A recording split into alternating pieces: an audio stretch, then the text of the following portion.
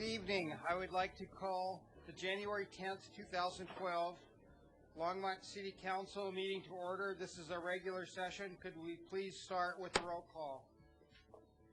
Yes. Mayor Coombs? Present. Councilmembers Bagley? Here. Finley? Here. Levison? Here. Samori? Santos? Here. Witt? Here. Mayor Coombs, we have a quorum. Thank you. Please stand for the Pledge of Allegiance.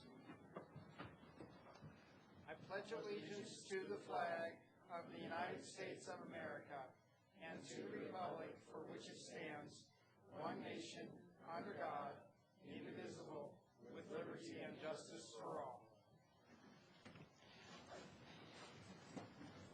Anyone wishing to speak at first call, public invited to be heard, will need to add his or her name to the list outside the council chambers. Only those on the list will be invited to speak at the first public invited to be heard. Speakers who do not place their names on the list will have an opportunity to speak during the public hearing items this evening or at the final call, public invited to be heard, on any item at the end of the meeting. Next, we have the minutes of December 13th meeting. Are there any corrections of the minutes?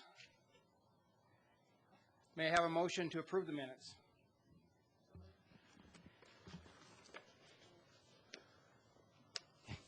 Councilman Gabe. Thank you, Mayor Coombs. I would move the December 13th, 2011 regular session minutes. Thank you. Second. Okay, let's vote.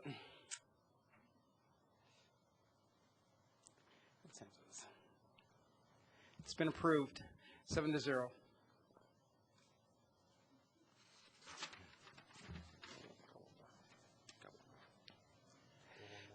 Oh, what else we do?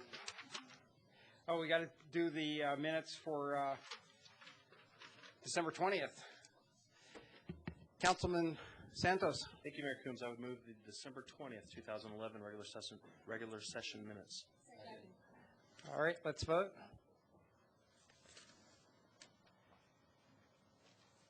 All right, the December 20th minutes have been approved, 7-0. Mayor and Council, the only item that we have for submissions is a map that was placed on your desk tonight, a colored map that will be taken up as part of item 8B, and staff will explain it at the time that item is before you. All right, thank you. And Mayor, tonight under my report, I have two brief presentations. First one will be made by Sandy.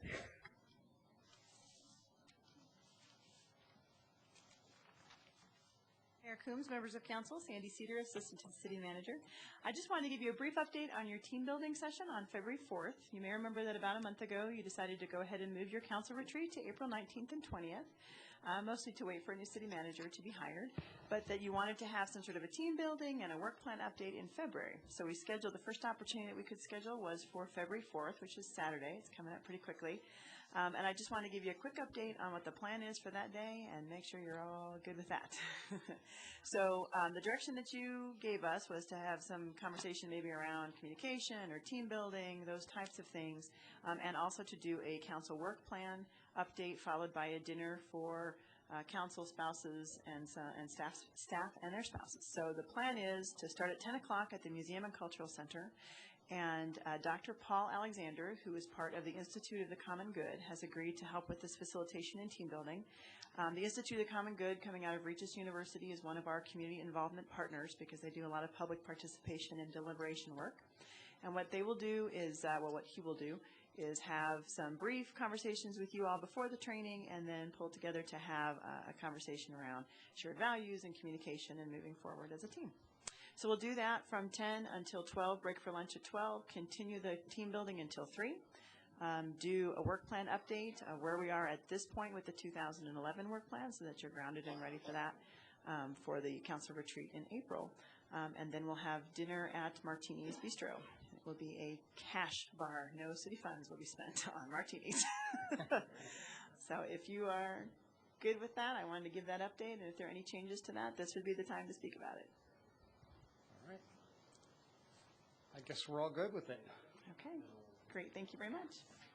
And Mayor, last week we were directed to put together a free rec pass program for returning veterans, and we'd like to have Karen Roney give you the details on what's worked up. All right, thank you. Thank you, Mayor Coombs and members of City Council. So late last week, Jeff Friesner and I had an opportunity to meet with Michael Kokoli as well as Selena Harneo with the Boulder County Veteran Services Office, and we have come up with a plan for how to implement the 90-day Recreation Pass program for returning veterans. So I just want to walk through that to make sure everyone is good. We're still working out some of the logistics, but the basic plan would be that any veteran of the for the post 9/11 conflicts who has been discharged from active duty under honorable conditions and as a Longmont resident would be eligible for to receive a 90-day pass from the City of Longmont to our recreation facilities. The city will partner with the Veteran Services Office that's here in Longmont, located on Kansas Avenue. And what they have agreed to do is to handle all the eligibility. So any veteran who is interested in this program would go to the Veteran Services Office here in Longmont. They would process the application. There's the form, military form, DD-14 or something like that.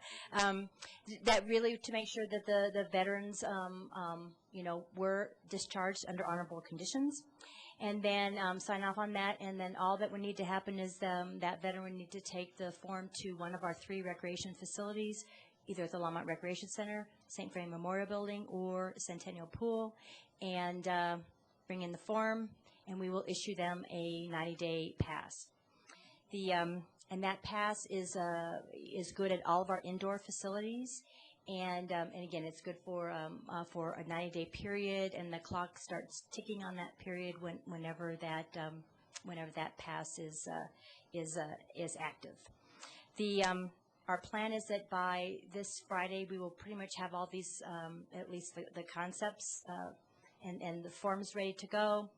Next week we'll do some training both at for the Veteran Services staff and for our recreation staff and any other final logistics. And starting on Monday, January 23rd, we are ready to go with the program. Michael Kokoli is here also in the audience tonight. He's been a great asset. And it was his idea, and so and he's certainly offered to help get the word out about the program, and we will certainly do that here with the city through our public information efforts. So we should be ready to go January 23rd. Any questions? Councilmember Witt. I just wanted to say thank you,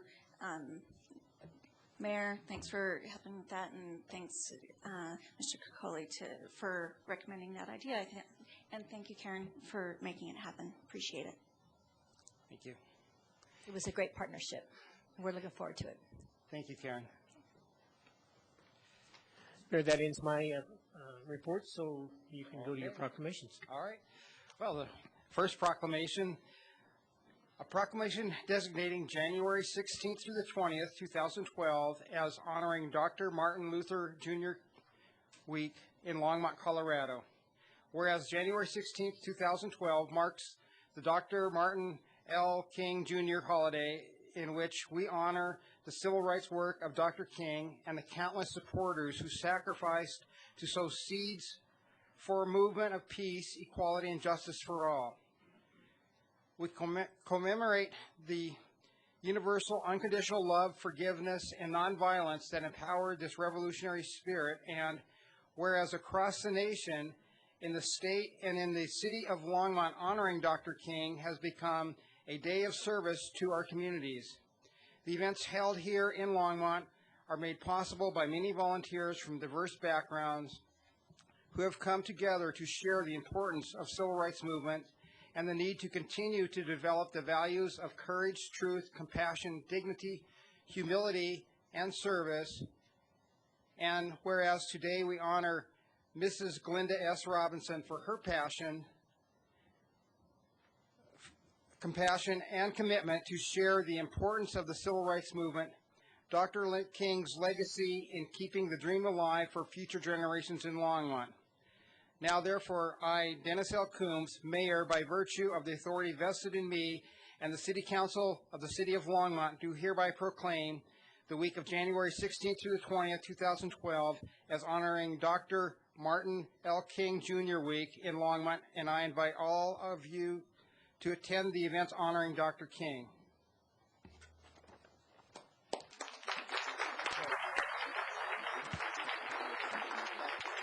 Linda, could you come down?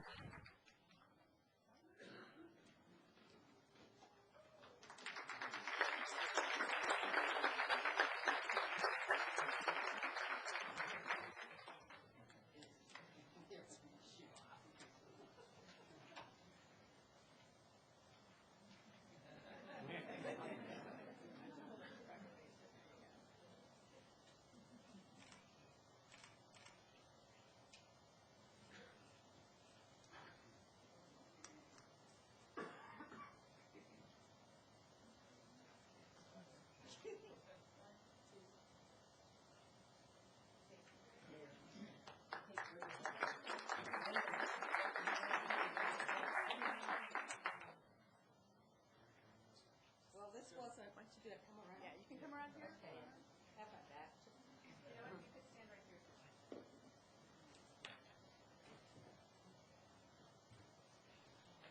I'd like to invite my choir members up, those people that have, over the last 5 or 6 years, to come up and stand with me, please. You know who you are.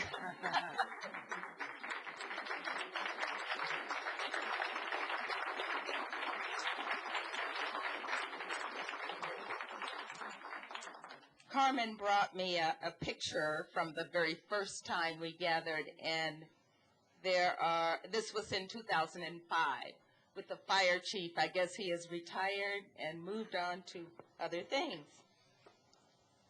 So, to Honorable Mayor Dennis Coombs, members of the City Council, members of the City Council staff, and Bobby and Carmen, will you come, please? You're responsible for me being here. And fellow citizens, first I'd like to thank the Academy. Just kidding. Seriously, though, I'd like to thank you for this incredible moment in history. Thank you for acknowledging the groundwork that was laid over the years at City of Longmont, and for allowing me to tell my story through the 60s and 70s, where we struggled for basic civil rights and human dignity. Before there were creative words like multiculturalism, diversity, and inclusion, Dr. King, sorry, I'm choking. Dr. King conceived it, believed it, and walked the streets with it. It changed the course of history and greatly influenced how we treat one another with dignity, love, and respect today. Amen? We come from a church choir, so sorry about that. My passion is to keep Dr. King's dream alive by telling the story of how we made it through. Awesome, magnificent, marvelous things happen when all cultures come together in one voice. We sink, we swim, we rise, we fall. We meet our challenges together. We share our victories together. We are a resilient people. We are a spirit that will not die. Even though I'm losing my voice, we won't die. We move forward as all cultures, one voice. Whether walking too deep along the backcountry roads down south, or marching along crowded streets up north in the cities, or having a real sit-in at an F.W. Woolworth lunch counter in Memphis, we were always painfully aware that we could not take our basic freedoms for granted. So thank you guys for the honor and for acknowledging the week of Martin Luther King. I appreciate it. Linda, before you guys all sit down, could we as council all come up here and have our picture taken with these fine folks?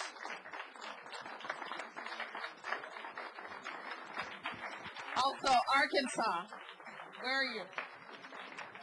Arkansas was on the Edmund Pettus Bridge on Bloody Sunday.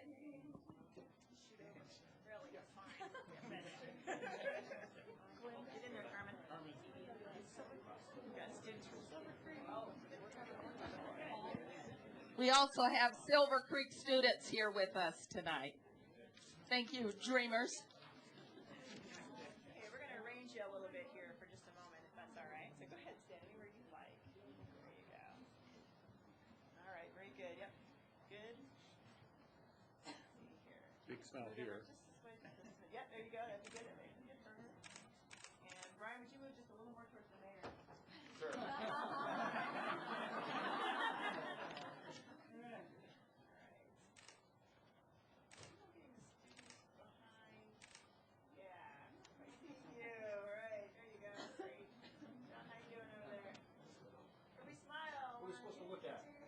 Look at her now. Yeah, look at me for just a second, then John can shoot away. 1, 2, 3. John, go at it. Okay, to make sure you can see my camera, you need to be a little closer to the phone. Okay, that's good. Okay, big smile. Good.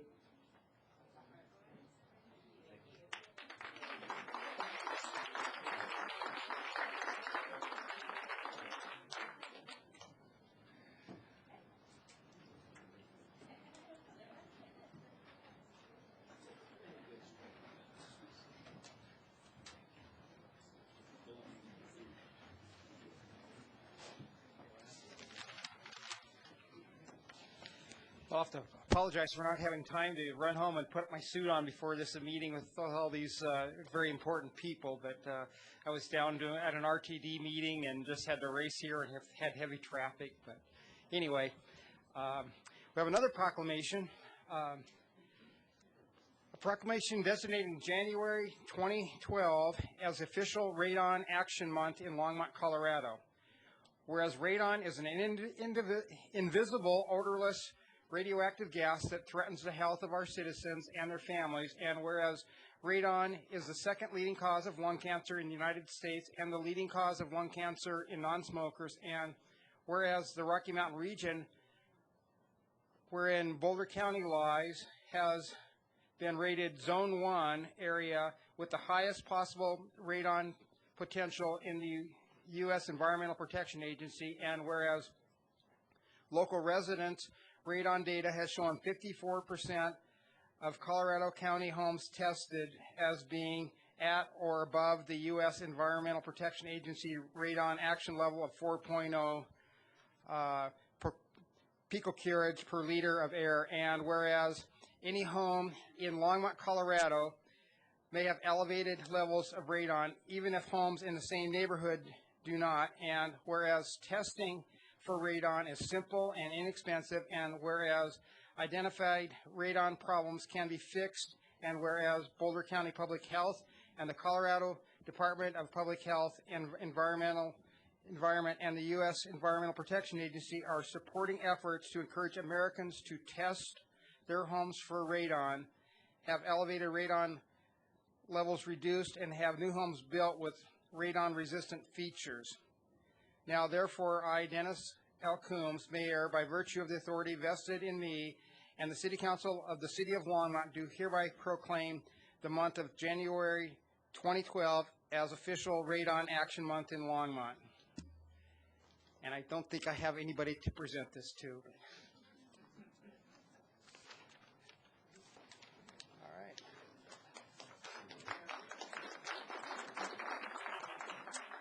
Okay. So the first person on the list of public invited to be heard will be Joe Bassman, followed by Chris I had it last. Porzuchek. Thank you very much, Mr. Mayor. Members of Council, Mr. City Attorney, Mr. City Manager. I'm Joe Bassman, 3414 Lakeview Circle in Longmont. I'm speaking for myself and for longmontroar.org, Citizens for Responsible Oil and Gas Regulation. Last autumn, Top Operating presented a map of their purported mineral leaseholds at Sandstone Ranch and Union Reservoir. They displayed one map that was an intimidating visualization of their use by right to drill 182 fracking wells. They claimed they wanted to be good neighbors, but in fact offered us a poison apple. They offered to consolidate their drilling sites if we approved their plans, but they did not offer to reduce the scale of the intensive industrial activity that is required to frack every cubic inch of their staked-out mineral estate.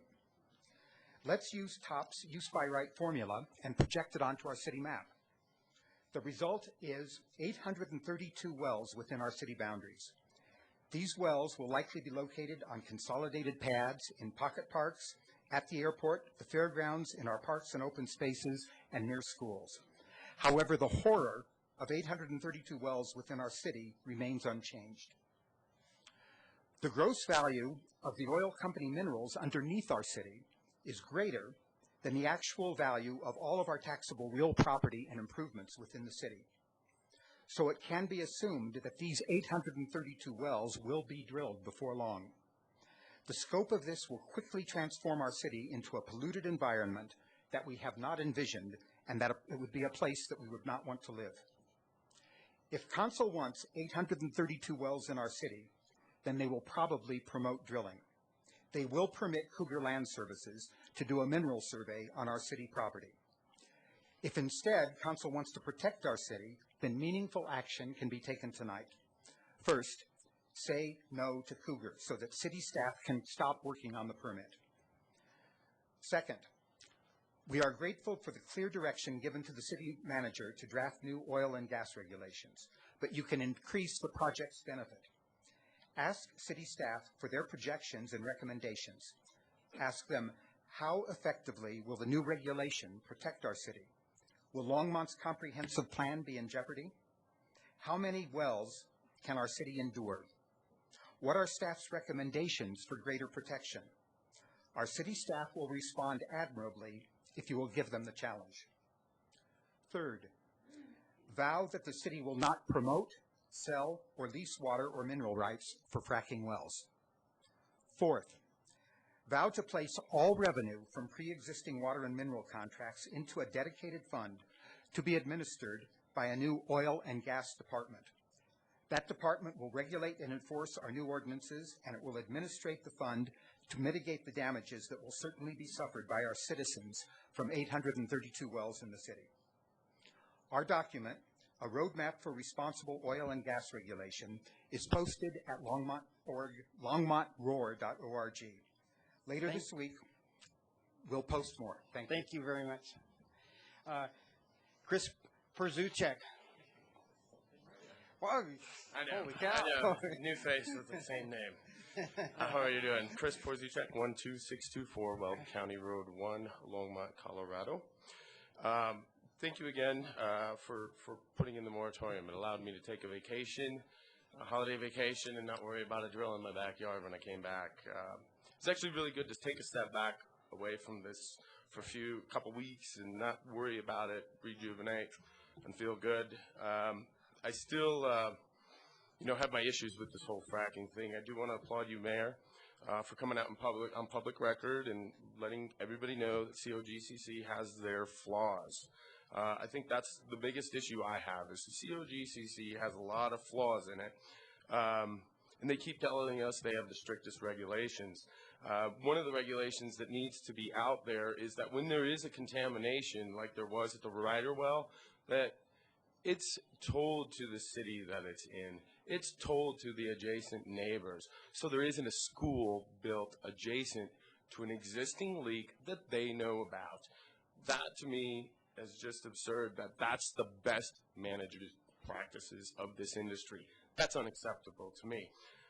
Also, is the city going to demand a company such as TOP, in this particular instance, to stop them from operating when they have been noted to the COGCC that there is a leak and they continue to do business as usual without any change, without any status. There's a leak, there's a contamination. Nothing has happened for decades. I just went out and found out more information on this going back to '94, going back and forth between TOP and COGCC about the same well.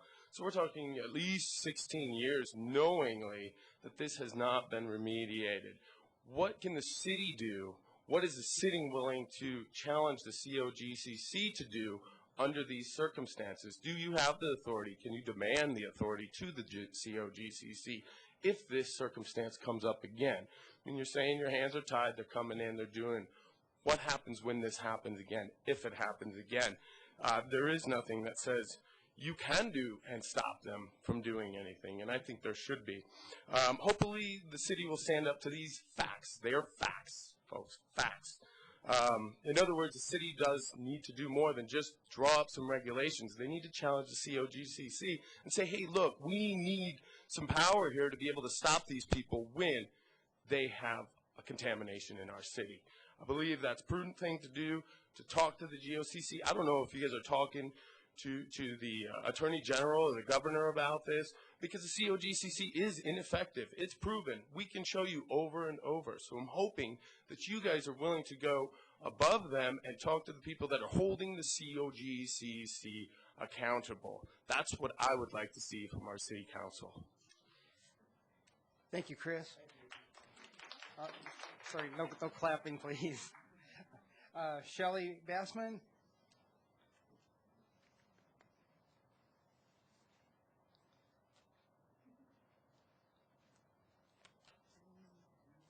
Mayor Coombs and council members. I'm Shelley Bassman. I live at 3414 Lakeview Circle. I'm sorry. What did, Yeah. and stand right next to it. I'm Shelley Bassman. I live at 3414 Lakeview Circle. It's a quiet residential neighborhood. Some neighbors have their own businesses, so there's a plumber's truck on the street. There's an automotive supply van and a pest control truck. The biggest truck that comes down Lakeview Circle is the city's trash and recycling truck. Underneath our house and our lot, under Dawson Park, and indeed under the entire McIntosh Lake, under the wildlife sanctuary on the north side, and indeed under all of Longmont, is the Niobrara Formation, which holds the natural gas that is being fracked and drilled for. It's everywhere. The top. This is the map that has all the dots that were over at Union projected on top of our city. Fracking is a new technology. This kind of drilling does not date from 1947. This type of drilling dates from about 6 years ago. We are all guinea pigs.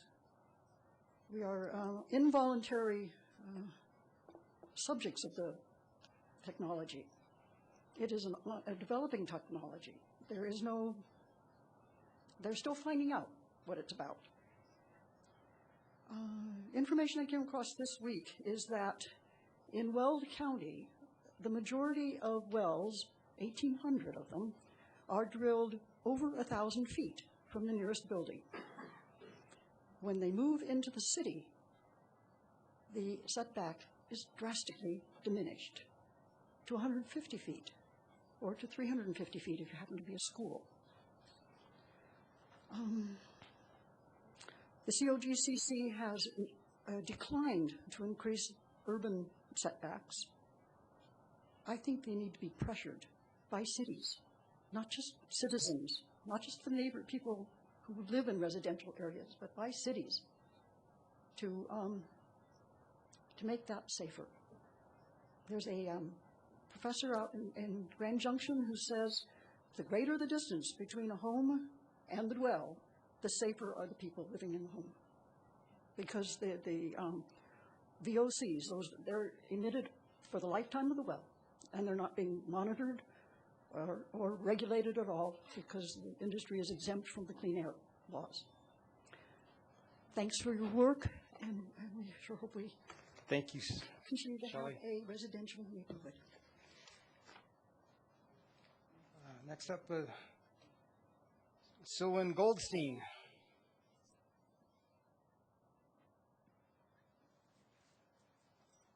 Thank you, Mayor. Thank you, Council. My subject is... Can you please state your name Yeah. and My name address? is Selwyn Goldstein. I live at 649 Wade Road. I live behind Golden Ponds. And my issue is much smaller than the big issue here today. My issue is that animal control in Longmont is very aggressive towards people casually walking their dog and dropping their leash or walking their dog without a leash. I lived in Boulder with my dog for 6 years, and I never had a problem with walking my dog. I've been in Longmont for 4 years, and I've had 2 tickets recently for my dog off of leash at Golden Ponds, and I'm a culprit. I'm guilty. I'm encouraging Longmont to lighten up on dogs off leash and look at Boulder's program of voice and sight control. The director of the voice and sight control for Boulder's trail system lives in Longmont. His name is Steve Armstead. I'm going to leave you the information. Boulder's a very friendly place for people with dogs. Longmont's not so friendly. My dog and I are kind of looking over our shoulder all the time. And today we went down to Coot Lake and had a wonderful walk. It was great. She was off leash. We had a great time. This little tag is what people in Boulder have. And you can walk your dog off leash. It's a whole lot of fun, and it's great. I'm going to leave this with you. Thank you so much. And my 2 dogs have those green tags. Dr. Tiffany Beachy.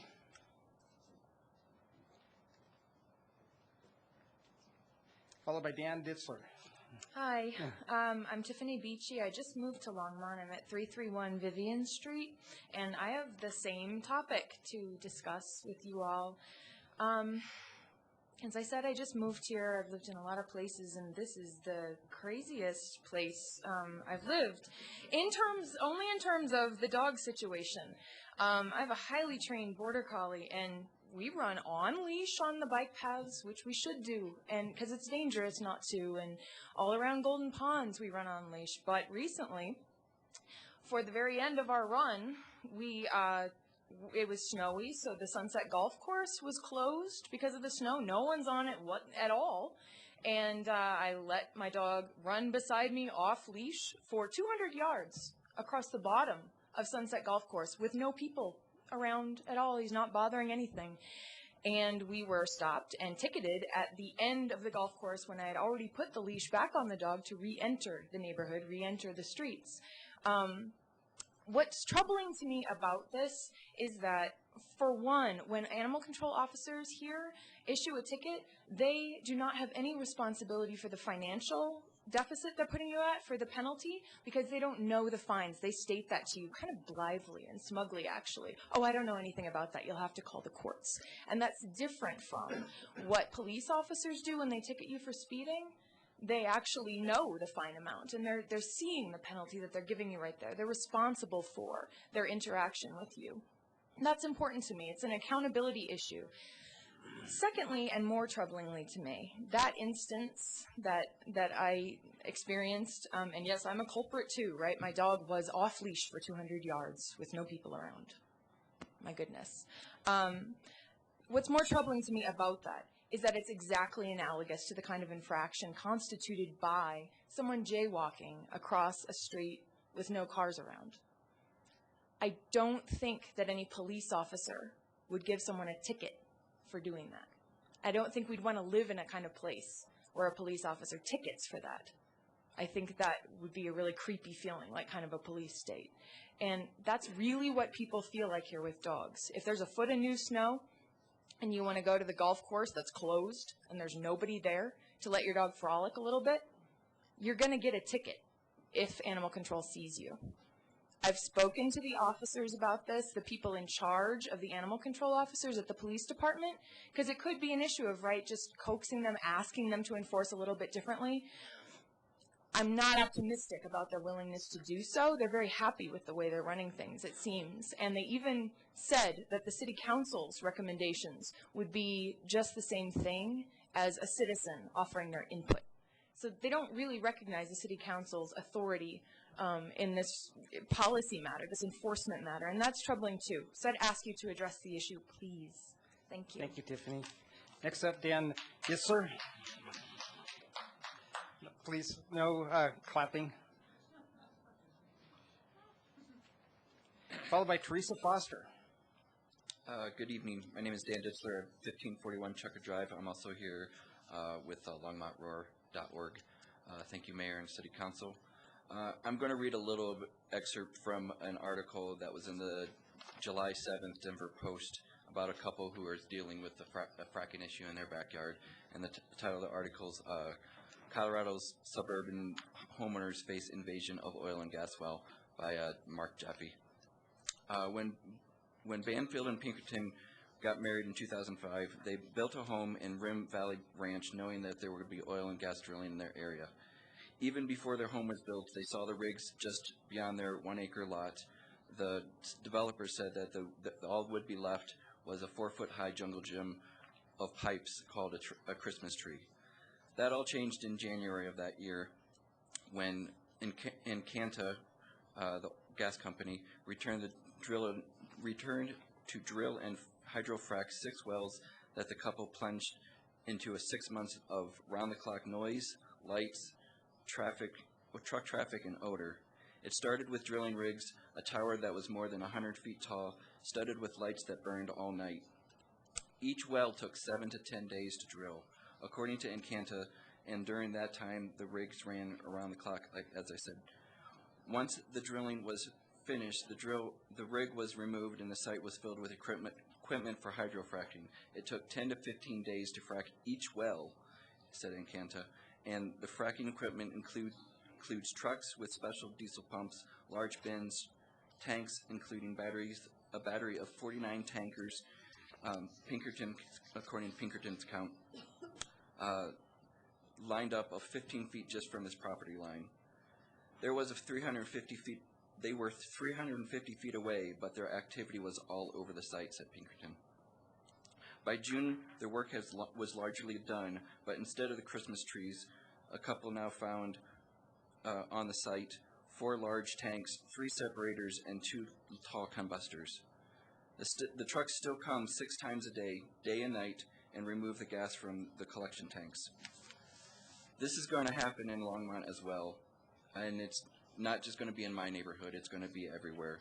I urge the City Council to direct the city staff to regulate that they require at least a 1,000-foot setback from residents and schools so that a year from now, I'm not coming back with my neighbors and with the same complaints. Thank you. Thank you. Teresa Foster, followed by Judith Blackburn.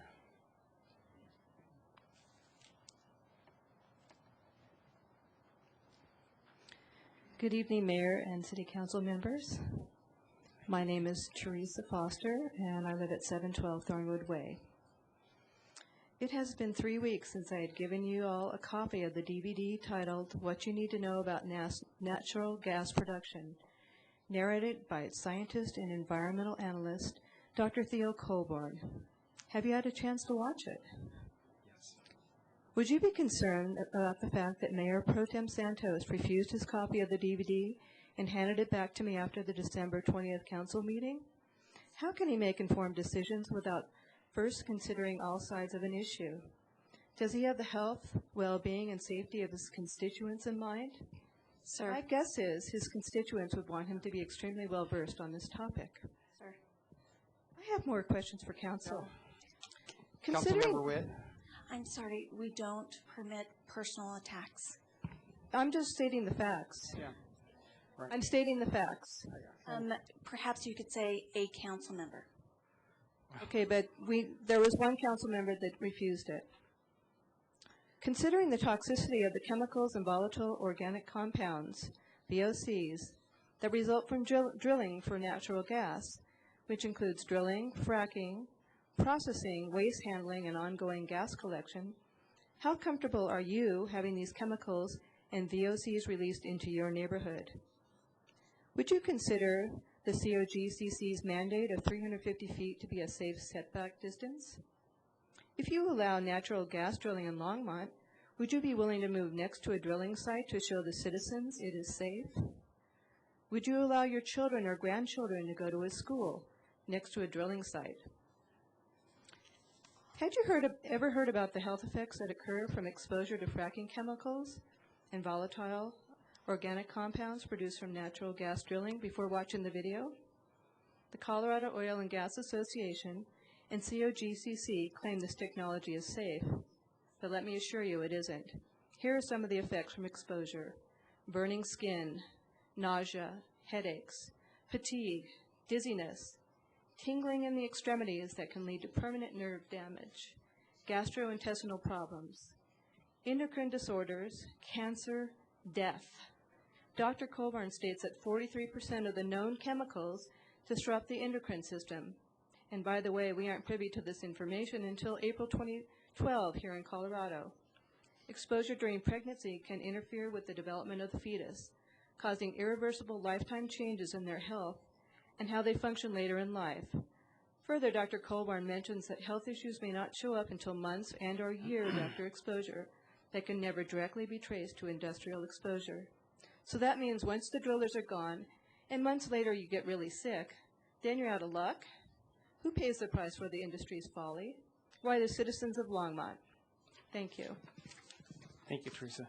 Next up, Judith Blackburn, followed by David Pilster.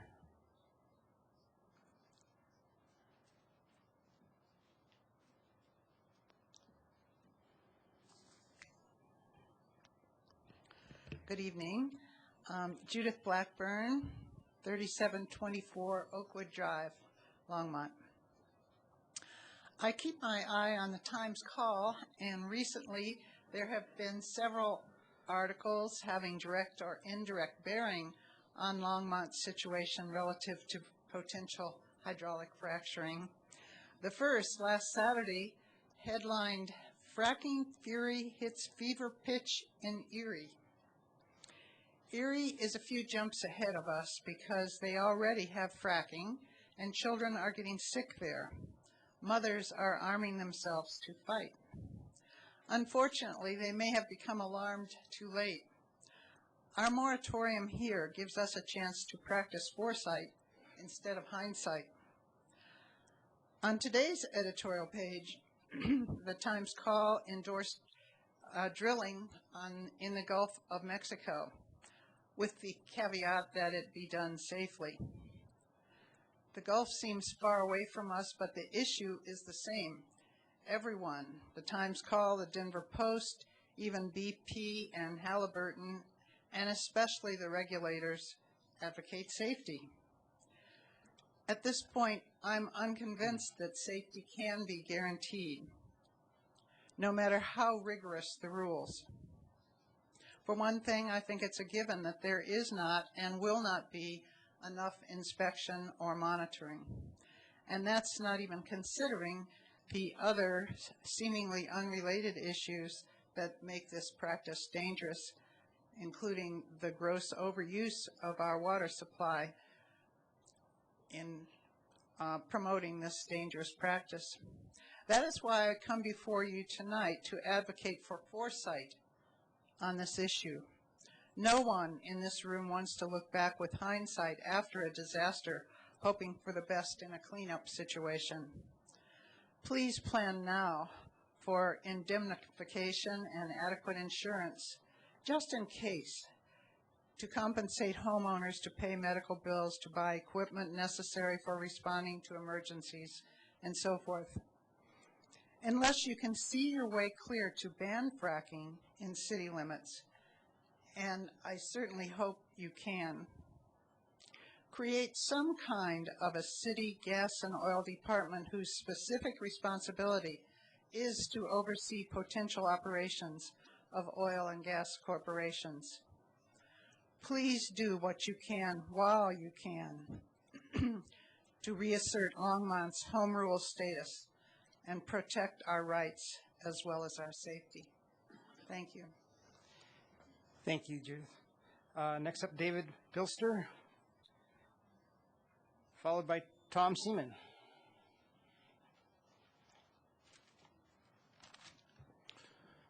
Mr. Mayor and fellow council members, my name is David Pelster. I live at 1574 Goshawk Drive. I'm speaking for myself and also for longmontroar.org, which is Citizens for Responsible Oil and Gas Regulation.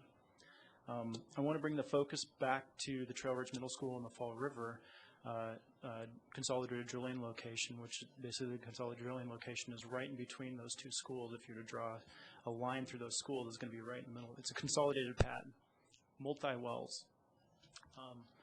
And so what I want you to do, the most important thing that you can do right now is to refer to the Endocrine Disruption Exchange DVD that is what you need to know about natural gas and fracking by Dr. Theo Colburn, who's a world-renowned scientist. It is unbiased. It is not myth versus myth is reality and fact. It is funded by the National Science Foundation. It's 47 minutes, and it is well worth your time to make the decisions that you need to make that when you're presented with the regulations from our city. What I would like to see is a setback of at least 2,000 feet from school. I researched Northridge High School in Greeley, and they have imposed a 2,000-foot setback from their school, which had drilling, and they were also fracked. 2,000 feet. Right now, less than 500 feet from our Trail Ridge Middle School. The other thing that I would like to see is if we can impose regulation that requires the applicant to prove that they own the mineral rights. The COGCC does not require that they prove they own the mineral right before they grant the permit. And lastly, I'd like to see that the city impose regulation at least as strong as Saguache County has in Colorado, which is well outlined in a document provided by the Colorado Department of Local Affairs called a DOLA document. That's all I have. Thank you. Thank you, David. Next up, Tom Seaman, followed by Strider Benston.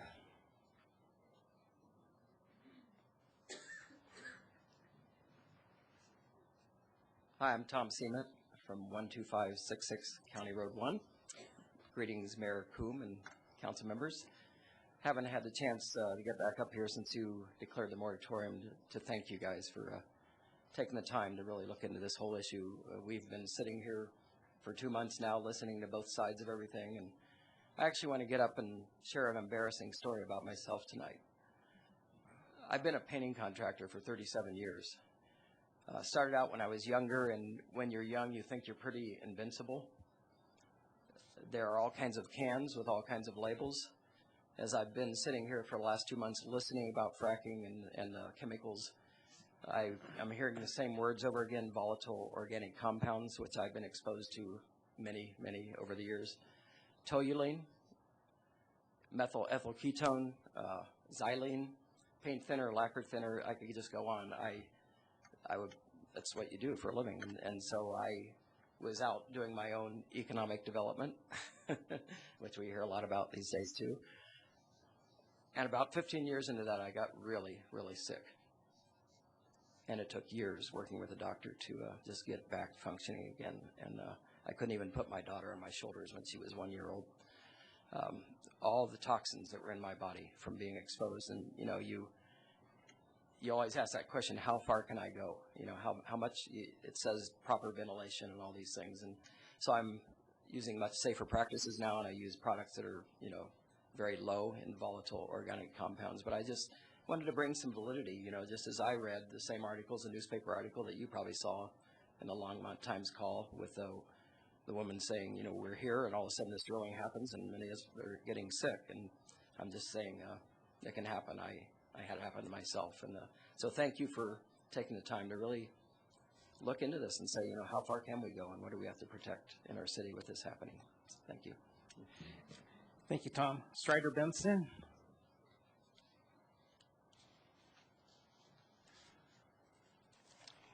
Greetings. I'm Strider Benston, 951 17th Avenue. I thank the City Council for the proclamation for Martin Luther King Day. I think that is quite significant. Many things have come up tonight that kind of sparked my attention. One is when a member of the public is addressing the council in public invited to be heard, fact-based statements must necessarily be acceptable. I agree with council there should not be any tirades or any character assassination or any innuendos, but a straight fact cannot be suppressed. I've heard all the fracking stuff tonight. I am pretty cognizant of all of that. And the game plan, Rick Perry came yesterday, called Mitt Romney, another co-candidate for president, a practitioner of vulture capitalism, where you eat the good parts and leave the carcass.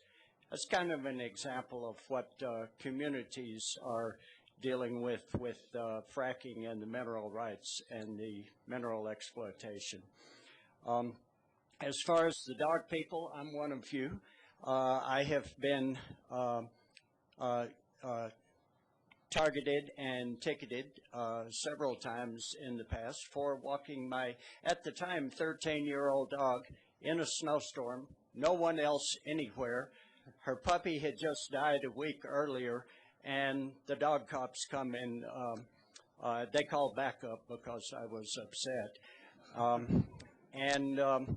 Also, I have been targeted for going through a stop sign on a bicycle with no traffic anywhere.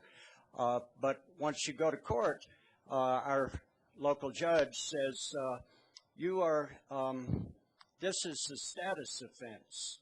The facts don't matter. You are guilty because you are charged. She gets a 100% conviction rate.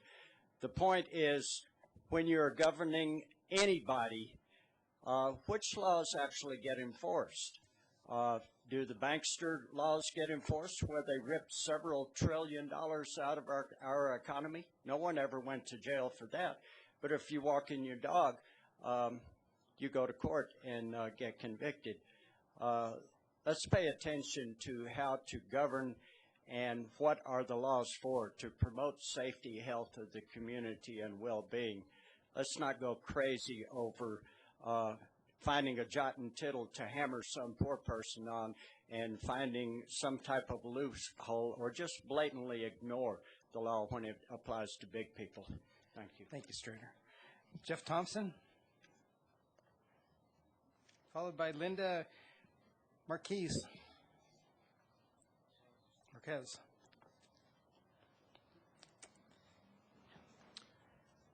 Mayor Coombs, Jeff Thompson, 1616 Sumner Street.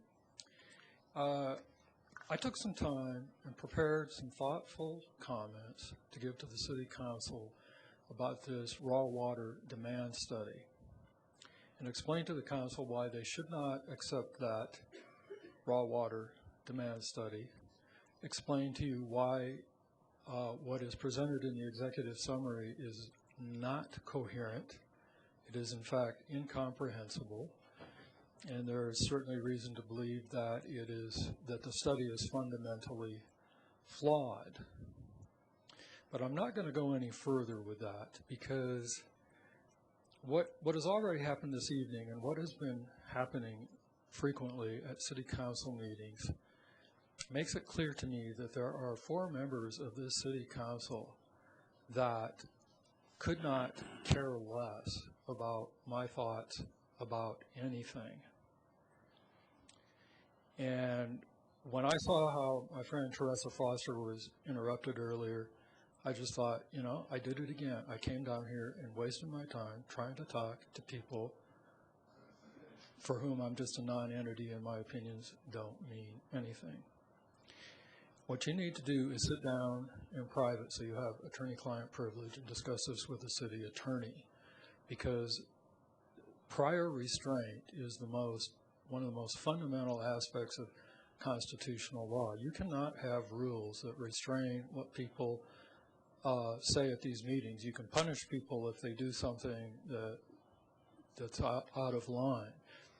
But what I've done and been interrupted on, and what my friend was just interrupted on, is she was not attacking. It was not a personal attack. It was simply a criticism of a council member's performance. Public invited to be heard is part of the city council meeting. It's in the city charter that whether you like it or not, we are to be heard. And you have a rule against disturbing council meetings. When you have council members that interrupt people during public invited to be heard, they're disturbing the council meeting. And you need to start correcting them. You're the mayor and you're presiding over these meetings. This is intimidating. Like it's intimidating to me to watch people be interrupted by these two council members, and I just don't want to come back here. What I want to do is send you some information on how Denver Water, the largest water utility in the West, approaches water supply and demand issues, and maybe we can get together in private where we won't be interrupted by these rude city council members. Thank you. Thank you. Linda Marquez. Hello, Mayor, council members. Thank you for hearing me tonight. My name is Linda Marquez. I live at 828 South Broad Street. And I'm coming this evening because I am a volunteer with the group that we are planning a benefit fundraiser this Saturday, January 14th, at the First Evangelical Lutheran Church at 803 3rd Avenue from 12 to 4 p.m. This benefit is to help a family who tragically lost two young children, ages 1 and 3, in a house fire. October 30th in Aurora. The family, the grandmother is from Longmont. The father was from Longmont. He lives out of state now. This money will go to help cover burial and funeral costs. But also it is a time for the community to come together. We will be having the Longmont Fire Department, who graciously has agreed to go and give a presentation for house fire safety. And we will be having raffles, we will be having face painting. It'll be a time for the community to come together. We are taking donations. They are payable to Skyline High School LULAC Student Organization. They are also co-sponsoring it for a nonprofit. And once again, I said the money will be raised to cover the costs. We appreciate your time. We appreciate your service. And we hope that you do listen to all of the citizens here in Longmont, because I think everybody's voice is important, including your own. Thank you. Thank you very much.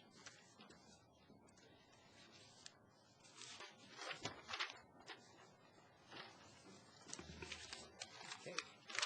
You're up, Gordon. Mayor, the next item is 8 ordinances on second reading and public hearings, and the first item is 8A, which is the public hearing for citizen input regarding the proposed funding and approval of the final funding for the 2012 Community Development Block Grant Program. Excuse me, And Mayor. Excuse me. Councilmember Finley. Before we get to that, Gordon, I would like to make a motion. I would never stop anyone from speaking, but I do think our public invited to be heard at the beginning of our meeting several times has cut into our most productive time in making decisions. So therefore, I'd like to make a motion to have the mayor direct staff to change the city council agenda going forward to have a 30-minute time limit at the first public invited to be heard. We would have the same public invited to be heard on second reading, unlimited, and unlimited at the end of the meeting, public invited to be heard. But I'd like that first one to be limited to 30 minutes. I guess I'm not willing to limit that to 30 minutes, but if someone else wants to make that motion? I just made the Okay. motion. All right. I'll second. Okay, so motion's been made and seconded. Any further discussions? Councilmember Levison. You know, Councilmember Finley, sometimes we've got things on first reading where we have people coming with suggestions for something that could be tightened up what we're examining on first reading. So I am thinking that in the occasions that we've got a lot of issues, maybe sometimes people don't want to stay for the public hearing also on things on second reading, to limit it to 30 minutes might actually be a disincentive for people that want to come and do some very productive suggestions, but couldn't stay until later. So I'm not really in favor of this motion. I think that we can still get our work done, and you know, I can still be productive at 10 or 11 o'clock at night, and I think that you know, it's not been a huge burden to me. I think that the greater risk is that what we will be doing is sending a message that you have to really get here first, and if you happen to be the 10th person, and some people take less than 2 minutes one night, and some people take, you know, their full 3, then it could really vary where you end up on the list. So people may see that they'll be the 11th speaker and figure they won't get on, so they may just not even stay. So I think we run the risk of hearing less productive commentary from members of the public that really will help move agenda items forward. Councilmember Witt. Thank you, Mayor. We do need to keep in mind that this is not the only way that we receive input, and it counts even when you send us an email or phone call or have us to your home, or it doesn't have to be on camera for it to count. But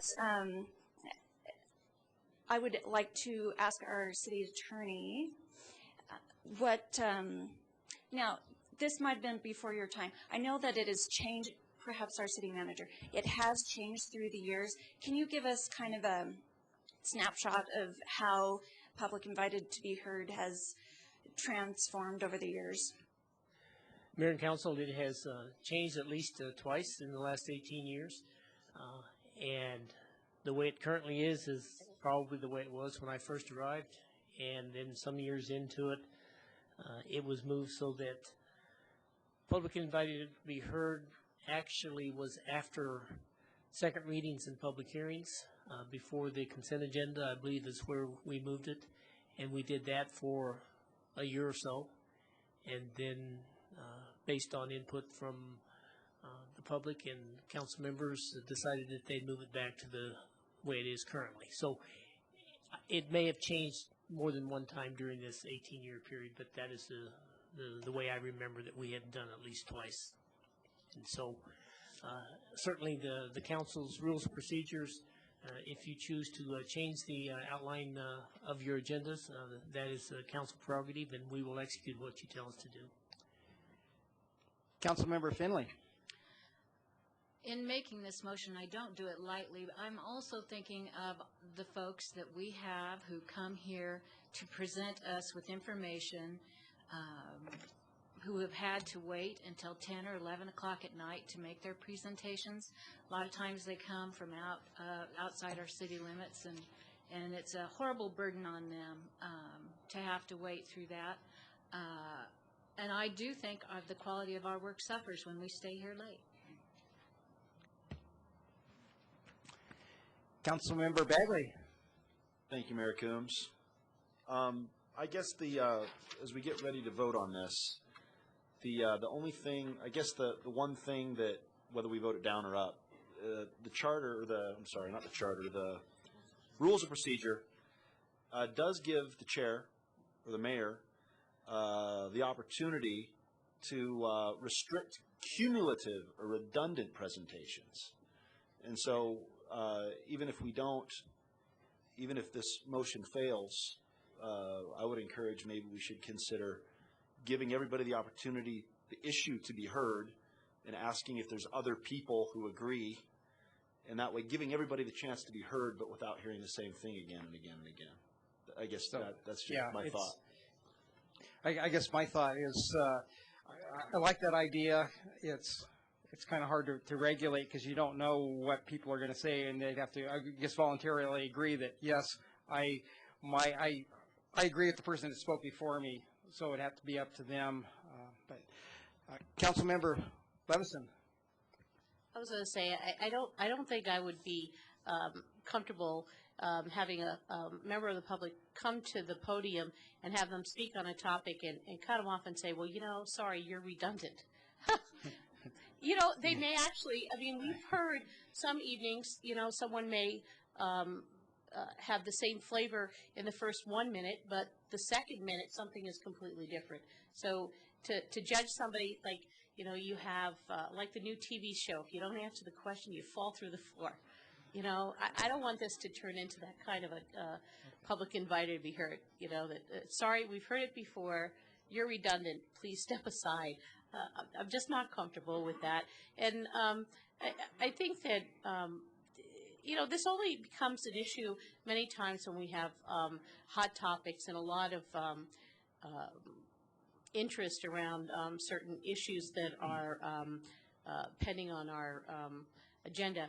And in fact, there are some individuals, knowing that we will be discussing something, may give us a small introduction of information in small segments over several weeks, just because then you don't, the worst thing is the night of a decision you get new information. You don't have time to process it. You don't have time to verify it. So I actually appreciate members of the public who come a month or 5 weeks ahead of time and, in 2 minutes say, this is a piece of information I found. The next week they come back with another little piece of information. Much easier to digest going along than the night of a decision having somebody come in with 100 pages worth of references to give us. And then how do you process that into your decision-making process? Councilmember Witt. Thank you, Mayor. Well, I'll just give you some cases that I know. I know that this is how it's done. I believe the Boulder County Commissioners do it this way, and I'll tell you that down at DRCOG, the Denver Regional Council of Governments, they also set a time limit. We're going to have 45 minutes of public invited to be heard, after which we need to get to our work. So there is some precedent for that. But at the same time, obviously, don't want to discourage people from speaking. I do want to mention that perhaps we do need to have a conversation about what constitutes,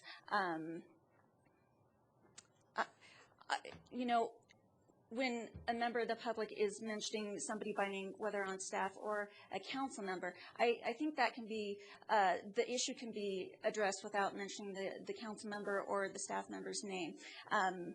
But if we want to decide that we're not going to enforce that, I'm fine with that. Well, but that's not the topic that we're on right now, though.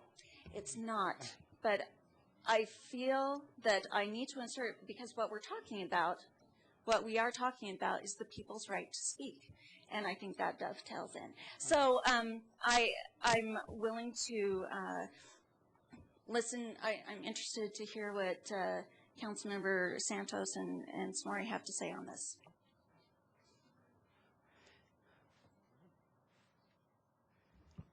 Councilmember Smorey. Thank you, Mayor Coombs. Although sometimes it seems that we do hear a lot of things repeatedly, I agree that the public invited to be heard should be open to everybody, and we shouldn't limit the time. Many times we don't have as many people, and for the few times that we have the people, since we are elected officials and we represent the people, we just need to bear it.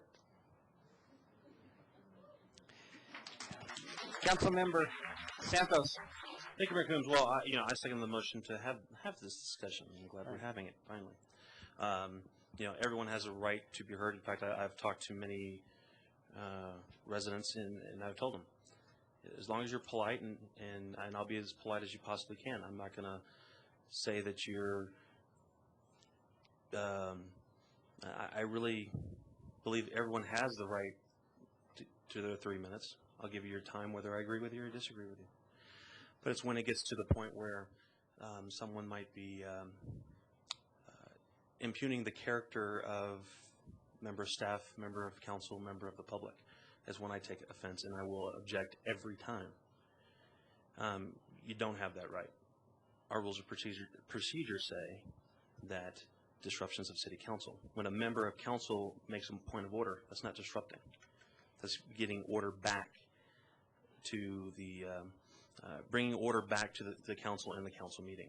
So, you know, whether we vote to limit public invited to be heard, there's pros for it, there's cons for it. There are times when it does get very late. We do have consultants that we are paying tax dollars that are here, that are waiting to give their presentation. It might be beneficial that we do limit the first call public invited to be heard, have, as has been suggested, the public hearing on second readings are unlimited, as well as final call public invited to be heard. Either way, how this vote occurs, I'm still here in the chair, and I'm still listening. Councilmember Witt. I do also want to say that actually public invited to be heard is my favorite part of the meeting, because you know, I a lot of times I hear things that I wouldn't otherwise, like people with issues with their dogs being victimized. But, and I'm not saying that lightly, but another thing to think about is if we do shift things around a little bit. A lot of times people have specific questions when we're talking about things that are on second reading, and those questions can be answered within the context of the presentation that is given. But I am happy either way. I think that folks, what I love about Longmont is that so many people do come out and share their opinions, and people share their opinions with me by phone, by email, and I even go and visit people personally. So this isn't your only opportunity to share your right to free speech. But I wish that we had chosen a different night. One last thing. We did go through this 2 years ago. We did talk about this 2 years ago, and we decided not to change around the meeting, the public invited to be heard. And it seems like when we have new council members on board, more people come out, and we have more engagement, especially towards the beginning. And we have had some very pressing issues that have faced us. And so probably what you have experienced is not typical. So I believe that it will get better. Better is wrong term. Shorter.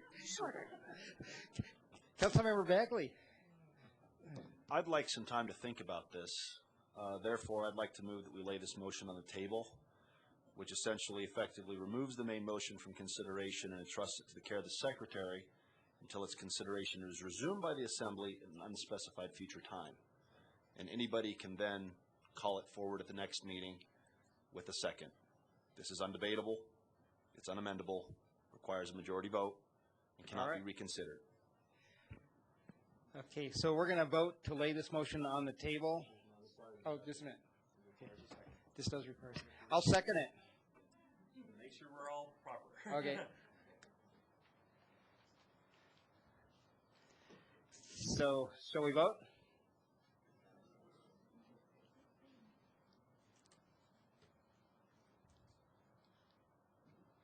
Oh, I pressed it once. There it is. Okay, so it's now laid on the table. All right, so move forward with the... Mayor, on item 8A, Kathy's back up here. I believe it's a redundant. Oh, I guess I should, before you go, I guess I should say who voted. Sarah Levison and Gabe Santos and Councilmember Finley dissented.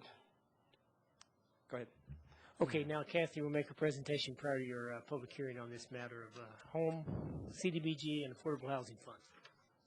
Good evening, Mayor and Council. Kathy Fedler, CDBG. Excuse me, time out. Yeah, let's take a 5-minute break. That's a good idea. Work, Kathy.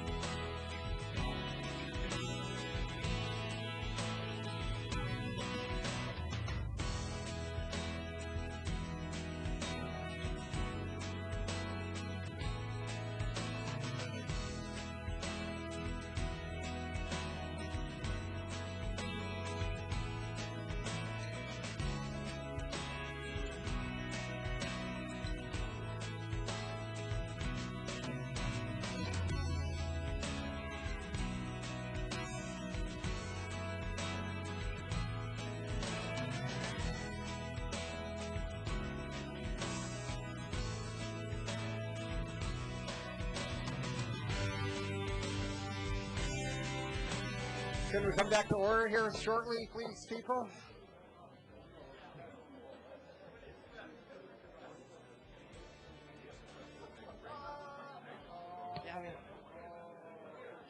Yeah.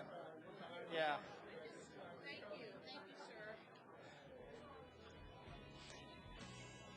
Gonna call the meeting back to order.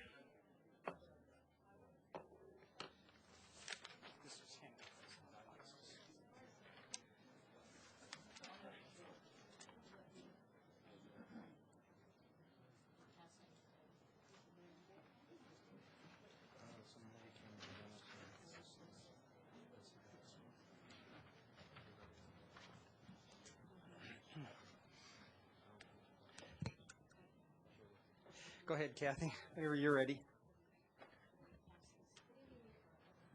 There we go. Good evening, Mayor and Council. Kathy Fedler, CDBG and Affordable Housing Programs Coordinator. At the October 25th council meeting, action was taken to approve the recommendations of the Housing and Human Services Advisory Board for the 2012 CDBG and home funding projects. But council declined to take action on the proposed affordable housing funding projects. Since that time, we've received estimates for 2012 funding from HUD that more accurately reflect what we should receive in 2012. When we originally made our recommendations, they were based on an estimated 20% cut to our 2011 funding levels for both CDBG and the home programs. Since then, we are now estimated to receive about an 8% increase in our CDBG funding and a 27% decrease to our home funding. So what you see reflected on attachment 1 in your packet reflects the more current estimates of funding. In addition, another home project has been canceled, and so we are now reallocating $213,742 from previous home allocations as part of this process instead of holding a whole separate allocation process for that amount of funding. And that is also reflected in attachment 1. So the additional funding in CDBG, first of all, is a result of HUD using 2010 American Community Survey information. This is the first time they have done that, and that shows that we had an increase in poverty as well as some increase in population, and that's why our CDBG funding is so different than the national average. The additional funding in CDBG is being recommended to be placed in the housing rehab and accessibility programs since we're running low on funding in those areas and are actually keeping a wait list right now for folks who need accessibility improvements. We don't have sufficient funding to move forward on several projects right now.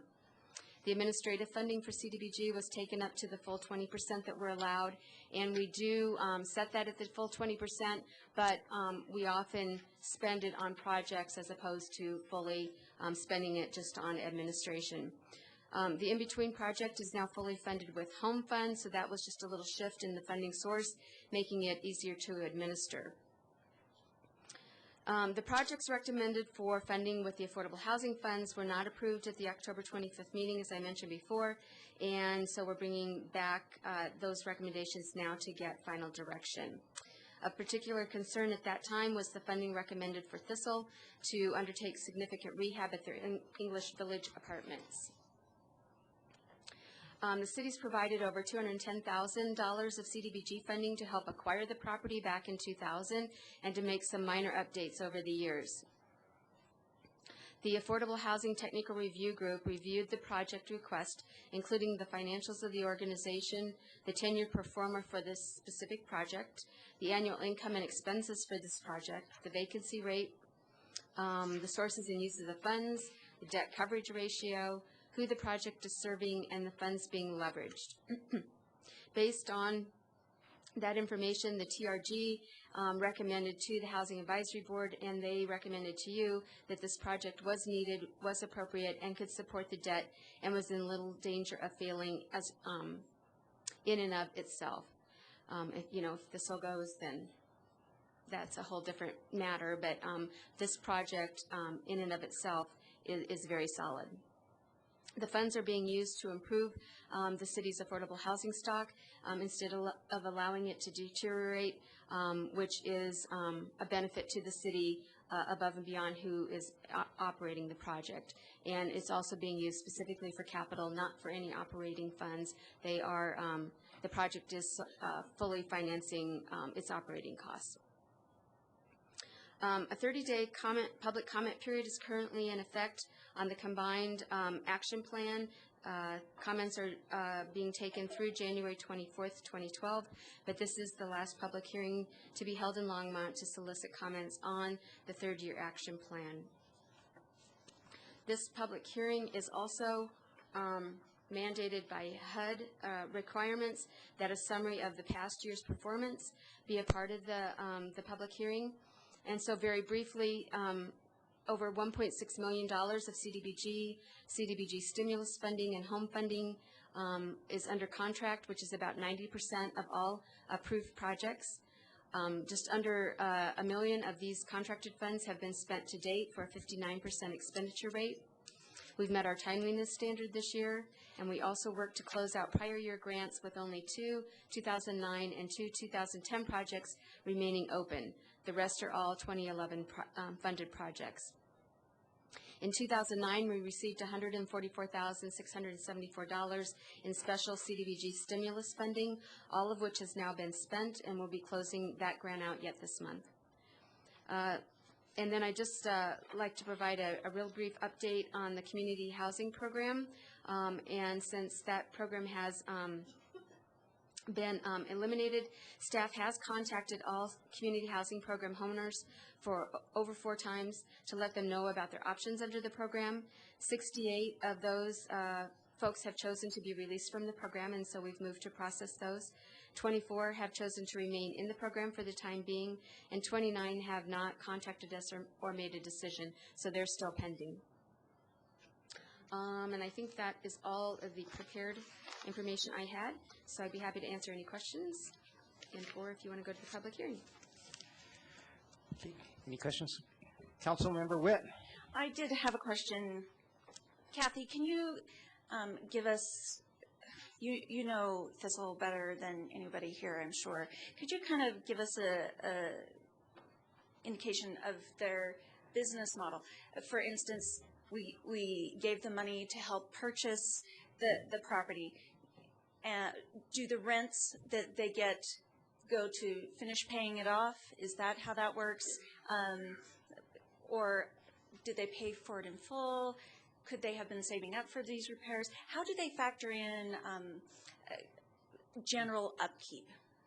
Mayor Coombs and Councilmember Witt, so projects are different because of the different income levels of the folks who live in them, which affects the income that comes in from the property.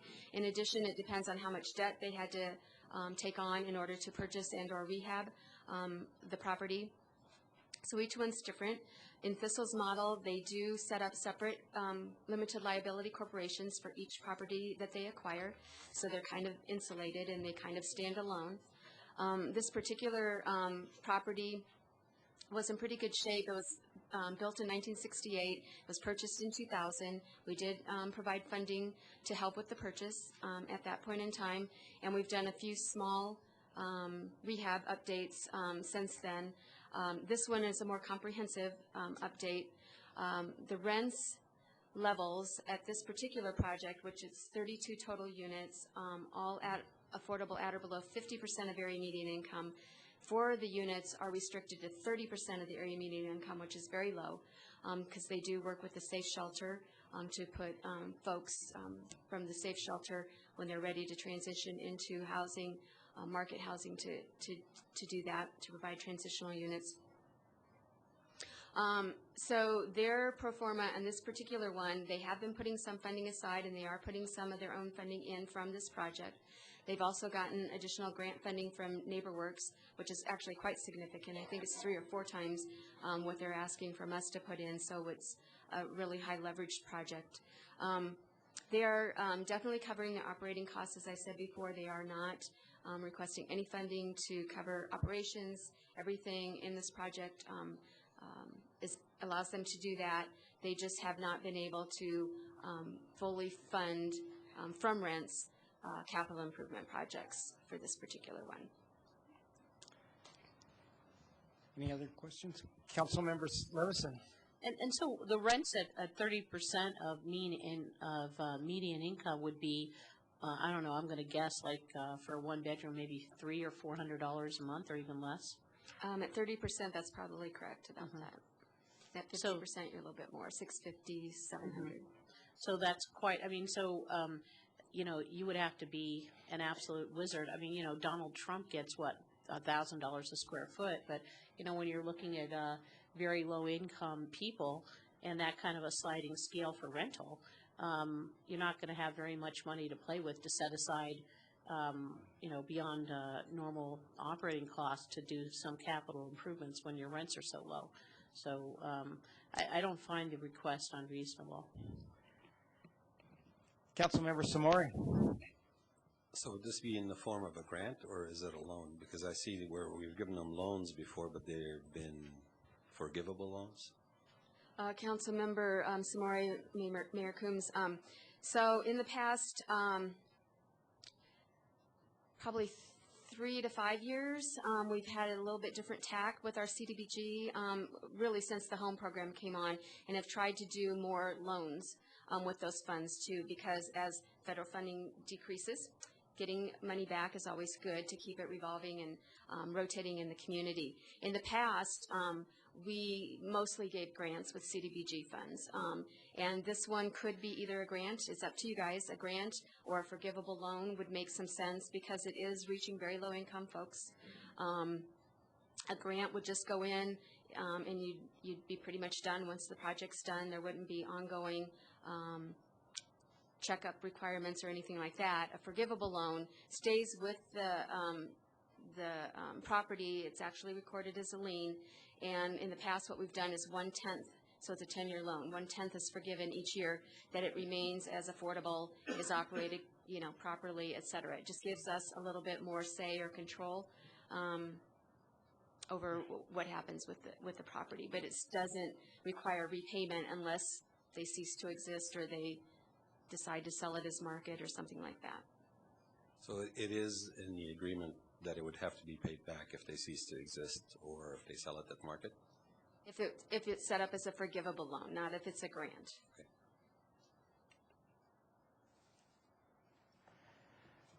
Okay, I don't see any other discussion. Do we need to make that decision? Well, okay, first I'll open this up to public hearing. Is there anyone in the audience who would like to speak on this item? All right. See, often there's nobody that wants to talk. So, seeing no one else, I will close the public hearing. Is there any additional discussions on the item right now?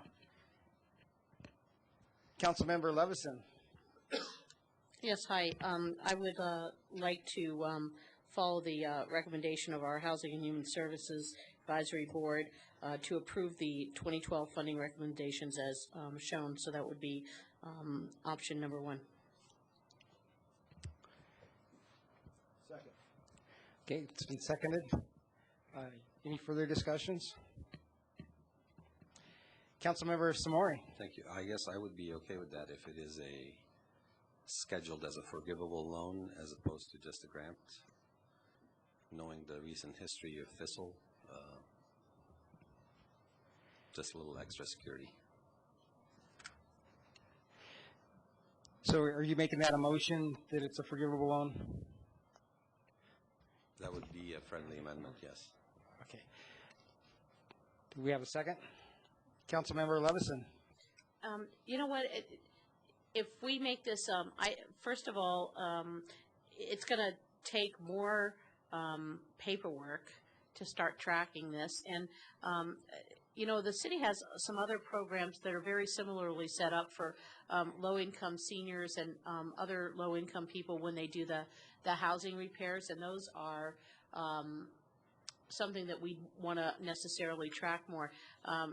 With the amount going in from NeighborWorks, which is much greater than the grant that we're being asked for, just think to reduce paperwork, it would be just easier to do it as a grant because, you know, it's not as if we have no leverage. I mean, any of the work done, Ms. Fedler, would be inspected. It's not like our $53,000 is just going to get poured down a drain. I mean, it's going to be going to there is a contract signed when they receive a grant that it would go for the purpose stated, right? Absolutely. It's bid. It goes to the lowest and best bidder. They have to provide Davis-Bacon wage reports and inspections, et cetera. We'll have to work with NeighborWorks because I'm sure they have their own processes also, but, that's a requirement of CDBG or home funds, so. And NeighborWorks, is that a straight grant or is that a loan from NeighborWorks? I believe it's a grant. So would it jeopardize with the status change from grant to loan? Could that jeopardize their funding with NeighborWorks? I don't believe so because we originally proposed this as a 0% interest rate loan repaid over 10 years. So a forgivable loan would be a step down below that, and a grant would be a step down below that. So I think they were okay with it as a regular repayment loan, so I can't imagine they'd have a problem as a forgivable loan. Okay. I just prefer to keep it as a grant, just, paperwork reduction and all that stuff. Councilmember Witt.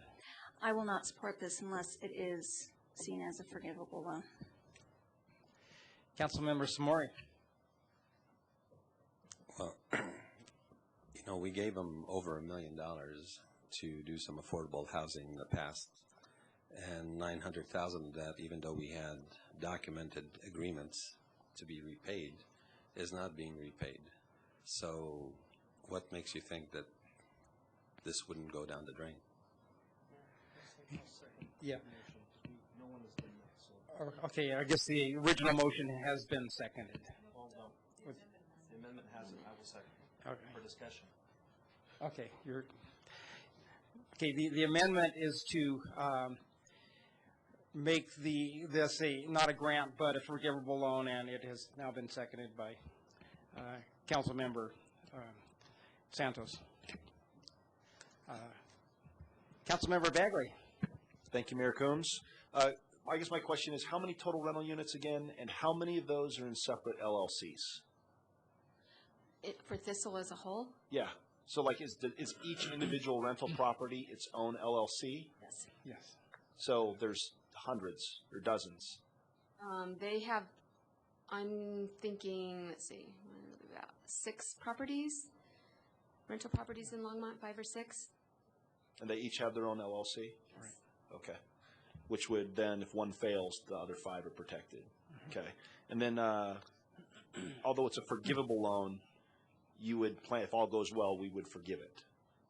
Right. Essentially making it a grant at the end. Correct. Okay. Councilmember Levison.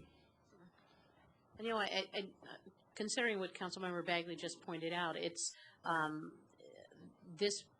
all these properties, the rentals are held separately, so the financial wherewithal of the parent organization, I think, is less in question than that project that Councilmember Samori highlighted from a totally different financial arrangement, a property that had not yet been built or developed fully, that was being phased in, community land trust. This is totally, this is not just apples and oranges, but it's like apples and mangoes or something.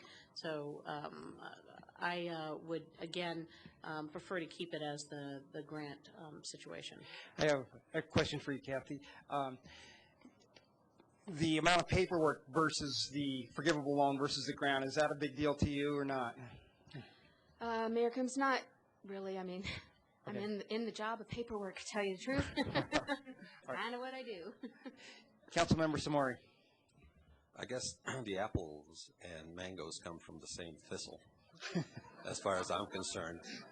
And,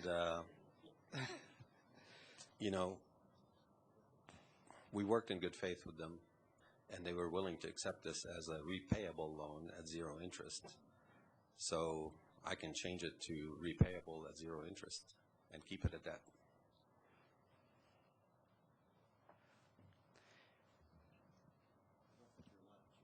Yeah. Right. Well, any further discussion on the the amendment. So shall we first vote on the amendment?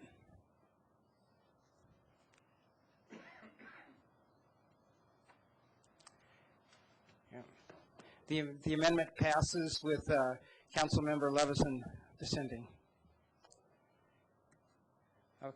Okay, so shall we vote on the main motion?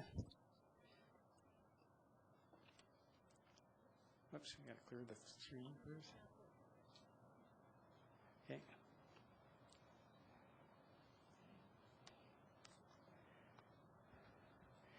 Okay, the main motion passes with Councilmember Samori dissenting. Thank you, Kathy. Thank you. Hearing council, the next item is 8B, ordinance 2012-01, public hearing and second reading of a bill for an ordinance approving the land use amendment to the Longmont Area Comprehensive Plan for the Mill Village neighborhood, generally located south of Colorado State Highway 119, west of 3rd Avenue, north of Great Western Drive, and west of County Line Road. And Ava will make a presentation to start this off.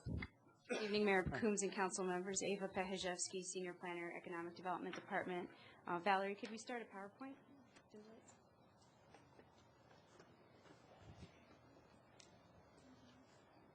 So the application in front of you tonight is a request for a land use amendment from the Longmont Area Comprehensive Plan to change the land use designation of the property in the Mill Village subdivision from industrial economic development to high-density residential. I'll just start by orienting you, for those of you who been living under a rock for a while and don't know where Mill Village is. It's adjacent to Highway 119, south of Highway 119 and west of County Line Road. The parcels that we're talking about tonight are 6 individual parcels, but they look like 2 individual parcels from an aerial map. It's where the 2 stars are. 3 lots are located directly south of Highway 119, and then 3 of them are just south of that on Iron Horse, southwest of that on Iron Horse Drive. The properties are currently zoned PUD, mixed use plan unit development, and the current Longmont Area Comprehensive Plan designation for these properties is industrial economic development. The lower parcels south of Kylie Drive are a mix of different residential types of land uses. The PUD mixed-use zoning allows different types of uses. Basically, all permitted uses in the commercial, business, light industrial zoning categories are permitted, as well as residential uses and mixed-use uses. So the underlying zoning permits residential on these parcels, but the comprehensive plan map does not allow it, and so that is the request in front of you tonight. The properties, like I said, the properties to the south, I'm not allowed to use the pointer evidently because it tricks people up who are watching TV, so I'll try not to, but the properties to the west of this, see those little parcels there on the west, and then the big parcel there on the west, those are all zoned business, light industrial, and they also have an industrial economic development comprehensive plan land use designation. The vacant parcels to the east of these subject properties along Highway 119 also have an industrial / economic development comprehensive plan designation.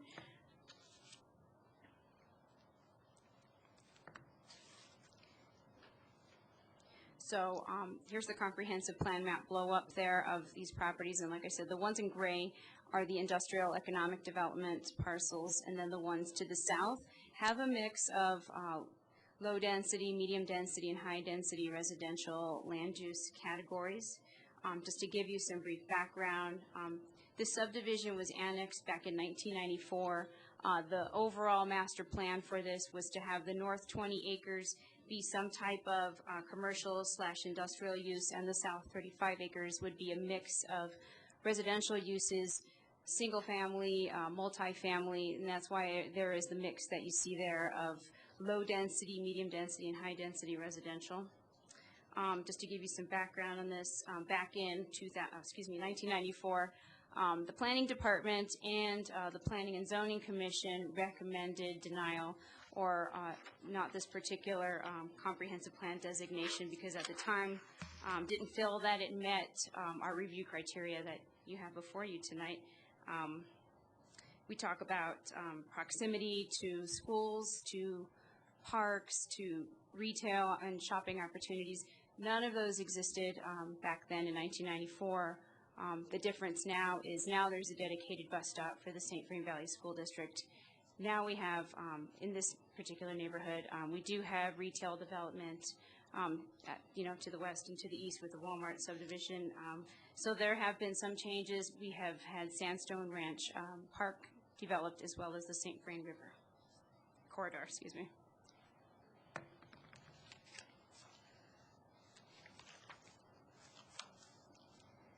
So now I'm going to go over the permitted versus proposed land uses. Currently, in the industrial economic development category, what it allows is low-intensity industrial uses, light manufacturing, warehousing, distribution, R&D, commercial services, high-quality employment facilities like corporate office headquarters, restaurants, supermarkets, specialty stores, offices, and some residential if it's vertically integrated. What's proposed is multifamily residential housing. What's permitted in high-density residential is multifamily residential, group living, could include a mix of housing types. The densities that are allowed under high-density residential is between 12 and 30 dwelling units per acre. What's being proposed tonight or with this project is 228 units, which equates to 24 dwelling units per acre.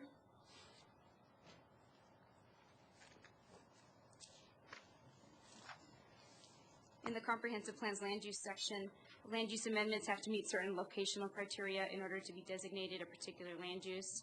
So what I'm going to do is start by giving you the locational criteria that were used when this property was designated as IED.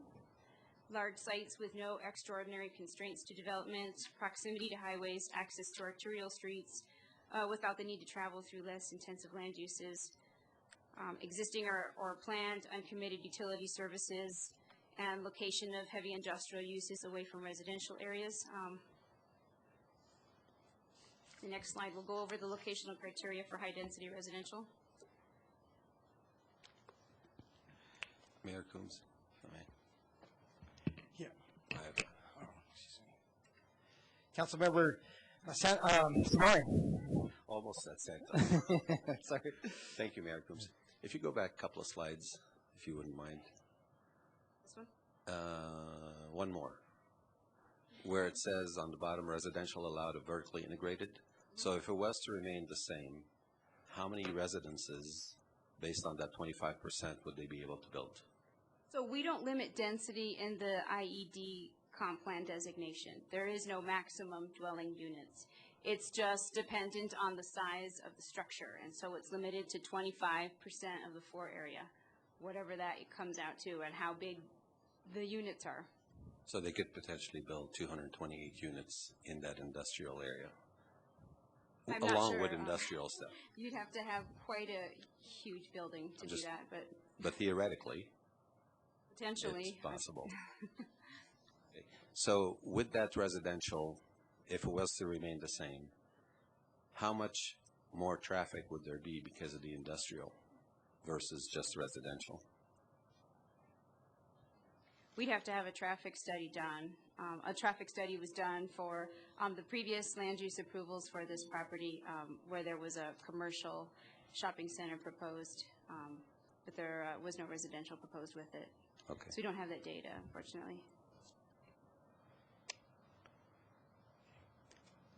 Go ahead and continue. Okay, thanks. So I'll try to keep it moving right along. I know there are other speakers.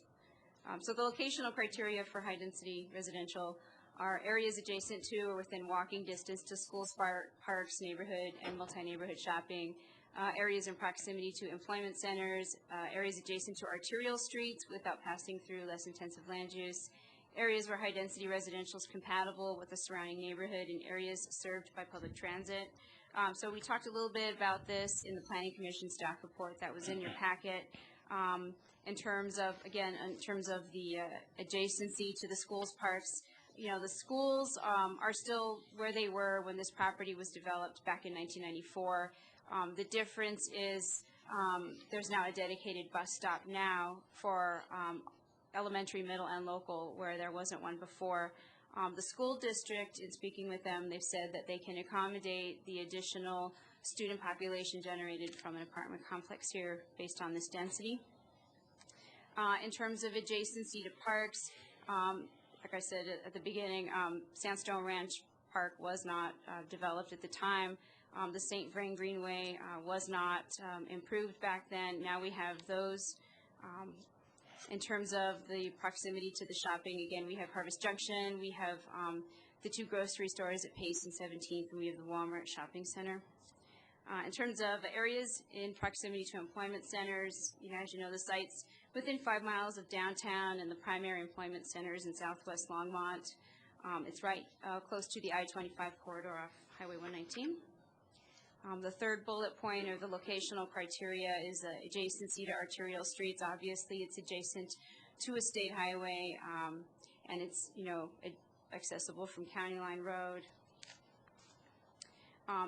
You would take access, I guess, from Kylie Drive and from Iron Horse Drive to get into this development. The fourth bullet is areas where high-density residential is compatible with the surrounding neighborhood. So the zoning is mixed use. That was incorporated early on in order to allow an integrated neighborhood with industrial and commercial and low, medium, and high density all within the same neighborhood. There already is some high-density designation in the Mill Village subdivision that I showed you in the earlier map. The subdivision currently has about 329 built or platted dwelling units, and that has a range of single-family homes, duplexes, and condominiums. And the last locational criteria for high-density residential areas served by public transit. While the closest fixed route bus stop, is over a mile away at 3rd and Alpine, the site is served by Call and Ride. Currently, residents who live in Mill Village can use that service if they need transit. So, just like to remind council also that when this particular subdivision was annexed and brought in, it also didn't meet the public transit in that it didn't have a fixed route bus stop as well. Many properties are given a comp plan designation of high density residential, and they don't have a bus stop right in front of them. There's a number of complexes in town, so that's just how it is, and RTD seems to bring bus stops as development occurs.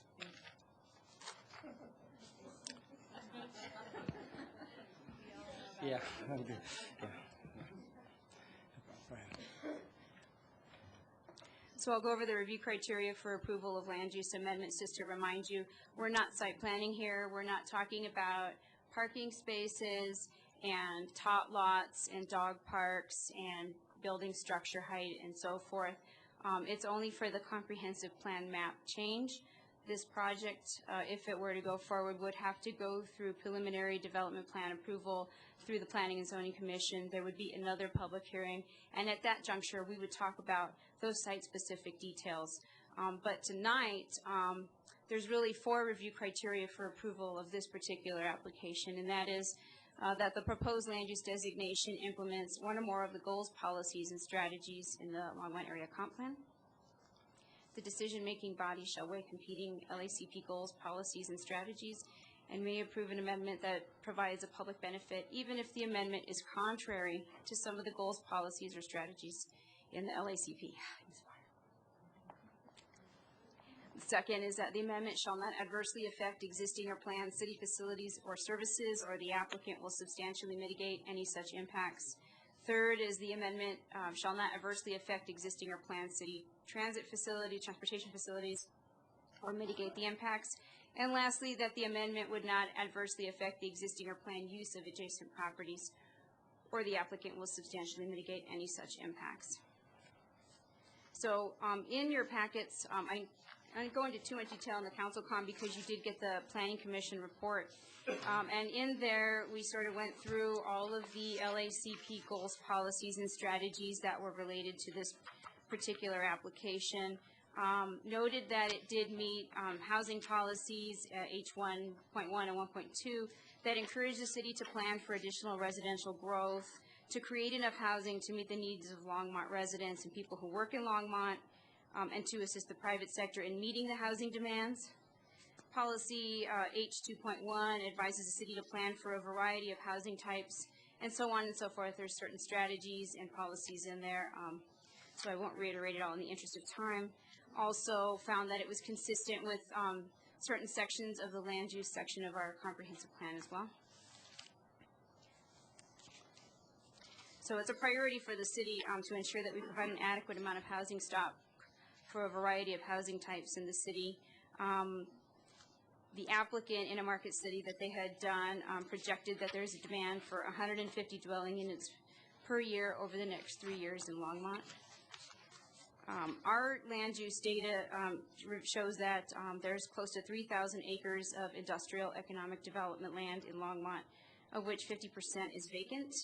And conversely, 28% of undeveloped land designated as high-density residential is vacant.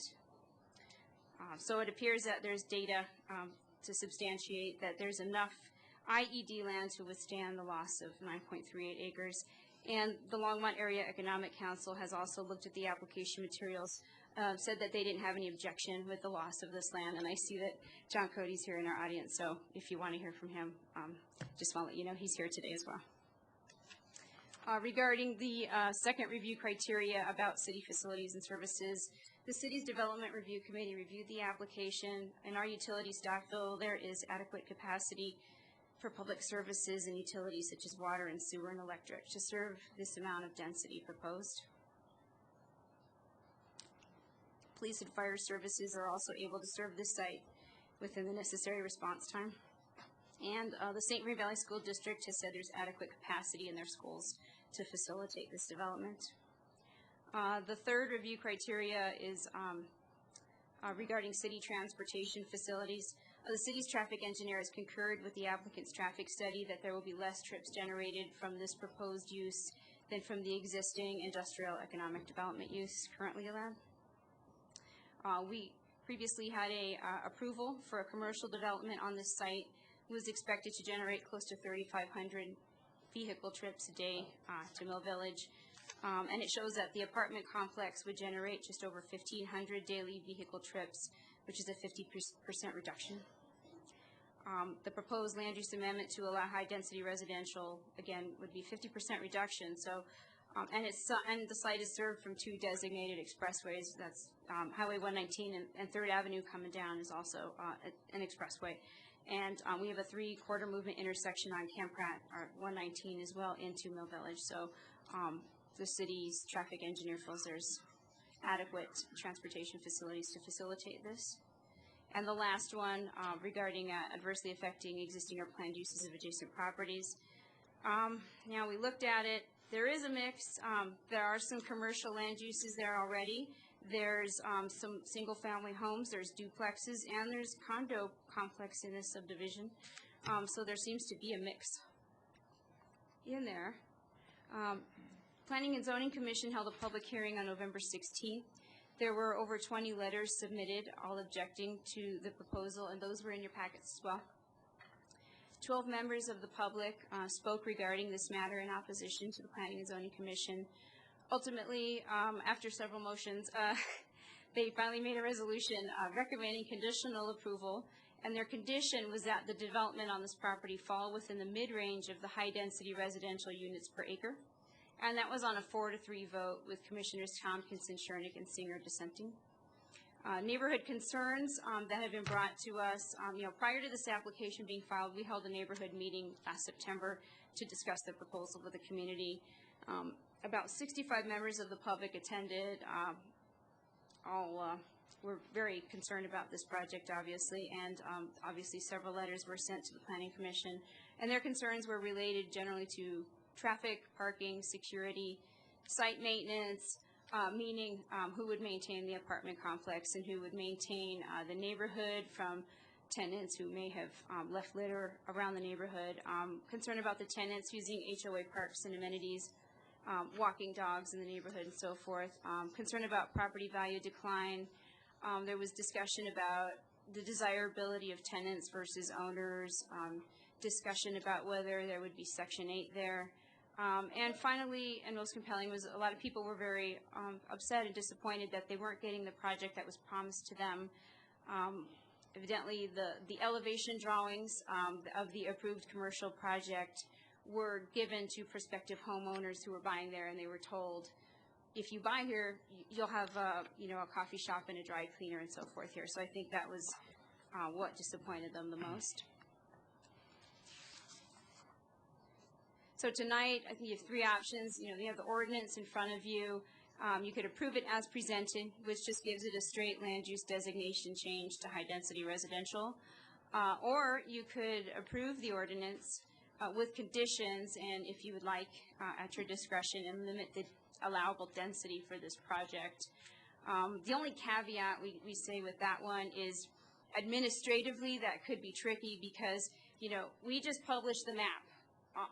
It's out there, it's online, and so, you don't know what's going to happen. And if this project falls through and someone else buys it and they see dark brown on the map and they think they can do up to 30 units per acre, and they're looking online and they just see the brown and they don't call a planner or ask, people could be thinking they have more density allowance there.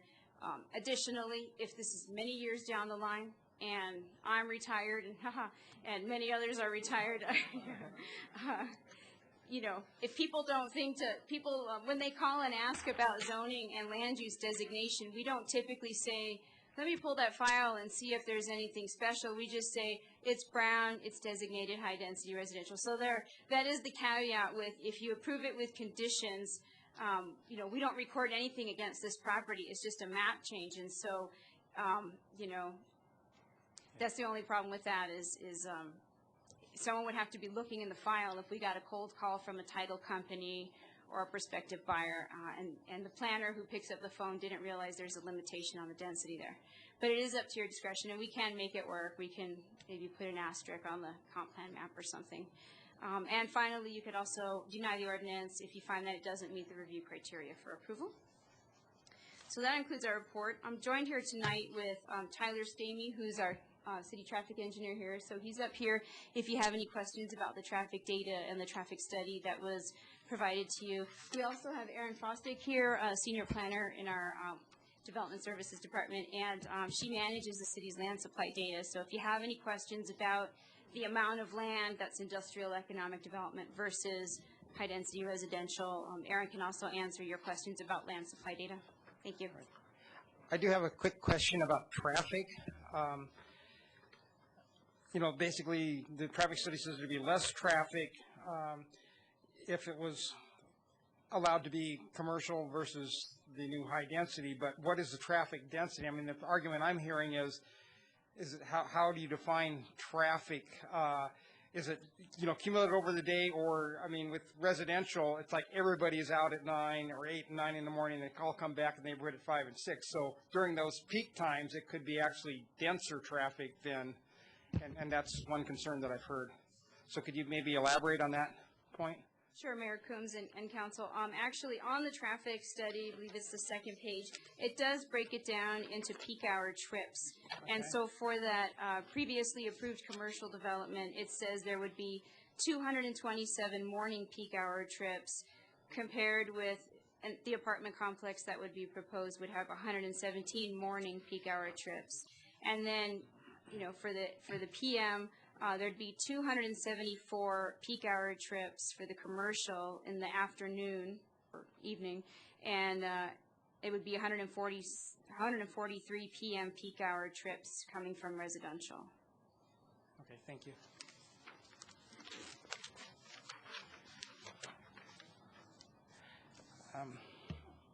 Are there any questions from council members before I open this up to public invited to be heard? Oh, excuse me. Mayor, I'm sorry. Actually, the applicant is here to do a presentation. All right. Also. So we'll continue with that before we, unless you have a question for that particular. Yeah, I have a question. Okay. Thank you, Mayor. First of all, how do you pronounce it? Petrozewski? It's Mayor and I'll call you. It's Pehezhevsky. Okay, can I call you Ava? Thank you, Ms. Ava. I guess I have two questions. One, regardless of what we pass tonight or do not pass, should the applicant return with a new plan? I mean, when it's time for the final proposal saying this is what we want to do underneath high-density residential or medium residential or medium density, or keep it the same? Does City Council have the opportunity to approve or deny or offer suggestions, et cetera? Or once we approve it, are we done? Please, Mayor Coombs and Councilmember Bagley. This is just for the comp plan map. So for development, they will have to come back, but the public hearing will be only before Planning and Zoning Commission unless one of the parties appeals to council. So if someone's not happy, they could come back? Correct. Okay. And another question I have is, as I look at the concerns, traffic, parking, security, site maintenance, et cetera, et cetera, et cetera, I guess it really boils down to me for one. And do we have any concrete data that if we build it or do not build it, property values in the surrounding area will either increase or decrease? Is there any data? I mean, is it fear? Is it, desire, ambition? I mean, do we have data? So yes, Mayor Coombs and Councilmember Bagley, we don't have that data. We don't search for that data because that's sort of one of those vague things that there is no data. So no, we don't. And it's not one of the review criteria for approval is, does it destroy property values? All right, thank you.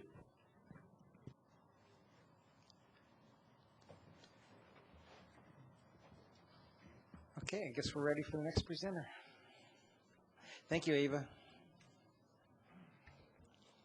Thank you, Mayor Combs, Council. I'm Wendell Pickett, 3813 Florentine Circle, a local resident. Been working here for over 19 years, along with my partner, Roger Flamanville, who's lived and worked and developed in this town all of his life. We're very excited because I think we found tonight there's one thing we in the neighborhood are in agreement on, it's we're not frackers, and we're not going to frack. And we do encourage dogs off leash. I've run into that problem myself. So we'll start, if I can be technologically challenged here. Okay, right here we'll start with the current local neighborhood, which is a little more detailed. It shows the surrounding developers and the surrounding, kind of fills out the map a little bit, identifies the parcels, the 185 single-family homes and the plus or minus 144 condos, and the project site across the two, which I've identified. Taking a step back in time to 1994, which Ava touched on when it was annexed and zoned, it was this triangular box. And at the time, Highway 119 was that green band up there. It didn't take the dip down and tie into Ken Pratt. Ken Pratt was coming through, but it was felt it was going to come through sooner to the west than what it did, and this would be a hard corner with a direct access into this 20 acres being commercial. And like many things in life, they just don't turn out that way, and you end up with something different. So it went from a 20-acre commercial site down to a 12.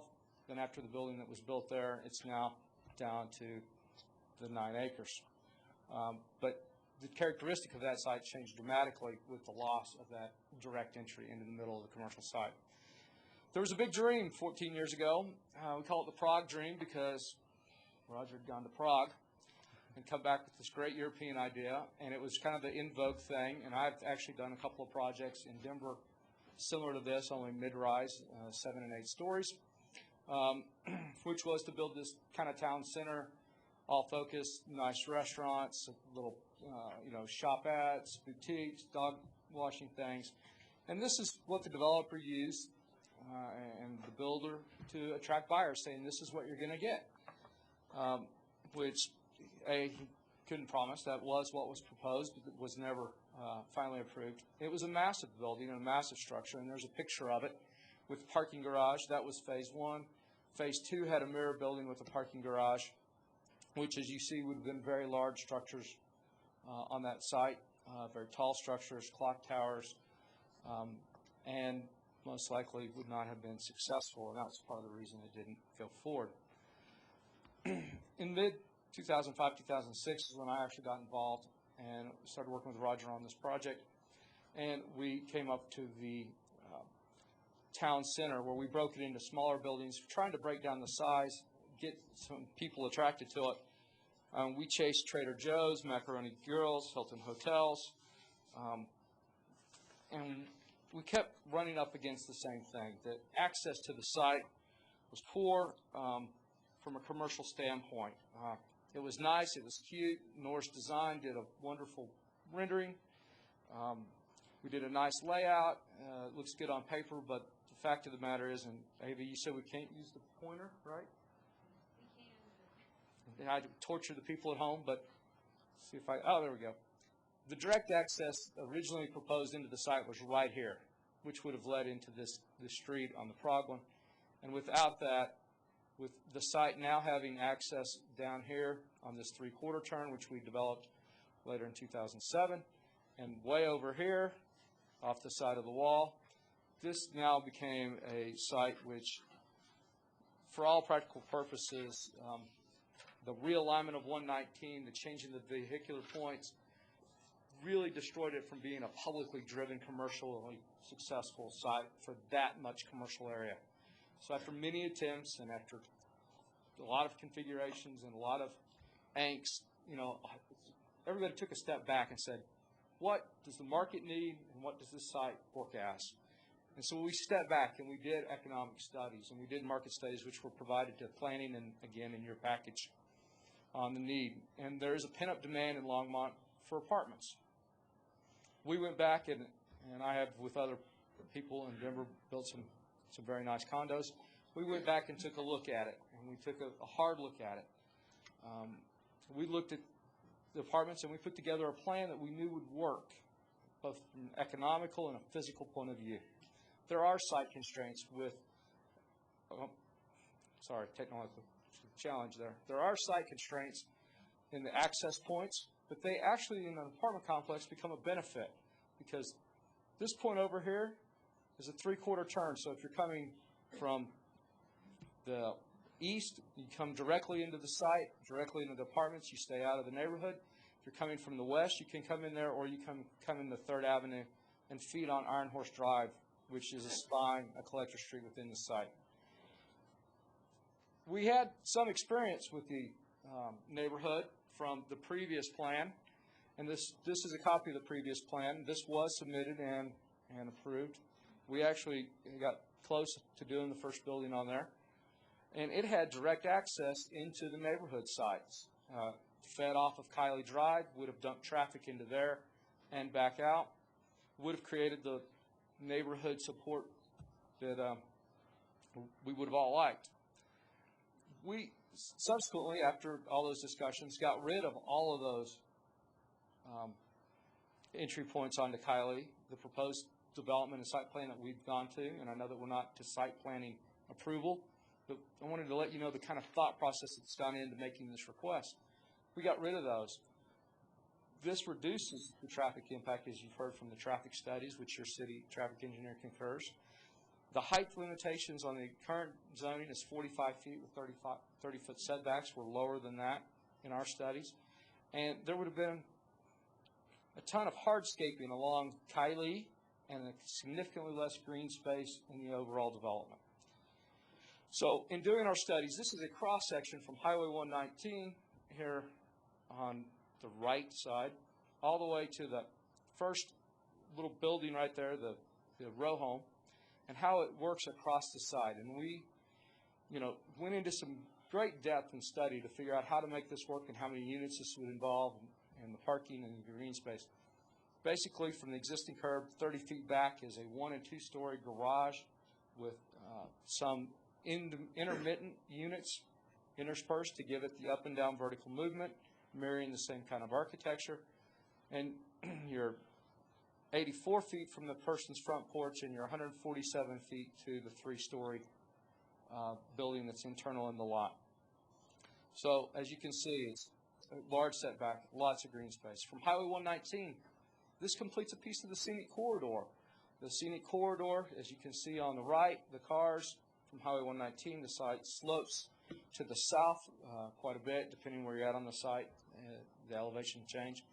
But you're 142 feet from the right-of-way, not from the actual travel lanes, and 197 feet from the right-of-way to the first large building, and a fully landscaped scenic corridor in that area with the connecting parks.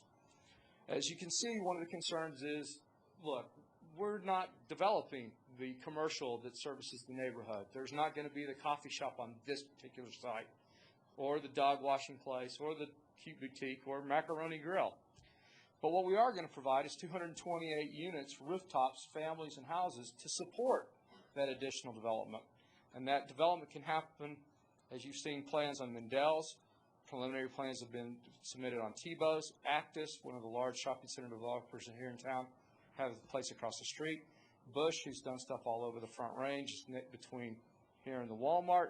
And Steve Strong, who has been in this town for probably since dirt began, actually has the hard corner intersection in this area, which is all within walking distance of this neighborhood. And adding those units will help support those uses. If there really was a strong desire, right now there's over 6,000 square feet, which used to be a gym that failed 4 years ago in the existing building that nobody's come up and taken to turn into one of those uses. Now, some other large high-density complexes, which were, planned differently, but are good neighbors and are good examples in the city, are the Shores, which I'm sorry, it's not the greatest picture, in the northwest section. Fox Ridge, surrounded by residential, and which happens to be the neighborhood I live in, which is a great neighbor, and then Ute Creek, which has been discussed a lot in a lot of the emails and reports, which are surrounded by patio homes and single-family homes. From my point of view, the benefits to the residents is it completes the Mill Village subdivision, creates a visual, light, and sound buffer from Highway 119, surrounds the site with wider, bigger, more open green space than currently required, adds rooftops and customers to support future neighborhood shops, prevents future less desirable development. We did have an opportunity at one time to sell the Goodwill distribution, and we didn't want that to be our neighbor to our office building. But you could do some industrial under the current zoning. That's not what we want. That's not what we envision. The city, it answers a current market demand for over 500 additional units of attractive market rate. It's not Section 8. It's not subsidized housing, which supports local employers. And being a local employer in a couple of different businesses, housing for employees is an important driver of locating in Longmont. It's estimated at just over $32 million project, increases property taxes, sales and use taxes, which are ongoing, creation of additional jobs. We don't have a full economic study done, but on the back of the napkin given from a quote from the mayor of Denver when I was down at a groundbreaking, it'll roughly produce 730 construction jobs during the 18-month build-out, 14 to 18 months. And it completes a large section of the scenic corridor framing the Florida de Latano, my French is not very good, or Flowers of the Plain, as is shown on the website. So, any questions? I was asked to go quickly, so any questions? Councilmember Bagley. You said, it just dawned on me, so you own property in the area? In Longmont? No. You own property? Oh, over at Fox Ridge. I live in Renaissance. No, but down there, you said that you have an office building there? I was a tenant in the office building, and our partner Roger Pomainville owns the office building that is there. Interesting. Okay, so you have property in the area? Yes, directly adjacent. Okay. All right. I might have further questions, but just wanted to. Councilmember Santos. Thank you, Mayor Coombs. Got a question regarding the market rate. What are we looking at for market rate? What's the... On average, it's going to be about $1,000 per month per apartment, but that covers a pretty large spectrum because there are 1-bedrooms and 2-bedrooms and then larger 2-bedrooms with studies. I know we're getting away from what we're actually... Yeah. I mean, we haven't gone to full-fledged design. We're preliminary. We're still at a fairly high level, but we wanted to know physically we could make it work, and we wanted to know how many units. I mean, ideally, we'd like to have a complex of around 250 units. The zoning, given just the math, would do 281. But we've looked at the site. We've looked at the physical constraints. We've looked at, parking and green space and dog parks and clubhouses and all that, and, put together a program and a pro forma that works at 228, which is what we're asking for. We didn't come in without having done our homework. Okay. I have a quick question. You said that there's already high density already existing in that neighborhood. How many high density units are there currently? In that neighborhood, there's land zoned for high density, as Ava pointed out, and I do not know of any that are built. There's none on that high density land, correct, Ava? Correct. Okay. On the high-density zone land, it's not built high-density. Just address the, yes, Mayor Coombs and council members, that's correct. There is land designated as high-density residential, but not built to that Okay. density level. Thank you. Any other questions from council at this point? Well, thank you, guys. Thank you for your consideration. Thank you. I will open up the public hearing on this ordinance, and we've got several people signed up. For the first one is Paul Hart. Thank you, Mayor, council members. Yep, that's right, I'm taller than. Thank you, Mayor and council members. First off, would like to thank those of you that came out to the neighborhood, talked to us, and actually had a chance to listen to us in a more informal session to what our concerns, fears, all were concerning this proposed land use change. Having our elected officials actually pay attention to the citizens is a very nice thing, very comforting thing, so we greatly appreciate that. Several of us, the large portion of the neighborhood, was going to try to present something to you which would have given a pretty much overview of all of our thoughts, fears, worries, and concerns, and that did not work out to be. I have 3 hard copies that you all can look at some point in time, hopefully before a vote is made, which will give you what we were going to have for slides and the notes along with that. As that presentation will not be made, you will be hearing from, I'm sure, a large number of the residents who will have their own specific aspects of what would have been presented to you there. So you will be getting this same information, Right. but it will be coming point by point by point. So good luck to you with that. And I also want to thank the developer for also not putting fracking into the plans for that site. Couple of the points that will probably be addressed by many people, and sorry about the redundancy and sorry about the number of people that will be addressing all of you. It was pointed out that when the Mill Village land was annexed and designated for its designations, it did not meet the criteria for the low, medium, and high density as you have currently in place. There was nothing out there. There was no way that it was going to possibly meet any of those criteria. Now there is the homes in Mill Village. There are things around there. Our feeling is that with this piece of land, it should meet the criteria that is established. Also, the high density that is being proposed and some of the examples that were shown up there as good developments for high density are at a much lower level than what is being proposed for this area. This is being proposed at roughly 24-ish units per acre. Several of those were up there in the 16, 17-ish units per acre. We understand that you're trying to balance our needs, our fears, our hopes, our dreams with those of the greater Longmont area. We ask that you do take that responsibility very seriously. Thank you. Thank you, Paul. Paul, could you state your name and address for the record, please? Okay, That was my first thing in the Okay, first got it. slide. Paul Hart, 237 Mill Village Boulevard. All right, great. Thank you. Next up is Carrie Ott. Okay. Thank you, Mayor Combs, council members. My name is Carrie Ott. I live at 240 Cattail Court in the Mill Village subdivision. Is that better? Okay.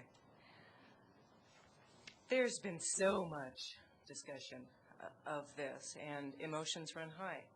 Emotions run high because people feel threatened. They feel that one of the largest investments they'll ever make in their life will be compromised. And it's very difficult to quantify that. Councilmember Bagley, you asked that question earlier, and it's an excellent question, unfortunately without an excellent answer. There is a method called hedonic regression analysis that attempts to quantify the impacts of environmental issues on housing prices.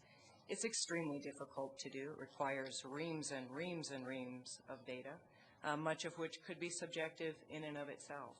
So there really truly is not a good objective way of measuring that. There's a lot of subjective ways, and most of the subjective ways that myself and my neighbors have employed indicate that a high-density development in our neighborhood would have a detrimental effect on the values of our homes. In talking with my own realtor, he was actually kind of comforting.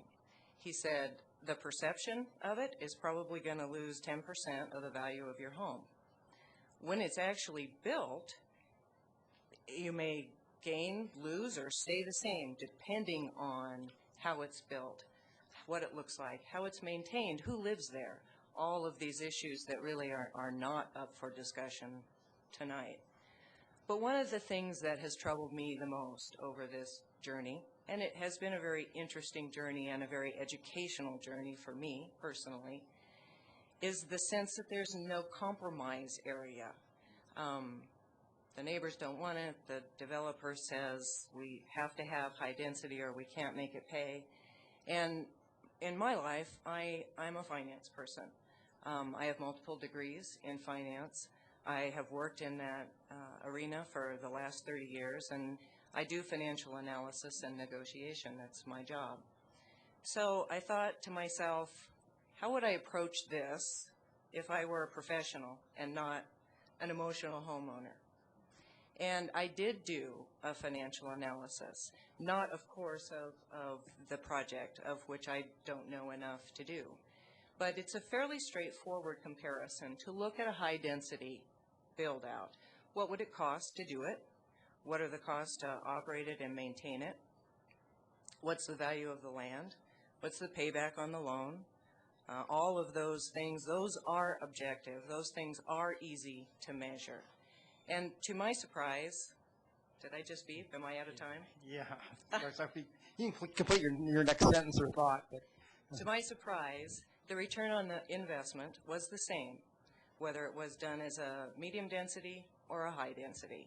And I would be more than happy to share the results of my analysis with anyone who would like to see them. Thank you very much. Thank you very much. Joan Refker? Jonah, excuse me.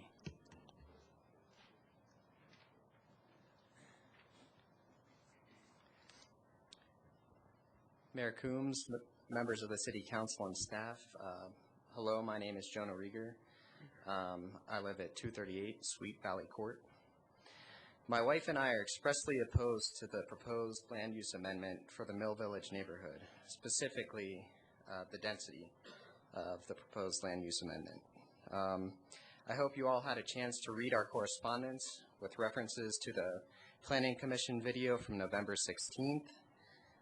Since our correspondence was not included in the package of documentation that you guys have right now.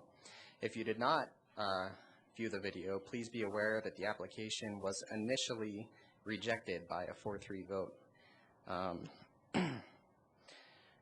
I am a published mathematician, and I would like to address the inaccuracies in traffic forecasts. And Mayor Coombs and Council Member Samori, I'd like to direct this at you since you asked the question.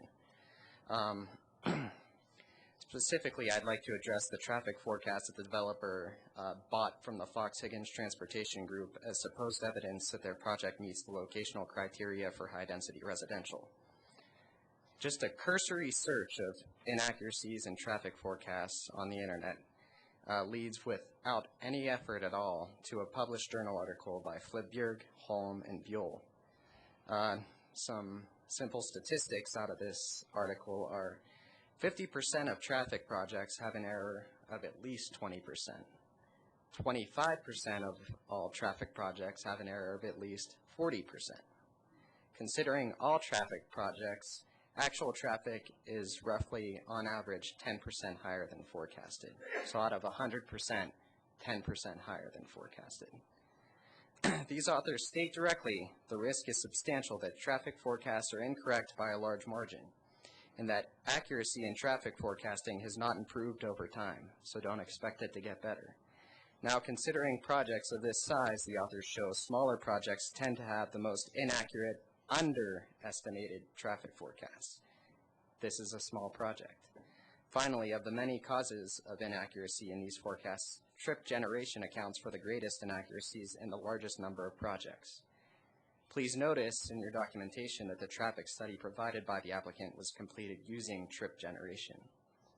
Therefore, a traffic study is useless in suggesting that the project meets the locational criteria set by the Longmont Area Comprehensive Plan and should be ignored. This further asserts the Mill Village neighborhood's point that all but one of the locational criteria are met, as read directly from the comprehensive plan. That is, we feel these criteria are appropriate for high-density neighborhoods without any interpretation at all. Please do not leave this decision up to interpretations, especially those of the applicant, of these criteria, which are not wholly backed by sound statistical evidence. Thank you. Thank you, Jonah. Next up, Will Spalding, followed by Suzanne Eierman. Thank you. My name is Will Spalding. I live at 243 Mill Village Boulevard, directly south of this planned development. If somebody can bring up one of the slides that was in the, well, I can use this. So this is the planning zoning, right? Mm-hmm. And Ava pointed out that we have in our neighborhood, in the brown area there on Cattail, high density zoning, and between Cattail and Mill Village in the sort of dark yellowish area, we have medium density. Well, okay, I actually live there. The brown area that is zoned as high density is entirely low density. That is all single family homes and a park. So if you want to put high density in there, you're going to get a bulldozer. Second of all, the medium density area that they're saying that this would be not a big change to, which is actually where I live, perhaps a quarter of that area is medium density. The rest of it is all low density single family homes. So if you were to correct this map, and by the way, I brought this to Ava's attention, and she said it was merely a bookkeeping error. If you were to correct this map to represent what actually exists on the ground, this would be all low density except for a very small area of medium density. This, based on their own numbers, would pretty much almost double the number of residences in this neighborhood in a very small area. And given what's already been said about traffic studies, speaking with somebody who's studied traffic studies specifically, the only good way to do a traffic study is to come up with the best, closest approximation of what you think you're going to build and then measure that area. That's the only way to do it. That's the only thing that really works. And even then, you're making estimates. So the traffic studies based on, almost doubling the number of people in here going in and out of basically 2 turns, that's going to somehow reduce the traffic load just falls on the face of it. And lastly, I'd like to point out that we did provide a presentation, which we were told we could not give at the last minute. We had a nice 15-minute presentation. We were asked to make it as small as possible. The planning division got to do their presentation. The developer got to do their presentation. And now you get to hear all of us in a disorganized manner. I think that's hardly fair, and that's all I have to say at the moment. Thank you. Thank you, Will. Next up, Suzanne Eierman.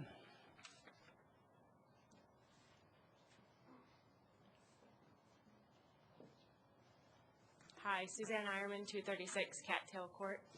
My husband and I have owned in Mill Village a single-family home for the past 7 years, and we are opposed to the change to high-density land use.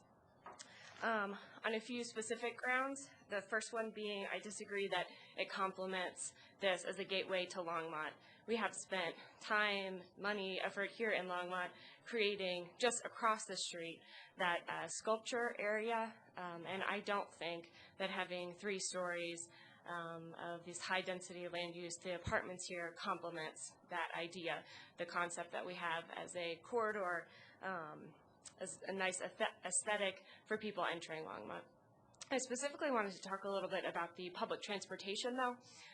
For the middle part, the middle 5 years of my 7 years in Mill Village, I was a full-time graduate student at CU Boulder, and I spent a lot of time trying to figure out a way to take a bus to campus, and the best I got was driving my car to the Roosevelt Park and Ride, and then taking the bus to Boulder. And as I'm sure you all know, RTD has only cut back service over years in terms of the number of routes, the routes that service Longmont.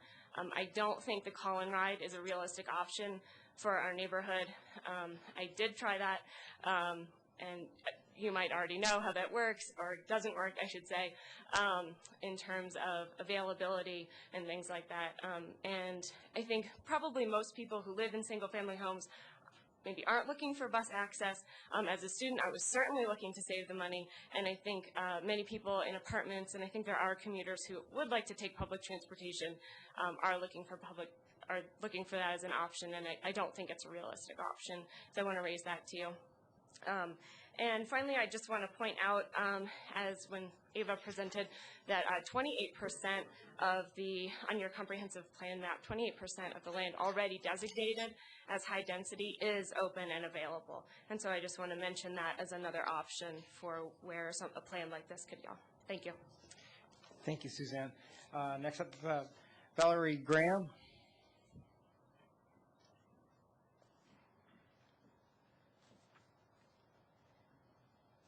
Valerie Graham, and I live at 234 Mill Village Boulevard, and I want to thank those council members that did come to our neighborhood on Sunday and Monday to meet with us and hear and see our neighborhood. As that was pointed out, is that truly the high density that has been talked about in our neighborhood is in fact single-family homes, was not built as high density. The concerns I have is certainly the sheer size of this type of project and that many apartments in that small of a space. And though we're not here to look at all of the parks and all of those things, we have very limited parks right now in our neighborhood that are managed by our HOA, and they're starting to get crowded with just even the residents that we have. This project, the way it's set up, is going to exceed our current neighborhood and the space that we have. I mean, between the two neighborhoods, we have about 200 homes, and there are no condos in the neighborhood. They're all townhomes or single-family homes. There is one small space south of Great Western that is, I think, set up for high density, and it's going to accommodate about 22 apartments. The other concern I have is the sheer size, because as Ava pointed out, if you recommend a limitation, though they're proposing it to be 228 or 224 apartments, it could exceed or go up to 280. That's pretty concerning for that kind of a space too, unless there's some kind of a height limitation. Parking would be a concern, and though they've showed that they're going to block it off and so forth, there's not ample parking set up for what would be at least 2 people per resident. You know, rarely do you have truly somebody single in a residence. We find that all the time. From what I see, and certainly we did have a very nice presentation we wanted to be able to present to all of you, so we're limited on what we can share, but it didn't appear to me that it met all the criteria that was set for high density. Adjacent to walking distance to schools, you're not walking distance to schools. Adjacent to parks, only those parks that are in our neighborhood as part of our HOA, not public parks. Sandstone's probably 4 or 5 miles down the road, and if you've tried to walk across County Line Road and even go to Walmart, the one shopping area, that too is in a very safe process today. Employment centers, maybe, there are some things, but you do have to drive. We truly are a driving neighborhood. Public transportation, as all my predecessors have pointed out, really isn't available. And then certainly just the look and feel within the neighborhood and how that's going to be, since we have single-family homes, not condos with that. So thank you very much. Thank you. Nicole Lee, followed by Chris Johnson.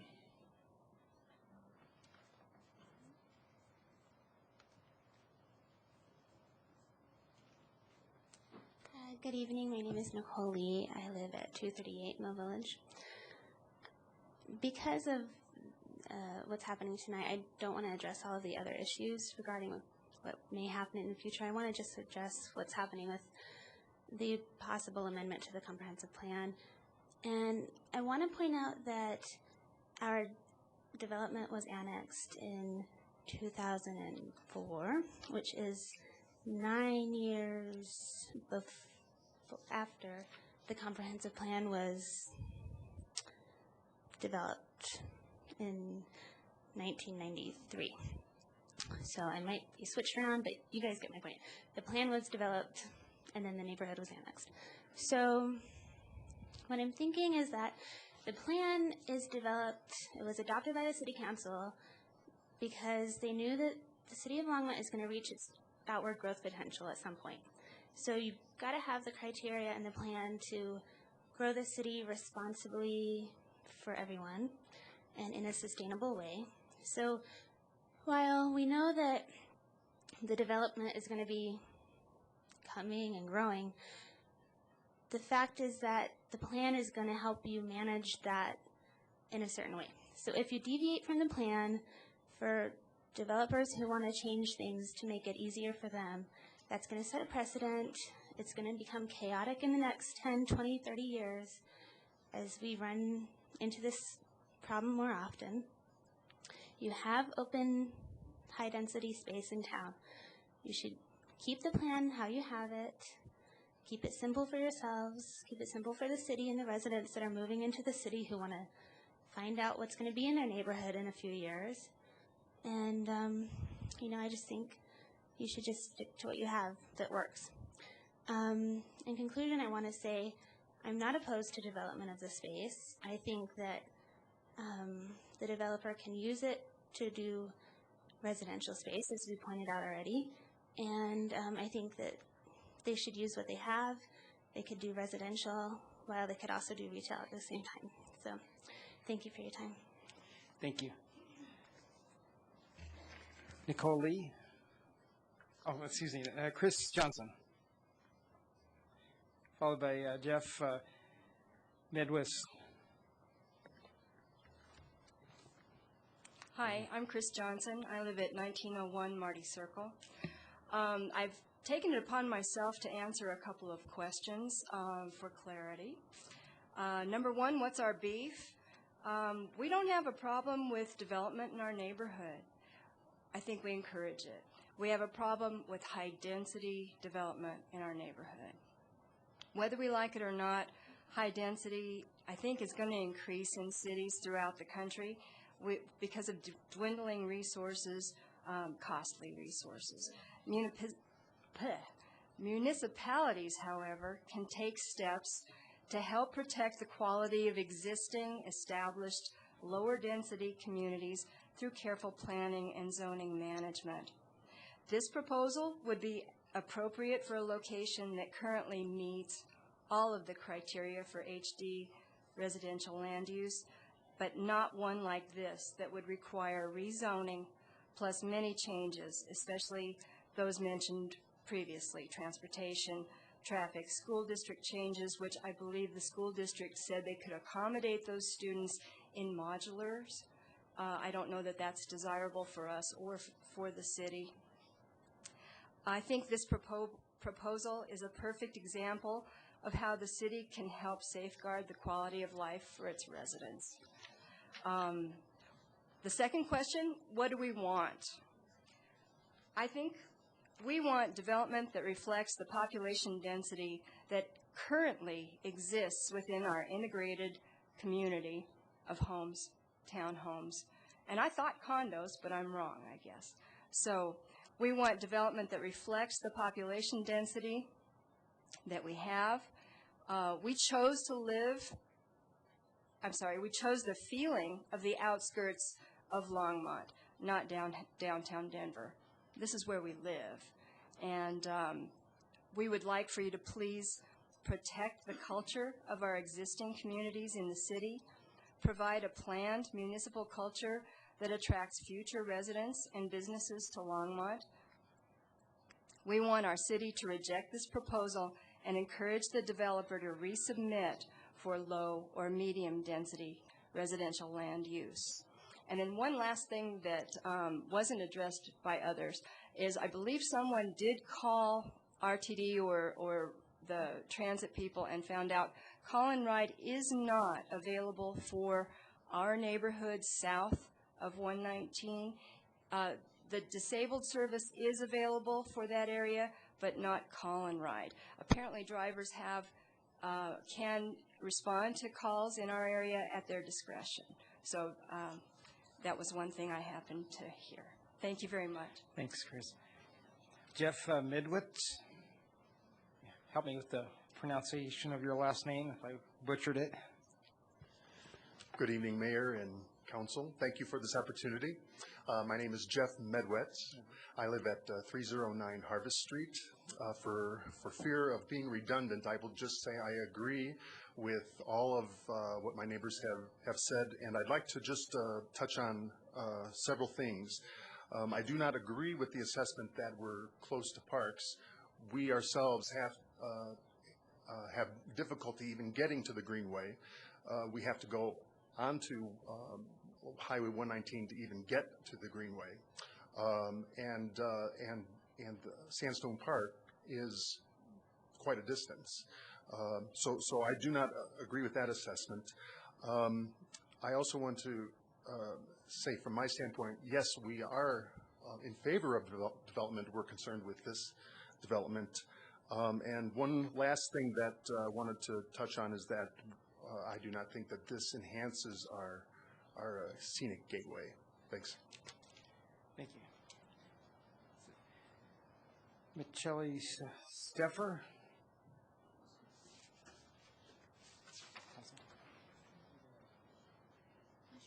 Michelle.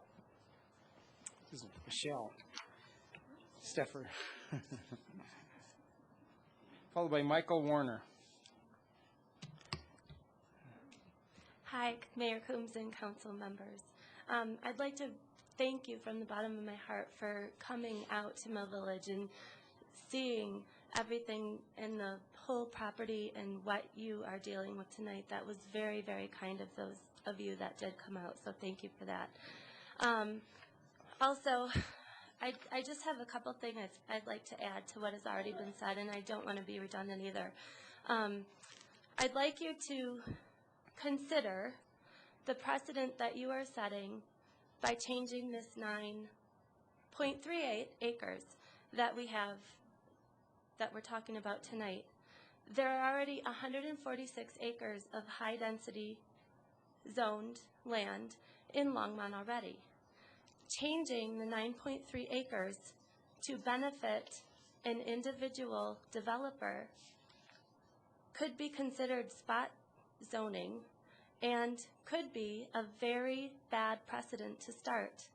If you are going to change it for the benefit of a developer with no considerable benefit to surrounding property owners and the general community itself, it's just a very, very bad precedent.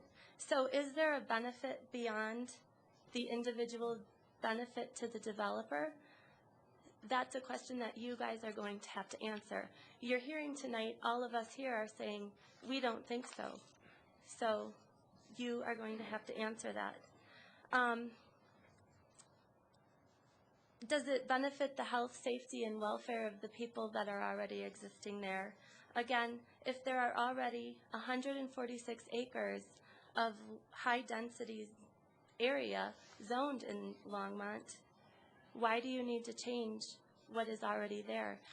That land would be wonderful for when the high density does come in to keep it the way it is so that there is a mixed use sort of area for those people to go to. And that's all I'd like to say. Thank you. Thank you. Can you give us your address, please? Oh, 1539 Hiley Drive. Oh, and did you give us our name? You did. Michelle Steffen. Yeah, that's right. Michael Warner. Hello, Mayor Coombs, council members, thank you. I just wanted to say I do object to the high density of this development. And what my neighbor Paul started off by, would have been nice if we could have presented this in a different way. The city had their own presentation. The developers had their own presentation. We we first heard about this. We got a little agitated. We educated ourselves, did a lot of research, and we organized. We organized tremendously. And it would have been nice to, point by point, when they make their presentation, we see that as, well, that doesn't make sense, or that point doesn't make sense. We put these in a nice point by point of how that doesn't meet your own city's location criteria.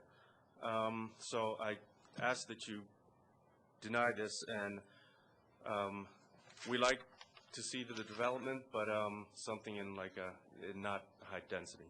So thank you. Thank you. John, I can't read your printing here on your last name. It looks like Talemme.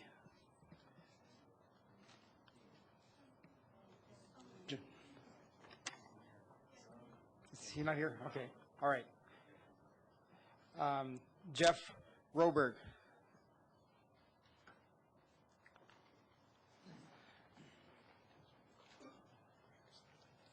Good evening. My name is Jeff Roberg, and I live at 301 Harvest Street. And I want to let you know that I'm opposed to the zoning change. I moved to Mill Village 10 years ago, and at that time, as was mentioned, I was told that the land would be used for a town center. And now, the land use is requested to be high density, which to me is a drastic change that's just not consistent with the neighborhood. I'm especially concerned about the extent to which the land use plan is proposed to be changed. If this change is made, how can the residents of Longmont trust any of the planning that's in place? So, in conclusion, I think the change that's proposed is too much, and I'd ask that you vote against it. Thank you. Thank you. Jeff Roberg. Oh, excuse me. Jen Hawkinson.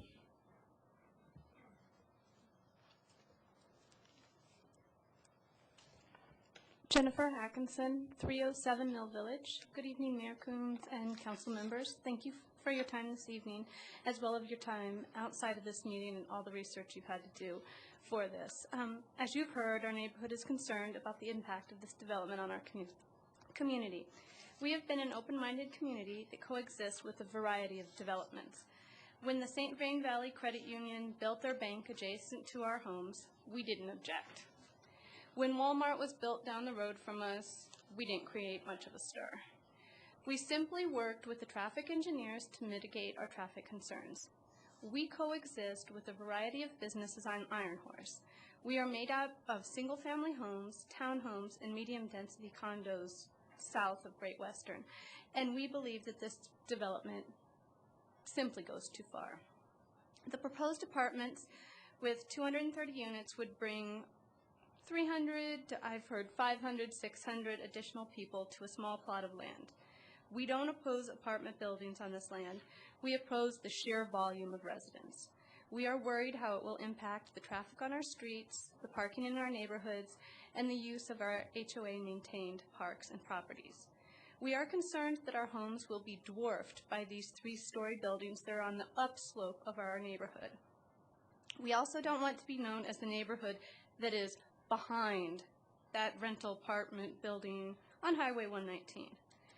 We have never created much of a stir in the city, but this issue has us fired up. It really does. We have organized, we've gotten together, we have met in ways we've never met before. We have been an independent neighborhood that doesn't drain city resources. While we are upset that after being an established neighborhood for more than 10 years, we still have no access to city parks or the Greenway without having to get into our cars. We have been agreeable with city staff when they explain to us why these promises were never met. But we ask you that you consider not just the developer's needs, but also our group of 300 homeowners. We ask that you understand our frustrations and fears. We are fine with the current zoning. We wouldn't mind a medium-density project, and we just ask that the property be built to be compatible with our neighborhood. Our homeowners purchase their homes knowing the wide range of uses for the lots around us, industrial, commercial, business, and some additional residents were known when we purchased these plots, but we never could have guessed that 300 to 500 additional residents would be added, crushing our community under the sheer volume of high-density development. Please, we ask you that you vote no on changing that land use density. Thank you. Thank you, Jen. I would like to take a 10-minute break so I could, pardon? I have a comment. Is it open? I didn't have a chance to sign up. Well, this is the, we're still on, we haven't finished this. This has not been finished. Yeah, yeah. No, we're just taking a 10-minute break from this ordinance just because I would like to, we've been going a long time, and I would like to take time so I could read this in its entirety, basically. And then we're going to open this back, this public hearing is going to be opened back up. So we're just temporarily taking a break from this particular public hearing.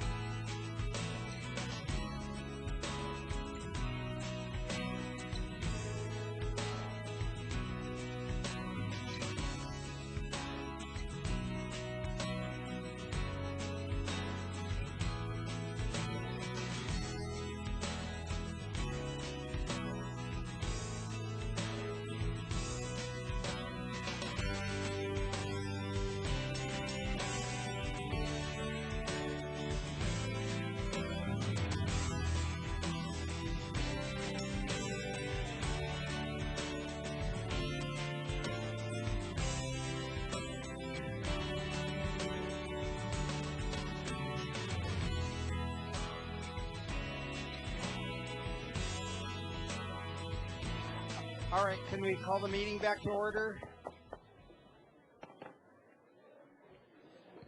Could Carrie please take their seats?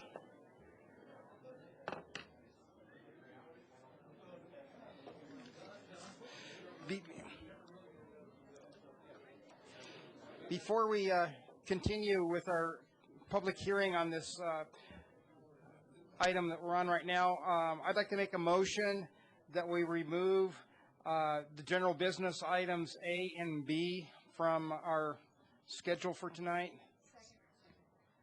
All right. Any discussions or? All right. It's just the.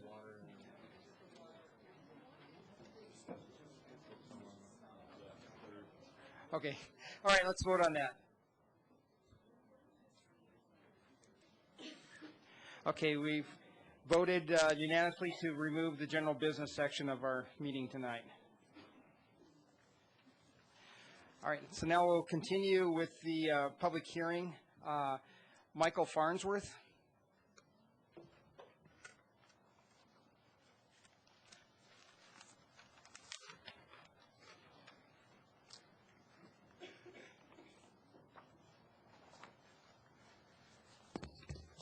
Mayor, City Council, my name is Michael Farnsworth. I live at 25 College Court.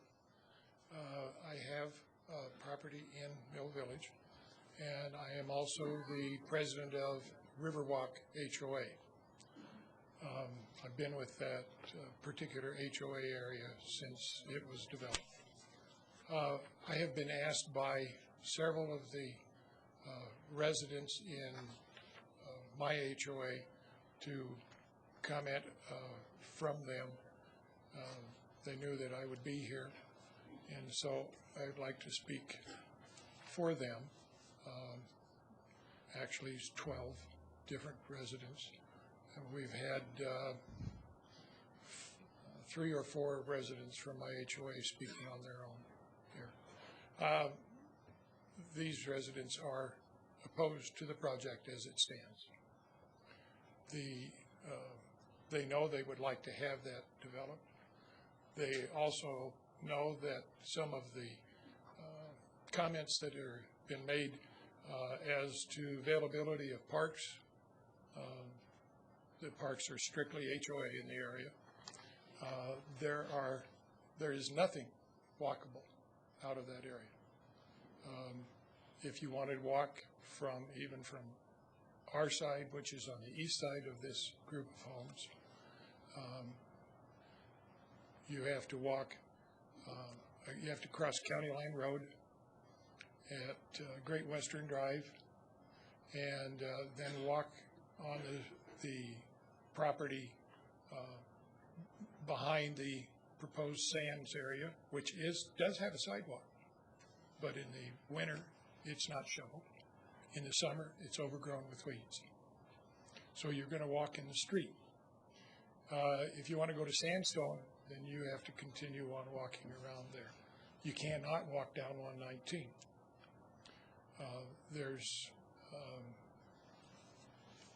Obviously, there's no bus service or no transportation service. Schools are unwalkable. If they continue to use the school bus site that they have used for the past several years, any of the people that live in this new proposed project those kids will have to go through our HOAs unless they move the school bus stops, which they can do, of course. But the exit, if you want to go west, you have to go out 3rd Avenue. There is no way out of that unless you want to go roundabout and go out Great Western and turn north on County Line Road, which was initially supposed to be strictly a 3-way intersection there. Your time's up. Time's totally up. Thank you. Thank you for your attention. Yeah.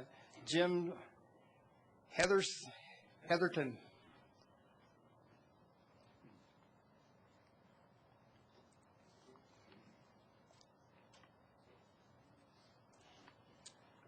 Mayor Coombs, council members, good evening. My name is Jim Hetherington, and I live at 241 Sugarbin Court in the Mill Village neighborhood.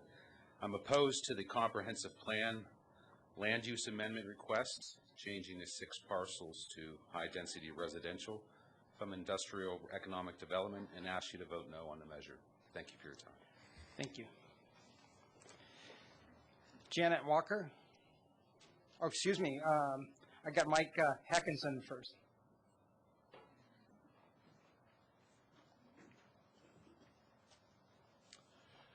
Good evening, Mayor and Council members.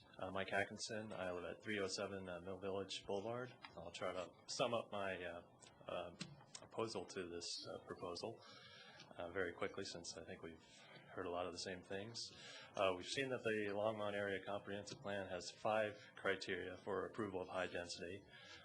Back at a meeting on November 16th of 2011 to the Zoning Commission, the City Planning clearly stated on page 2 of their packet that the distances to the schools, parks, and shopping were over what they considered a walking distance. The city could only speculate that shopping would at some point arrive in the future to the adjacent parcels to our neighborhood, and as we've seen already, we're still waiting for the Sam's Club to materialize in that location. Additionally, the route that would be walking, as many people have already brought up, would be along State Highway 119, which is designated in the plan as an expressway. Another criteria I believe that this fails on is the compatibility with the surrounding neighborhood. There is, as we've seen from the map, a high-density zone already in the neighborhood. It was built with single-family homes. The other half of it is actually an open space area under power lines that was deeded to the Mill Village HOA, and a third remaining sliver remains that has been so far undeveloped. Looks like it has probably the potential for 1 structure on there, and I believe someone brought up 22 units. As far as the density, the Riverbend condos on the south side of Great Western are currently at 8 units per acre. This proposal is demanding right now 24 units an acre. This is 3 times what we're seeing at the Riverbend side, and it's also nearly twice the number of units on a parcel that is just about half the size of the Riverbend, the comparable Riverbend to the area. And again, we're looking at right now the existing neighborhood only has 2-story structures. They're proposing to put 3-story buildings, and this is at the highest elevation in the area. And I'd like to say that you must respect that the current property owners in the area made their decisions based on what was existing development there and existing zoning. We could not foresee that this would change to a high density residential area in our neighborhood. And one final point is it's been brought to my attention that Councilman Bagley has received campaign funding from Frontier, who is Your the time is up. developer of this. Sorry, your time's Just up. ask for a recluse on the vote from him. Thank you.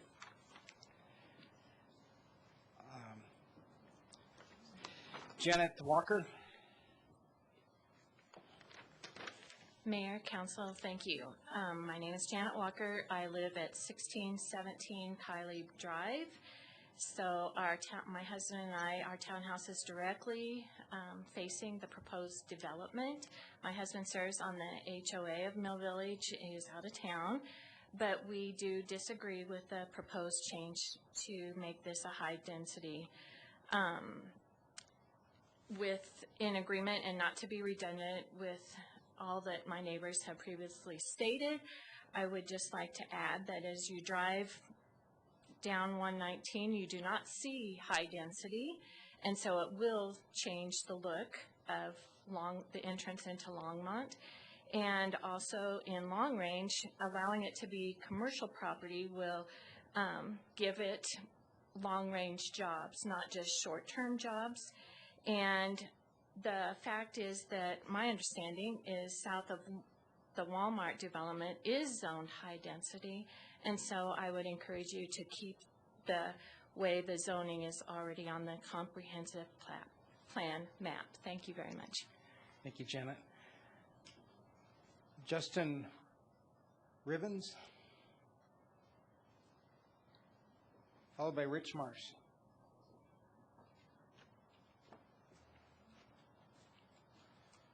Your Honorable Mayor and honorable council members, my name is Justin Ribby. I live at 309 Riverview Court. I have lived in Longmont since I was 5 years old, and I'm native to Colorado. I'm 26 years old. I work 50, 60 hours a week as a diesel technician. The last 5 or 6 years I have worked hard and managed to save enough money for a down payment on my new house. I spent over a year looking at properties in Longmont, and I became familiar with what Longmont had to offer. I came across Mill Village. I realized it was exactly what I was looking for, and it is a great neighborhood. It is quiet, family-oriented, and peaceful. I like this neighborhood because they were committed to building a sense of community. I had spoke to many people who feel they are upside down in their mortgage. I had my concerns about devaluing the community with dense, compact, low-quality housing, which would further devalue the neighborhood. This will cause unloading properties and further the problem. My dad has helped build Habitat for Humanity housing in this area, and I understand and respect it. But how much stress on the economy do we need? As our society declines as it is now, we do not need more depreciation in our neighborhood. Thank you for your listening to our voices of Mill Village. Thank you. Rich Marsh.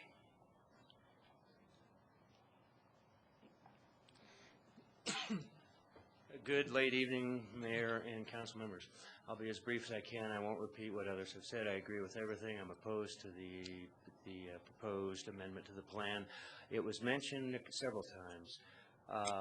My name is Rich Marsh. I own at 318 Maggie Street, which is right in Mill Village. I don't live there as of about a year and a half ago, but my wife and I continue to be active in HOA affairs. And we did live there for about nine and a half years. We watched River Bend come in, and at 8 units per acre, it crowded the south side of our development. And where our house is on the south side. So we watched parking creep up the street. We watched additional traffic. Our girls were junior high when we moved in, so we were somewhat concerned. But the younger kids, that was an issue. I can't say I went to the comp plan and consciously relied on something called whatever it was called at the time. I know I did this. I relied on what was there to assume that there would not be high density. And it was said a minute ago, you must respect our decisions to buy in. They're based on those kinds of criteria. That's why it's hard for a developer to come in. That's why they have to prove that the change shall not adversely affect the existing use of the adjacent properties. That's us. I submit that's pretty important, and that's a pretty high burden to meet because just for the reasons that have been mentioned, there's high density elsewhere in town. Go there and build your high density. In fact, there's high density right across county line. I think there's a 340 unit development planned just on the east side of county line. I think that's called Eagle View at Sandstone. Are we going to need, if it's allowed, do we see a berm come in later on or a barrier at city expense when they are when the apartment dwellers don't like the noise on 118? Who pays for that? What does that do to your scenic entrance into the east side of the city? And lastly, you obviously have the option to approve with conditions. I'll argue with Ava, I don't know how to pronounce her last name, just a little bit. If a developer has conditions placed on his property, he'd better be telling the person that succeeds in ownership to that development that there are conditions on that property. This argument about it's not on the map is is a red herring. I mean, I'm not even sure why that would be mentioned. I thank you for your time, and I ask you to either deny or approve it with substantial conditions. Thank you. Thank you, Rich. Christina Albetta.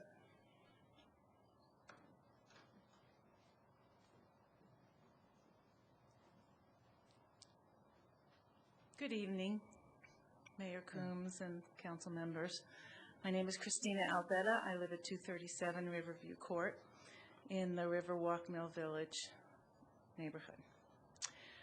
I remember when you showed up at my door when you were campaigning and asked for my vote.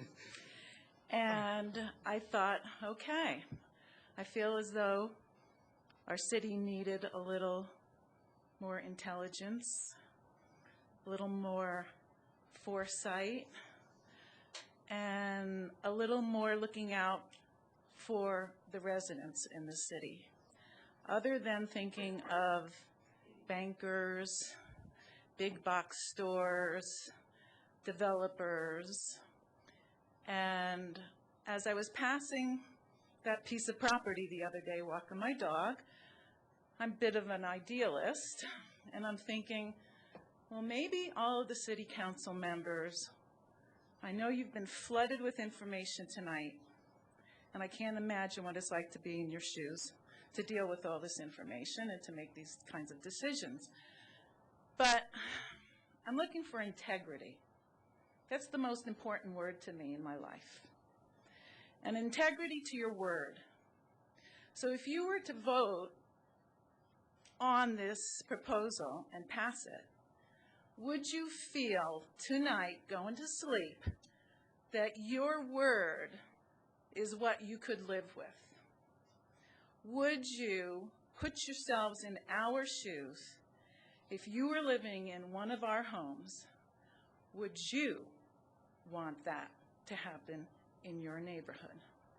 And if you can really say that to yourselves, I know you have this whole city to take care of, and I know that we don't have enough rental properties, blah, blah, blah, blah, blah, blah, blah. But there are other properties. And changing this development and changing our neighborhood, ask yourselves, can you go to sleep tonight and say you would want to live in our neighborhood and be happy with how this is going to go down? Thank you. Thank you, Christina. Seeing no one else on the list, is there anyone else in the audience who'd like to speak on this item? Yes.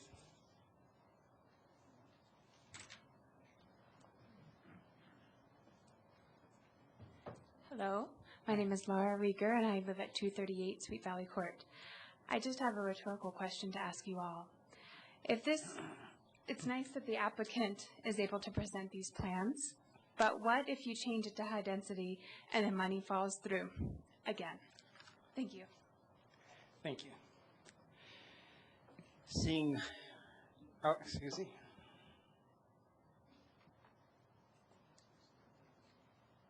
I'm Shelley Bassman. I live at 3414 Lakeview Circle. I was interested listening to this. The financial an analyst with information that the difference between high density and medium density in profit or in a reasonable return is not that great. And I'm watching mostly young families and also some close to my age. Our homes are our biggest investment. They're, for our age, they're a retirement kitty. And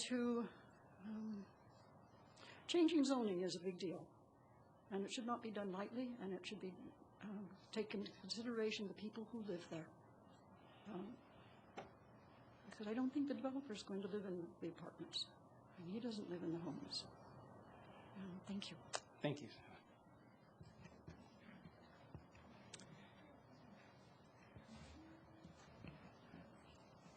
All right. Seeing no one else, I will close the public hearing. Is there any additional discussion at this time? Can we change my screen's locked up to? Okay, great. Councilmember Santos. Thank you, Mayor Coombs. Ava, I got a question for you. Pevhevajeski. I'm close.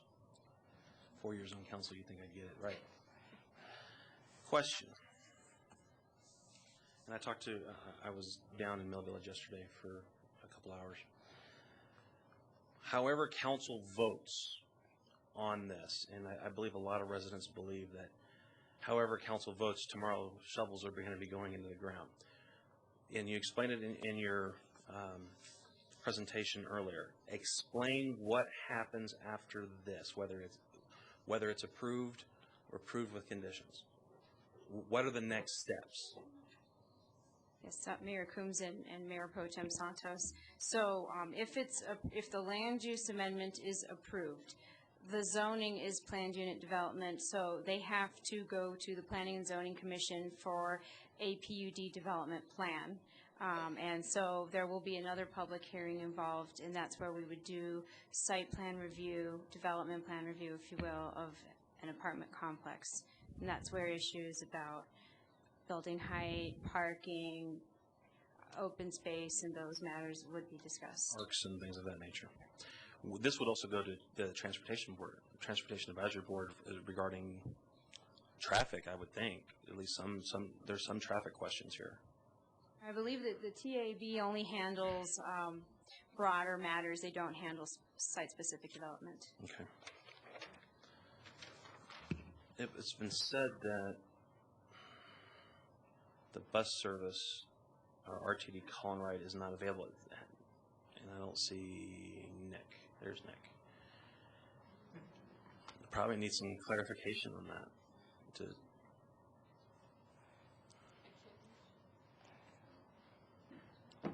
I know what RTD is doing to this community with regards to fast track. So I'm just kind of. It strikes me as very odd that Colin Wright is not available in one section of town and not the rest. Mayor Coombs. Yeah. Turn it on. Sorry. Mayor Coombs, members of council, Nick Wolf from Engineering Services Manager. I don't know specifically. My understanding of it is that Colin Wright, however it serves, and I know there are people that the quality of service is one thing that I wasn't aware that it wasn't available in that. I will go see if I can get onto their website and see if I can check that.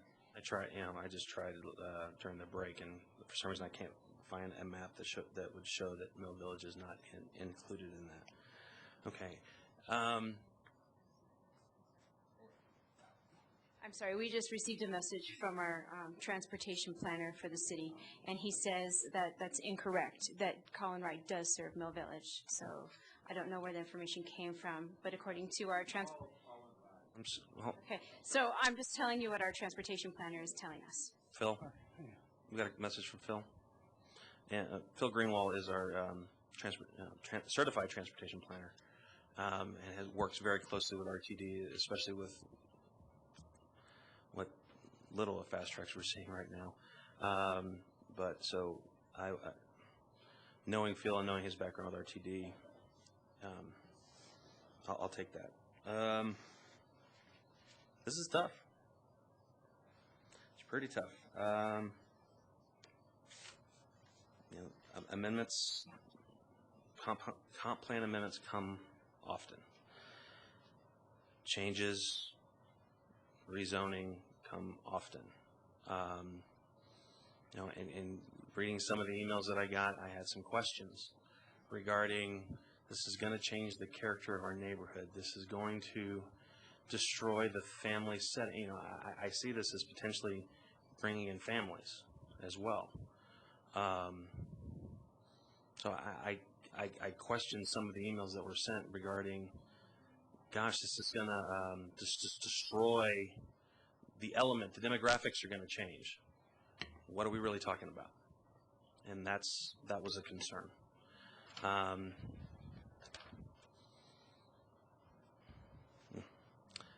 We'll just let others talk. Councilmember Levison.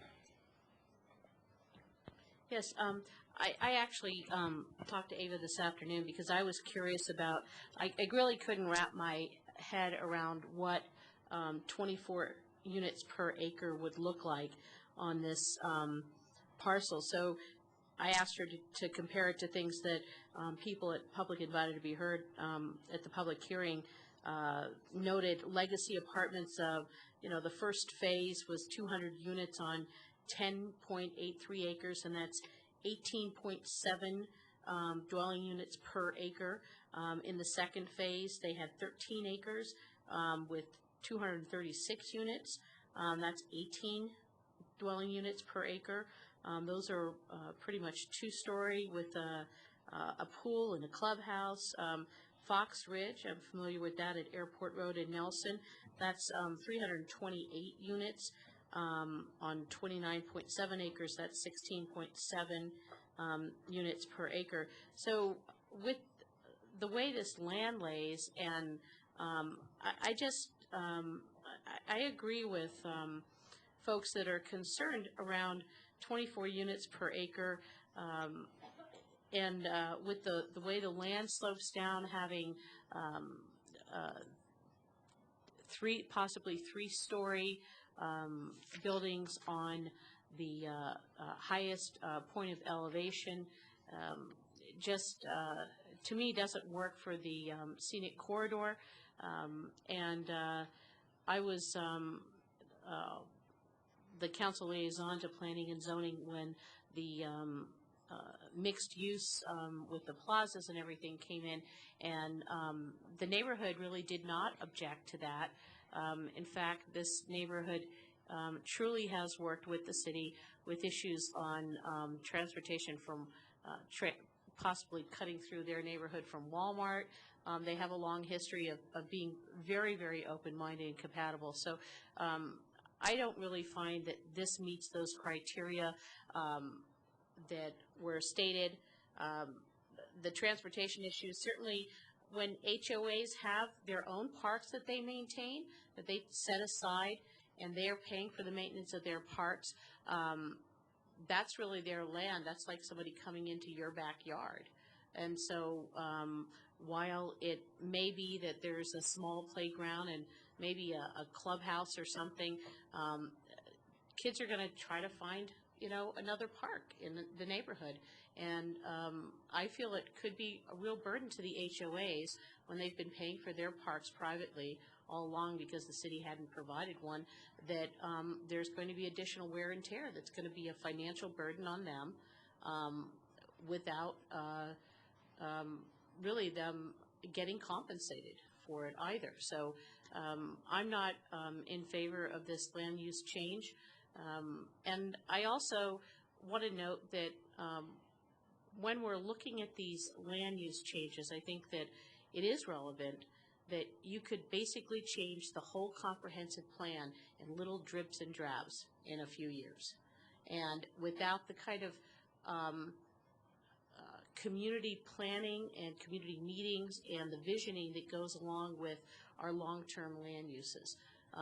And frankly, where high-density residential is going to get the best bang for its buck for the city, and I think we've begun to talk about this, is in our southeast urban renewal area, in areas around downtown.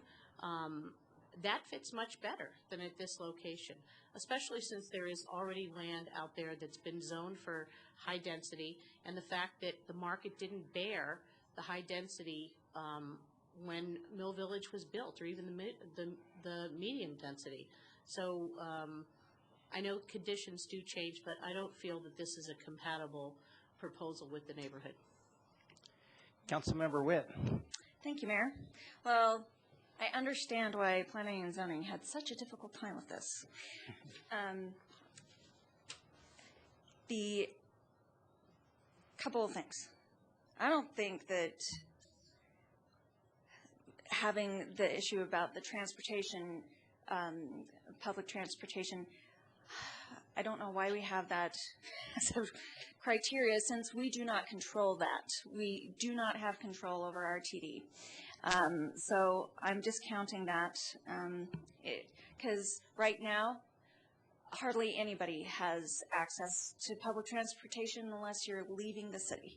So something else I found interesting was that when I went to a meeting with residents, one lady, I'm sorry, I can't remember your name, and you were sitting on the floor to my right, but she said, we are surrounded by high density.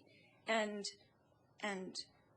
if we do this, well, it looks like you've dodged a bullet, because where cattail goes through, that was supposed to be high density, and you haven't had to do that. So that's a relief. And there's another little section. It sounds like it hasn't been developed as high density either. Grateful for that. Question. Perhaps Ava could tell me this. Now, when this piece of land was annexed into the city, were the houses built? So Mayor Coombs and Councilmember Witt, no, they were not built. It had to be annexed first, given a zoning, given a comp plan designation, and then the development followed. Okay, so all these houses were also supposed to be close to parks and close to and close walking distance to schools and everything else, and they were given a pass so that we could build it. And now we want to impose these same review criteria, but not on us, but on those guys that want to come in. Ava, could you explain to me a little bit about that? Yes, Mayor Coombs and Councilmember Witt. So the history behind this, as I kind of touched on during the PowerPoint, is that it didn't meet the locational criteria before these homes were built either. Planning staff and the Planning Commission recommended to Council not to go through with this. However, as I touched upon in the PowerPoint, you can weigh competing goals, policies, and strategies in the comp plan to justify an approval for something, and that's what the Council at the time did. They said, we know it doesn't meet these locational criteria, and it was not recommended. However, we feel that it's a better use of the land for the community to allow this development for the homes to occur. Mm-hmm. Thank you. And so I met with residents, and this is a really hard one because I understand the unknown is probably the scariest part of it, but I think that another thing, the city of Longmont, we rerouted Ken Pratt and 119, and because of that, that significantly changed the opportunity to have viable commercial in that area. So I can see where the landowner has a real concern. And we, as I said at the meeting, we have property rights concerns for both the people who currently live there and also the people who own property. And so we have to somehow not everybody, nobody's going to be completely satisfied. Not this landowner, not this landowner. But I will say that we shouldn't even be talking at this stage about transportation. What we're supposed to be talking about is just, does it meet these specific criteria? And I understand now why planning and zoning. I did talk to a commissioner, and I said, now, did you make your decision based on the review criteria, or did you make your decision based on emotional decision? And they said, I just don't think it's fair, which was my answer. So somebody asked, can you go home and sleep well at night? And I don't think I could go home and sleep well at night if I did not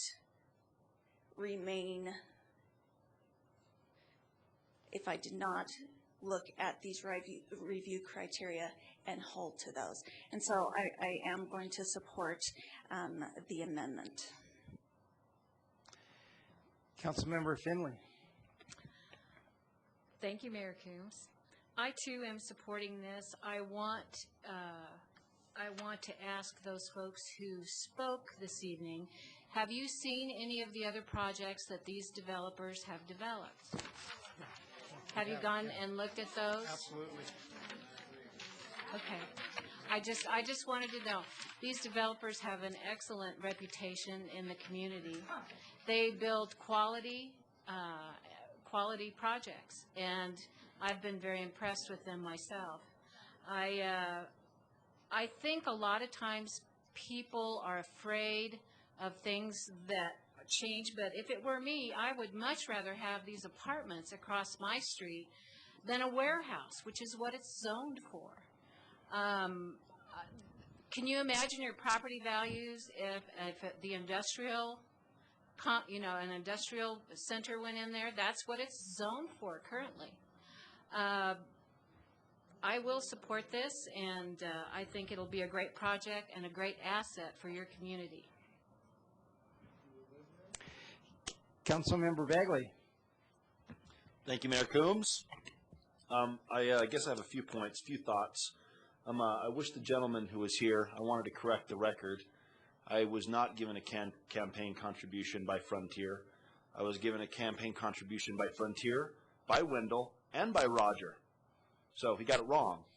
Yeah. So I received multiple campaign contributions, and most of the people who have spoken tonight know that because I never met the gentleman who stated that before, but during the fourth quarter of the Broncos game, I was meeting with the residents. And so I wish he was here because I'd ask him, how was that last pass? Because I missed it. But thank God for SportsCenter. The other thing is that I would also encourage him to talk to Richard Yale. Richard Yale donated to my campaign. He's a friend. He also ran all the data collection and helped me get elected. When his time came to vote him onto a committee, I voted against him because I thought there was a better qualified candidate. And so I would challenge anyone who would question my integrity over a $200 campaign contribution. The $1,000 we get for the, 80 hours every month we put into this isn't worth it. And so if I wind up going to hell because I sold out to a developer, well, that's not going to happen. But on point, I also am torn by this. During my campaign, I constantly stated that we need more apartments in Longmont. That is my definition of affordable housing. So on one hand, I hear the neighbors saying, oh, this could be affordable housing. What are we going to do? But at the same time, I'm going, yeah, it's affordable housing. We need it. But anyway, I could talk a lot. But I guess what I come down on this is, I guess the one person that kind of resounded to me tonight was Ms. Carrie Ott. And the reality is we don't know what the future holds. If I were in your shoes, I'd be scared too. I wouldn't want to lose my property values. I would be questioning the integrity of council members and the developers and my neighbors. I'd be worried about my kids' schools. I hear that. But we don't know what's going to happen, and the only thing we do know is whether or not the property values increase or decrease will all depend on what is built, whether it's low density, medium density, high density. If they build a phenomenal project at 230 units, your property value is going to be fine. If they build a 104, 108 medium density project, your property values are going to suffer if they don't do a good job. And so I guess where I'm coming down on this is I'm looking forward, regardless of what we do, to what those two gentlemen plan for the area. And I would encourage you to do it right, regardless of the density, because it will impact your neighbors. And the reason I followed up with Mr. Pickett, he owns property in the area. I find that also reaffirming, because he loses if you lose. And I understand that. But these are the thoughts that are coming to my mind as I'm sitting here, listening to everyone. And last but not least, I'd like to apologize to Mr. Spalding, because I would have liked to I would have liked to have heard a 15-minute concise presentation. Didn't happen, but I think all the points got out there, and I'm leaning towards voting for it. But I can promise you that if it depends on how it's built, if it's not something that's going to protect the neighbors, I'm all for being a good neighbor, and we'll hold that expectation of the developers, regardless of who gave me money. Go ahead, Alex. Councilmember Samari. Thank you, Mayor Coombs. I think what we have to keep in mind is if it stays the same, they also have the right to build residential housing. So it may not be as many units, but there would be the same amount of traffic or maybe more traffic, because then you have residential as well as commercial. And we all know that when you have commercial businesses, you have people going in and out of those businesses more frequently than residences. So, and then the term affordable, it depends on how you define affordable. Okay. What they're suggesting to build is not what affordable housing as we discuss normally is. These are affordable from the perspective that they are market rate rents that people can afford. It's not for low income housing or subsidized housing or Section 8 housing. Those people wouldn't qualify to live in that development. So let's keep everything in perspective. If we do decide to change the use, they still have to jump through all the hoops to get whatever project approved. And everybody will still have a chance to express their opinions, their objections, their favors in whatever they bring forward. And there may be compromises that can be made when they come through planning and zoning, as opposed to right now saying yay or nay, because that's not what we're here to discuss. We're not here to discuss what the potential development is going to be. We're here to say, should the zoning be changed to high density or to different use? And to me, I guess, whether it's commercial and residential, it still equates to high density from a traffic perspective, from road uses perspective, everything that was brought up. What I saw in the presentation tonight, the pictures at least, show that there's going to be a lot of landscaping, which would improve the look and feel of the area. And I believe they also showed that on the perimeter is going to be duplexes, just like there are across the street currently, not just high-rise buildings. Well, yeah, two-story townhouses. Sorry, I used the wrong term. But there's already two-level townhouses across the street on the other side. So it would just mirror what already exists. Okay. And so I think the plan, the master plan, like in any business, it's a living document. In a business, you have a business plan that guides you, and occasionally you have to make changes to that business plan based on market conditions. And the market conditions right now, whether you live in Mill Village, Old Town, or anywhere else in Longmont, property values have decreased for everybody. It's not just, for a certain segment. So I think we need to keep a reasonably cool head about us and look at what's being addressed right now and just deal with the issue right now. And the others, as they come forward, we can deal with them. And maybe what they're proposing, and maybe they'll find that even what they're proposing doesn't work. Oh, okay. Go ahead. Councilmember Santos. Thank you, Mayor Coombs. Mayor, considering the time and we're coming up on our 11 o'clock, I would move that we extend the meeting to finish the remainder of our agenda. All right. Let's vote.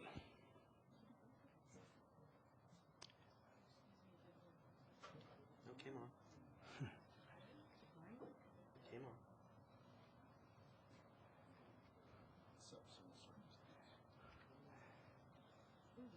Okay, it passed with Councilmember Finley dissenting. So the meeting will be extended. Did you want to continue? Councilmember Santos. Thank you, Mayor Coombs. Councilmember Bagley, thank you. What you said kind of swayed me. Process is still step one of a process. So I move ordinance 2012-01. Just okay. You can still talk. All right. See, without any amendments, basically, is your motion. Yeah. Moved it as presented. Okay. I guess my thoughts on this, the biggest thing that bothers me the most is the due diligence thing. When someone comes in and they commit to buy a house, it's a big investment, and they do all the right research, and they go, okay, this is what's going to be built here. It's going to be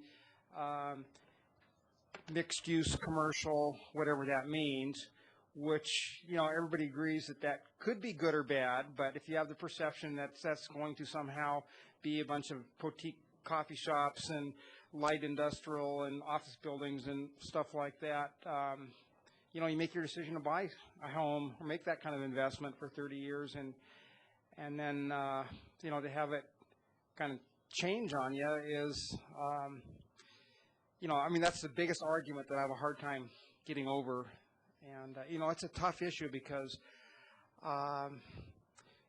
you know, the plan looked pretty good. I think a lot of people are probably overreacting to how much their property values are going to go down. I mean, they might go down 10%. Nobody knows. They might actually not be changed at all. But just the perception of that, I think I have to protect, you know, and plus the precedents. If we do this one time for this, then nobody's going to be able to trust doing due diligence anywhere in this city. You know, it's changing precedents that bothers me. You know, I know that this is a fluid document and it's got to change. And anyway, I'll move, or I guess that's my 2 cents on it for right now. So, Councilmember Samori. Thank you, Mayor Coombs. I mean, the precedent has already been set because previous council, long before us, have made changes to the master plan. And the master plan, again, is a living document. Just like a business plan, changes are made based on conditions, market conditions, and what the city desires in terms of growth in the future. You know, we buy a lot of open space because we want to expand Union Reservoir. That's a change from what it was 20, 30 years ago, right? So we're not really setting any kind of precedent because that's already been set. I think what we're doing is we're looking at potentially what may be the best use for the piece of property as it stands today, based on the current economic market, based on demands from the housing market, and that's all we're doing is we're looking at it. No final decisions are being made. They haven't been approved for any kind of construction. They still have to go through all the processes. So let's give it a chance before we say yay or nay. Councilmember Levison. I really think that at this point, you know, the comprehensive plan is some long-range vision. And when we make a land use amendment, we're basically changing the long-term view. One of the things we haven't talked about in this entire discussion, you know, let's set aside the residents. There was some testimony in the packet from a business owner who said that if there's not potential for more commercial and more business to be developed out there. She thought that that was going to affect her business. So we already have business owners out there. We, of course, you know, the gym out there failed for whatever reason. You know, it could be bad management, could have been, you know, not kept up well, whatever. We can't make those judgment calls. But in order to have a thriving commercial development, you have to have that kind of tipping point of availability too. And, you know, having regional commercial there is fine, but you have to have some availability of smaller scale stuff. And across the street where the access property, that's probably going to be something massive. And you'll have to look at having the availability of some lower scale, probably non-conventional, not a big box store type of area. And having that availability out there of that, the kind of niche that this current zoning gives you, I think opens up more possibilities for the community, not just the Mill Village people, but supporting the current businesses out there and also future potential. And right now, it's our decision to say something about the future of Longmont as opposed to the developer coming in and saying, you know, we want to do something with this property now. And, you know, we saw them, like in 07, 08, say, we want to do this with our property now. So whatever the flavor du jour is fine, but we're supposed to take the longer range view here. And so when I'm looking at it in the integrity of neighborhoods, I mean, you know, frankly, no matter what happens, we could end up in Old Town Longmont as long as somebody had bought 3/4 of a block. They could rip down every single house and build high-density apartments. Well, you know, it doesn't matter then that it was zoned, you know, RLE or R2 and it was predominantly built another way. You know, I think it really goes to the heart of why we have a comprehensive plan. It's because we've had long-term goals with a lot of community input to develop where the best strategic uses of land are in different categories. And I think that voting in this change right now waters that whole process down too. So again, I am not in favor of this as it's presented, and I will be voting no. Councilmember Witt. Thank you, Mayor Coombs. I think that everybody can agree that we would have loved for commercial to work there. Unfortunately, wanting something to happen and having the right position to do that are two different things. And the developer tried for over 10 years to have commercial development there. At what point, how long is he supposed to hang on and hope against all hope that somehow somebody's going to come in and want to develop there? I think that they've done their due diligence. I think it was presented that they have gone after the kinds of stores and businesses that we want here in Longmont. And that piece of property, it's not going to work. Something that people said over and over again, high density is fine, but not right here. Why can't they do this somewhere else? Well, these people don't own a piece of high development property somewhere else in the city. This is the piece of property that they have, and they have financing presumably lined up to do this piece of property right here. Let's also, to Councilmember Bagley's point, we still have to approve whatever they bring to us. If we don't think that it's got enough play space for children, if we don't think that it's going to be able to meet sufficiently the needs of their microcosm, and that it's going to wash over into the next neighborhood, we're going to have a problem with that, and we won't approve that. And so I think that we have some concerns, but you can't force the market to do what you want it to do. And I think that governments can't do that. Well, you can actually in Cuba and China and other places like that. But here in the United States, you can't really control the market like that. So wish it was that way just to make things easier, but this is the hand we're dealt. And we're going to make the best, we're going to do the best we can to mitigate your concerns. City Attorney Eugene Mayo, please. Thank you, Mayor.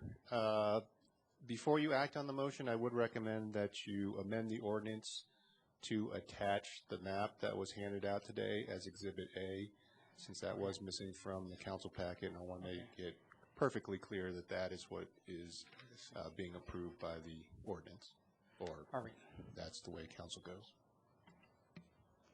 Councilmember Samori. Thank you, Mayor Combs.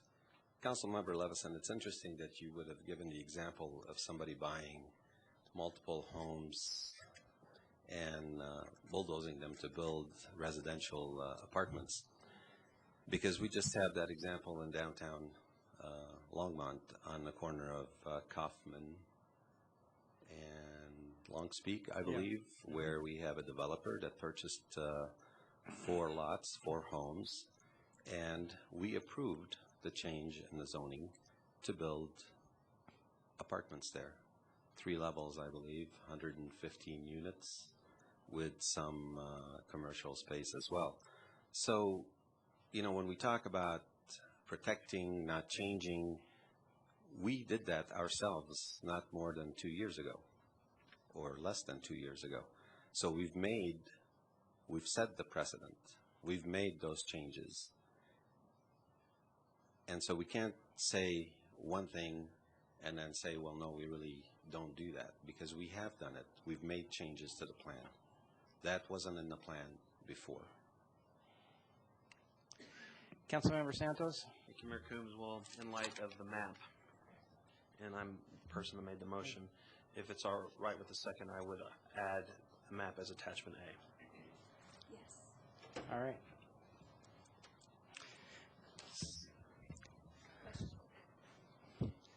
Councilmember Levison? Yes, I'd like to respond to Councilmember Samori's comment. What I was talking about, you know, it's locational. That's what we're talking about here, locational. It might be more appropriate downtown than if you're going to take half of Collier Street, knock half of Collier Street down, and put up high-density apartments. And I think that what we're looking at for a certain area of town is not relevant, because we're talking location and locational aspects when we do land use changes. We didn't have to do a land use amendment to do a project in downtown. That's part of the point here. So, you know, I think it's just, again, it's apples and mangoes. It's not apples and oranges even in that case. But you know what? It's entirely different when you're looking at reaching comprehensive plan goals that are much different for downtown than they are in a neighborhood such as Mill Village. And, you know, when past councils make decisions for whatever reason they decided to locate Mill Village and wave the magic wand, sometimes it's up to councils in the future to make adjustments that make something that might not have been optimum in the beginning work better. And I don't think this is going to make Mill Village work better.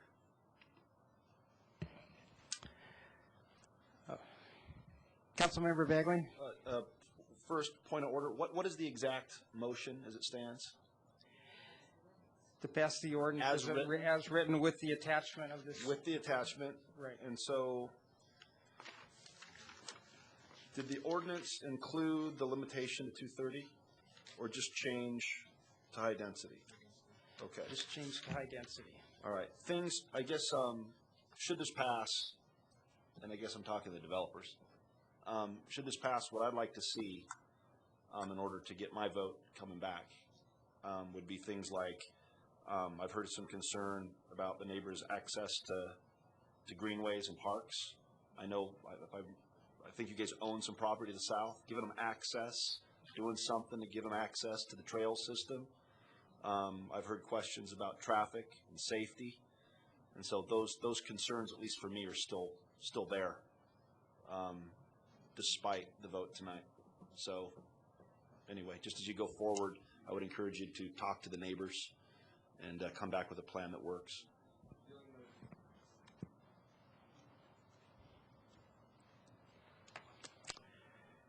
Okay, I see no further discussion. Let's vote.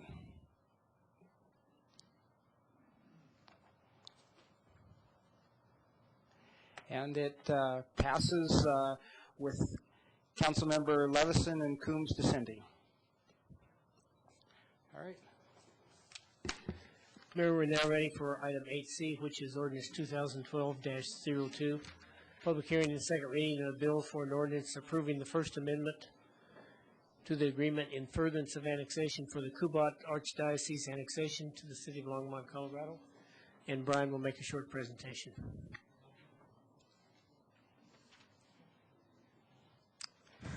Good evening, Mayor, Council members. Brian Schumacher with Economic Development.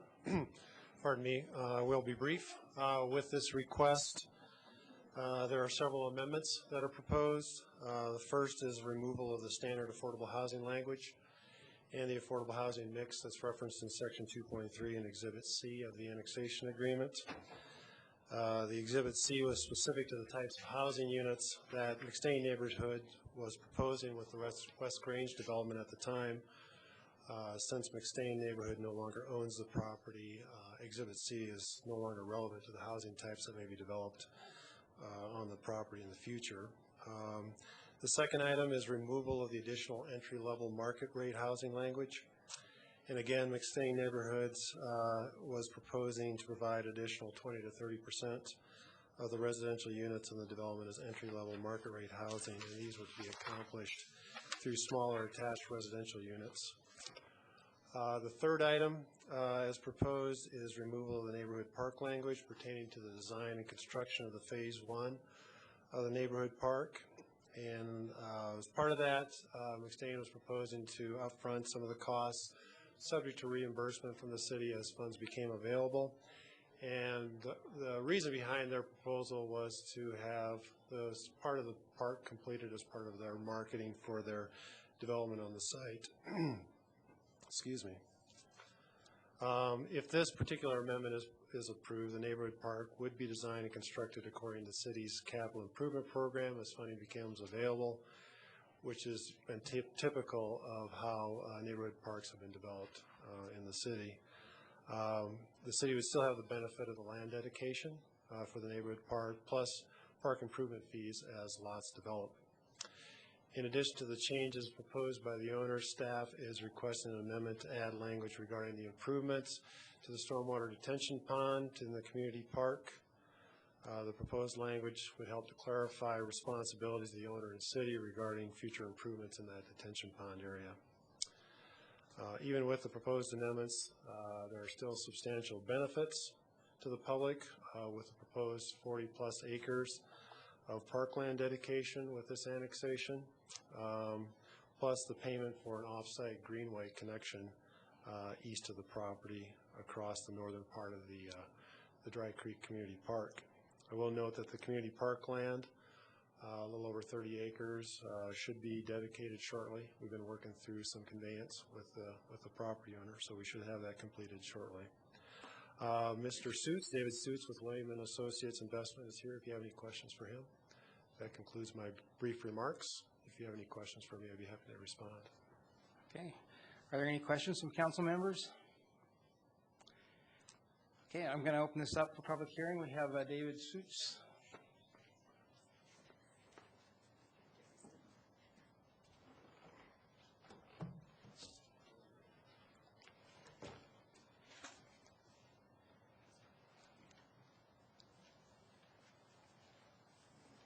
Good evening, Mayor Coombs and council members. After what you've been through tonight, I've rewritten, changed, and tried to condense this, but I think Brian has pretty much summed up. We have worked diligently trying to come up with a plan and a marketing program that is attractable to builders that are interested in the project. Probably the main stumbling block has been the inclusionary zoning on this property. It was for another time that does not exist today. It's a large project. There will be a large variety of homes available. It's about half single family and half attached family. So there will be opportunities for market, for affordable homes, pricing that should help. But other than that, if you have any questions, I'll be available to answer that. Thank you. Thank you for your time and consideration on this. Could you formally state your name and address, please? David Suits, 76 Cherryville Road, Boulder, Colorado. Thank you.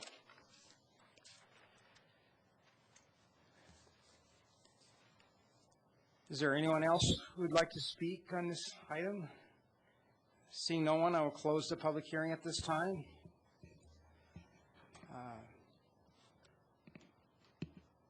Councilmember Levison. Yes, Mr. Suits, nothing against you, but I'm going to vote no on this just because one of the attractive features of this area of town was the possibility of affordable housing west of Airport Road, where we have very, very little affordable housing. So, and I also really believe that leaving the park to the capital improvement plan, you know, I think neighborhoods need parks, and they need to be, you know, built when the first wave goes in, so that people can enjoy that park impact fee that we're slapping on them every time a house is built, $5,000 a doorway. So, and I know it's going to be a long time coming for the community park to be fully built out, and we're not quite finished with the other neighborhood park by the elementary school, as you know, totally finished and you know, with all the amenities. And so I would have liked to see the park come in at an earlier stage. Councilmember Samori. Thank you, Mayor Combs. The people at Mill Village are still waiting for their park. I mean, there's a sequence, a priority, and that's how we've always done it.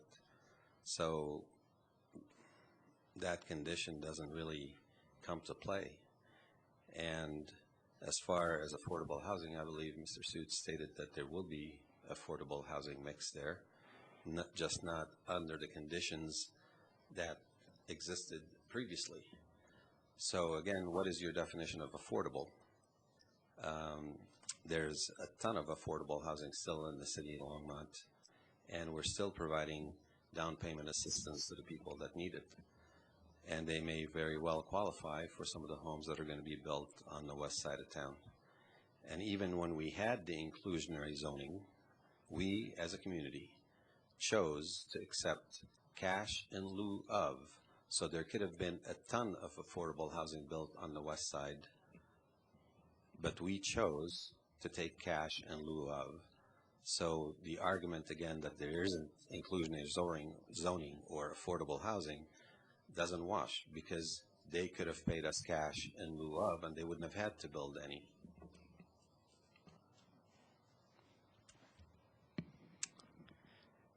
Any other discussion? Councilmember Bagley. I think it's ironic that we're having this discussion just after we voted and talked about needing more apartment buildings. I've got clients, I see families that have $80,000 between the two parents. They get divorced. You have a single mom. She gets $40,000 now. She has to make it work. If you can find a 3-bedroom home in this town for under $1,250, let me know, because I've got a list. And so I think the solution for the affordable housing dilemma is to let people build housing. And I drive all over Longmont, and there's beautiful areas, and then there's other areas. I'm like, what were these people thinking when they developed this? And supply and demand is a fickle master. And when you start tweaking money here and forcing people to pay there and manipulating the market to the extent that you're trying to make things work, things break. developers might build a park, but all of a sudden, the wooden fences that we see all over town start falling because they don't take care of those. I mean, money's not free, and you got to figure out where you're going to spend it. And the people who are going to be best to determine what's going to work best is the people taking the risk. And I'm for getting out of their way and just letting the developers do what they do best, which is develop, hopefully, great projects.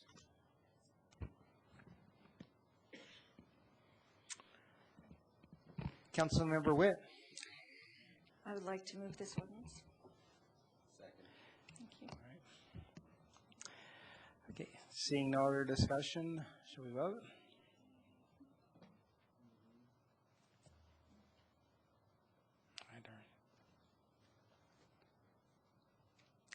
It passes with Councilmember Levison dissenting. Mayor and Council, 8D is ordinance 2012-03, public hearing and second reading of the bill for an ordinance conditionally approving the Bulgat annexation, generally located east of Well County Road 1 and north of Well County Road 26, and zoning the property A, agriculture. And Brian has a short presentation prior to your public hearing. Thank you, Mayor and Council. The city owns the Bogart property located in Weld County, West Union Reservoir, and we are proposing to annex it to have it under the city's jurisdiction and land use control, similar to other properties that have been annexed around Union Reservoir. Since the property is proposed for annexation and is owned by the city, the state statutes provide or allow that the city can annex this through an ordinance directly. The property comprises approximately 84 acres and was purchased by the city using water and open space funds. When the Union Reservoir is expanded in the future, part of the property would be inundated. The proposed zoning for the property is agriculture, which is consistent with the other city-owned properties that are around Union Reservoir that have been annexed so far. That concludes my remarks. Thank you. Are there any questions from, Councilmember Samori? Thank you, Mayor Coombs. I do have a question. Are we giving ourselves 252 acre-feet of water for this annexation? Councilmember Bagley. Funny. Thank you, Mayor Coombs. I guess in the back of my mind, I'm assuming that we're doing this part of yet again another issue before the council.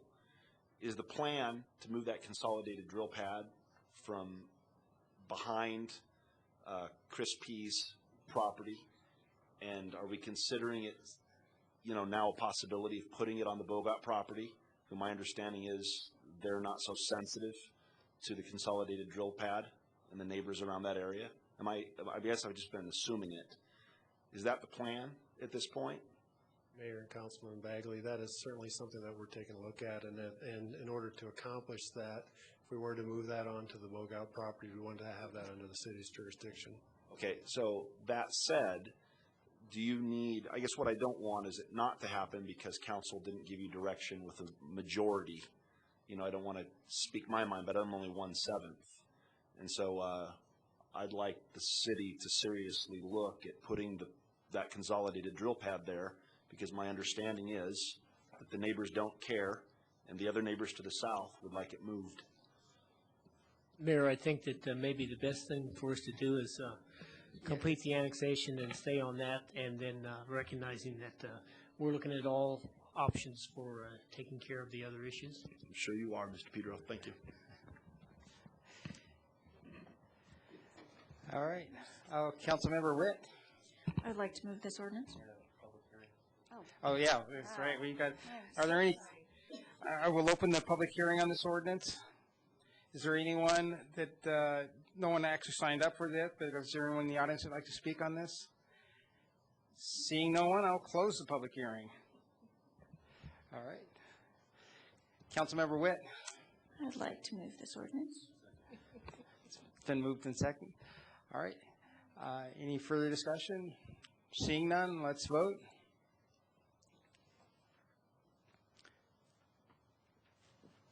It passes 7-0. Mayor and Council, we're now ready to move to item 9, consent agenda. 9A is ordinance 2012-04, A bill for an ordinance making additional appropriations for the expenses and liabilities of the city of Longmont for the fiscal year beginning January 1st, 2012. Public hearing and second reading scheduled for January 24th. 9B is ordinance 2012-05. A bill for an ordinance amending the 2012-2016 capital improvement program. Public hearing is second reading scheduled for January 24th. 9C is ordinance 2012-06. A bill for an ordinance creating a moratorium on accepting or processing land use applications, permit applications, or other applications seeking approval to conduct oil and gas exploration, extraction, or related operations within the city limits. Public hearing and second reading scheduled for January 24th. 9D is ordinance 2012-07. A bill for an ordinance amending section 2.90.020 of the Longmont Municipal Code on the Transportation Advisory Board. Public hearing and second reading scheduled for January 24th. 9E is resolution 2012-01.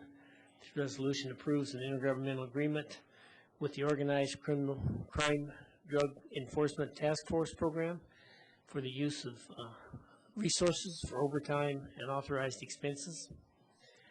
9F is resolution 2012-02. This resolution approves an intergovernmental agreement with the City County of Denver for the use of City and County Denver property for police training. 9G is approve 2 outside residential water taps for the Wells property and direct the mayor to sign the same. And Mayor, I would request that you remove item 10C for a correction. 9C. 9C. All right. Are there any other items that the council would like to remove from the consent agenda? Councilmember Levison. Mayor, I'd like to move the consent agenda minus 9C. All right. Shall we vote?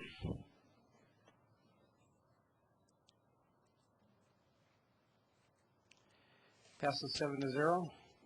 And Mayor, on item 9C, the city attorney is going to walk you through a couple of corrections on that. I read it as it was on your agenda, but there is a correction we need to make.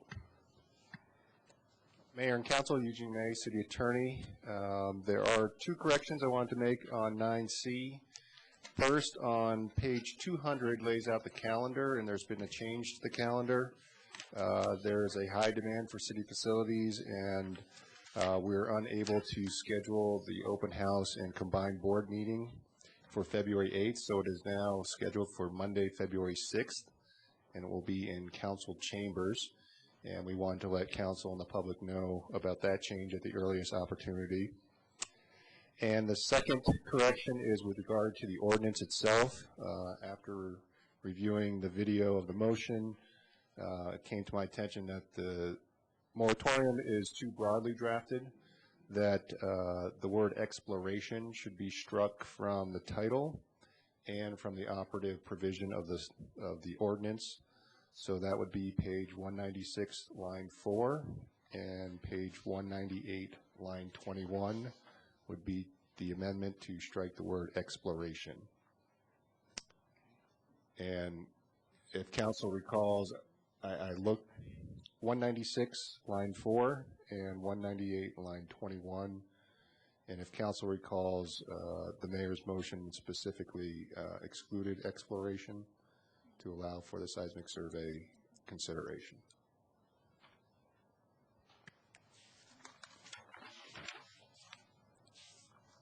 So, Mayor, we would request that you, if you adopt on first reading, you include those corrections. Councilmember Levison. I also have a question around the schedule. You note on the schedule that the March 13th City Council meeting would be the first reading on ordinance. You know, I'm hoping I'm not the only one going to National League of Cities.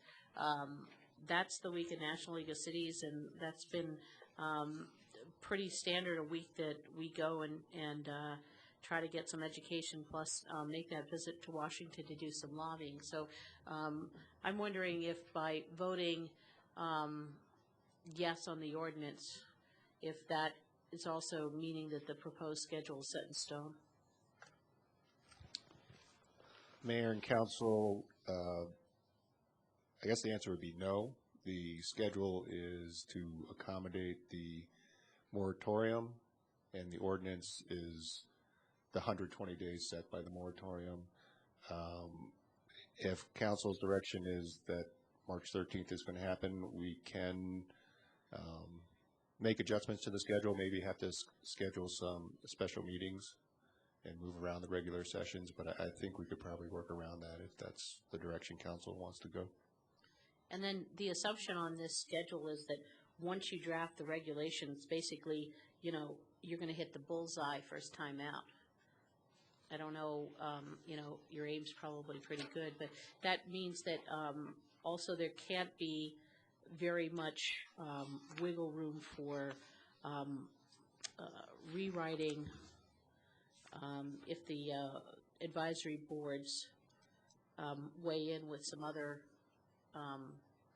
items, and whether or not we get anything coming out of the state legislature. Mayor and council, that certainly is a consideration. It is a compressed and pretty aggressive schedule, and staff is working diligently to meet the schedule established by council. I'm still thinking that we didn't give enough time, but you know, maybe this is just the first step right now for the first reading. However, I would draw fellow council members' attention to the schedule and maybe have people mulling over whether or not we shouldn't extend it for you know, another chunk of time so that we can really do a good job on it. Councilmember Witt. I am somewhat of a similar mind to Councilmember Levison. I think it is more important that we get the right policy than necessarily the right politics. It would be great if we got both of them. That'd be awesome. Seeing as there are things developing, especially in Weld County, also in the state legislature, hear me out. I would prefer that we let go of the moratorium if we can have a gentleman's agreement with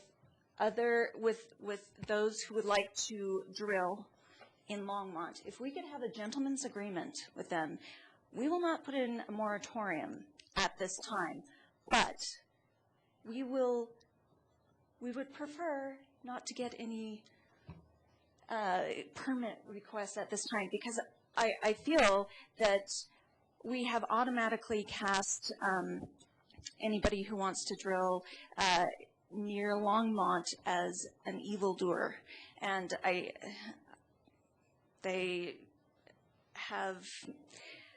we do have issues with property rights. We want to do a good job. But we also can't start off this process casting that you right here, we don't want to hear what you have to say. We don't want to, we're going to make life very difficult for you, when they could give us some information that would be useful.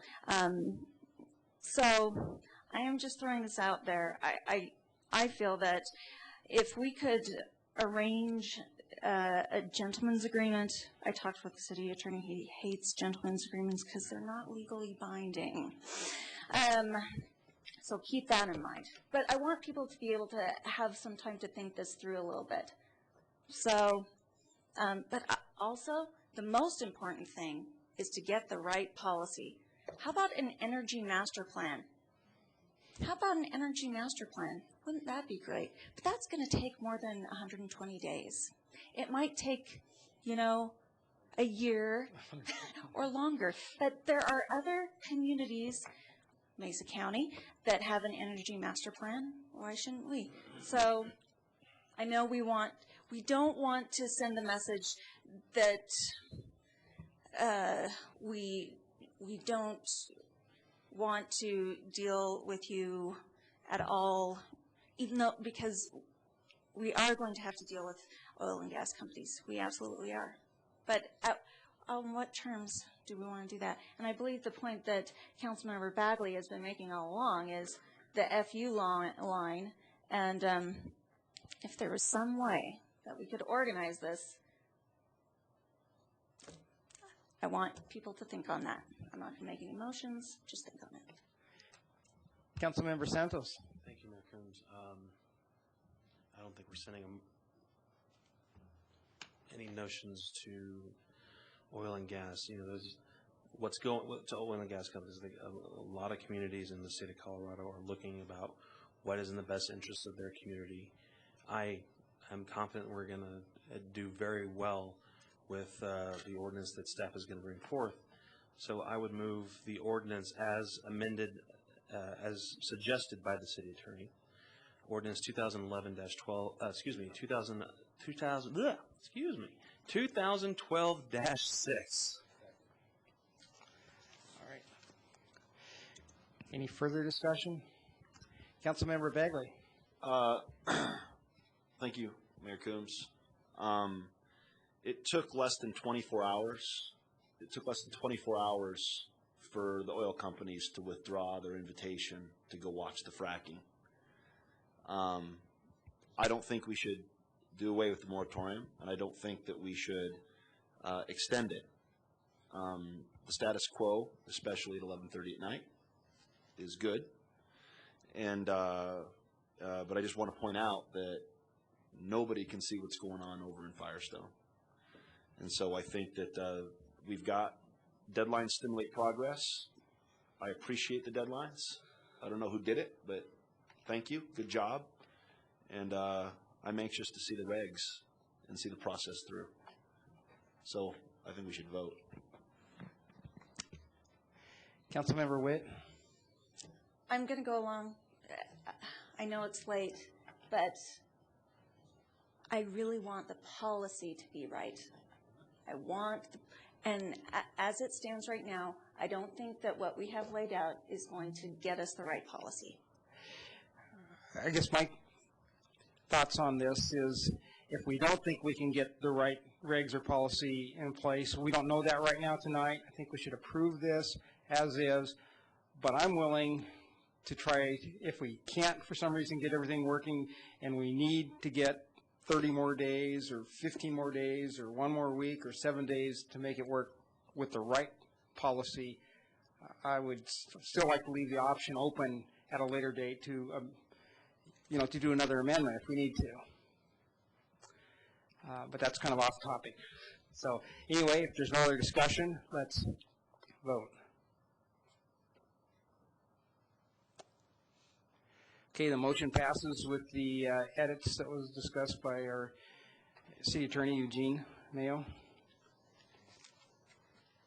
Excuse me. It's late.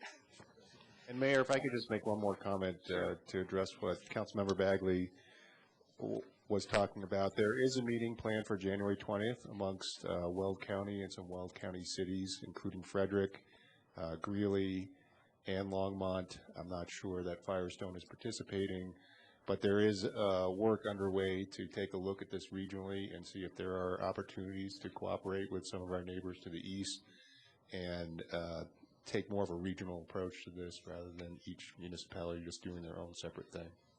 And that's part of the work plan, is to reach out to our neighbors and other governmental entities and try to tackle this thing together.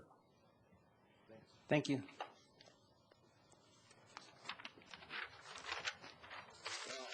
Eliminated.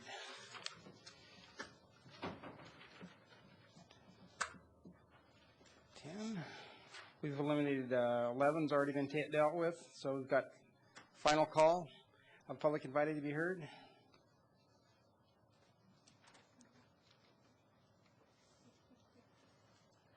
Hello, Joe. Hit the button.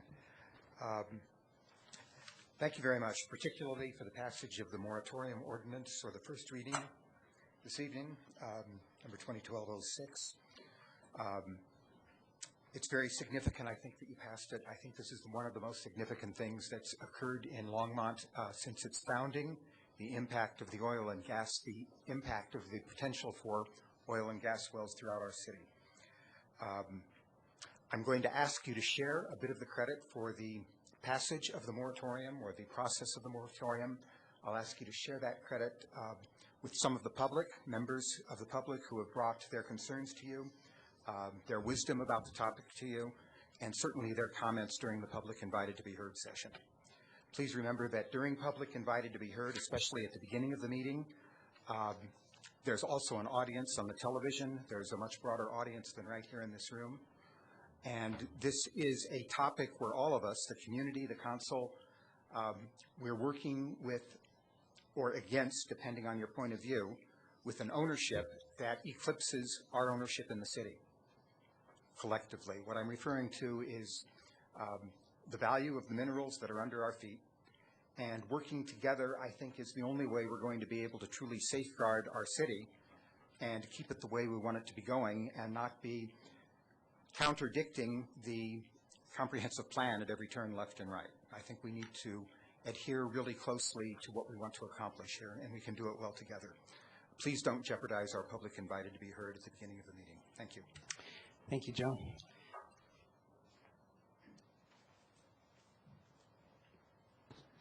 Kay Fissinger, 2199 Creekside Drive. This meeting that is scheduled for January 20th, I hope that it will be a meeting that the public is free to attend. I hope it will not be considered a work product amongst staff members from the various governmental agencies. The whole subject of drilling and fracking in communities is important enough that everything should be above board, out front, and not behind closed doors. Thank you. Thank you, Kay.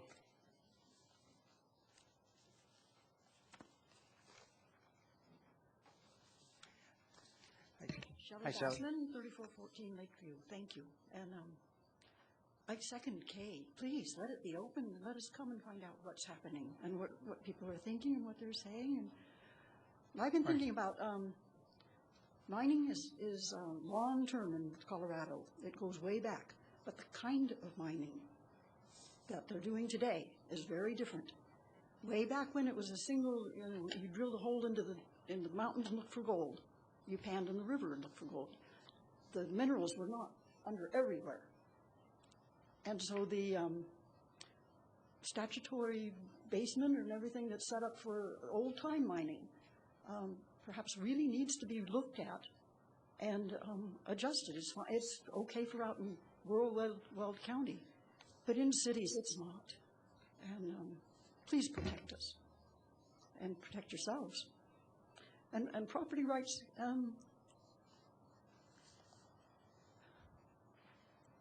there's a real imbalance. Well, my house is worth, whatever it is, 200, but what's under it is marketed at millions. There has to be a balancing of property rights. It's not absolute. And thank you. Thank you, Shelley. Thanks for staying up with all of us. City Manager, do you have any additional remarks? Oh, excuse me. I'm jumping ahead of myself. Okay. Mayor and council comments. Are there any council remarks? I'm getting tired. Councilmember Levison. Thank you, Mayor. I got an email today from a Girl Scout wanting to know about how we get to do a proclamation for the Girl Scouts celebrating 100-year anniversary. So just want to encourage us to get on board with trying to get as many Girl Scouts maybe and a proclamation night, and that would be excellent. Also, I want to encourage people to reach out to whoever you know for inviting them to come to the open forum next week, and then encourage anybody who's still out there in TV land to join us at the various celebrations for Martin Luther King weekend. Councilmember Witt. Thank you, Mayor. Yes, I actually got a hold of that lady and I talked to the mayor, and that's well underway, so we're excited about that. I love it when our young people take an interest in the things that we do. And please especially tell Boy Scouts about the open forum next week because they have to do citizenship in the community. They need to come to a meeting, and that is a very good one to go to. Okay, I guess I'd like to make a few comments. First off, I was able to participate in a really fun program, the Police Ride-Along, last Friday night, and I was just really impressed with how well our officers are trained. I got to see 3 different situations. I got to be in a high-speed chase, and it was real exciting. And boy, the professionalism of Officer Phil Petrowski and another officer, Augie, and how they work together. I was just real impressed, and I think as a citizen of Longmont, I'm very proud of our police department, and as the mayor of Longmont, I'm really, really proud of the job that our police department does and how well they're trained. And also, I guess is what Joe Bassman was saying, I did appreciate all the references. You made my research easy to find different things, and I was able to, I spent a lot of time doing the oil and gas research, and I do appreciate the citizens stepping up and providing us internet links and videos and things like that. That was very helpful. Any other council remarks? I would also encourage anybody on council to do a police ride-along, but I can't guarantee you'd have an action-packed night like I had. Moving on to City Manager, do you have any additional remarks? Mayor, just to remind you of another meeting that you have scheduled Thursday night, 6 o'clock at the museum with the legislative dinner. Thank you. City Attorney? No comments, Mayor. All right. This meeting is adjourned as soon as here's my gavel. It's now adjourned.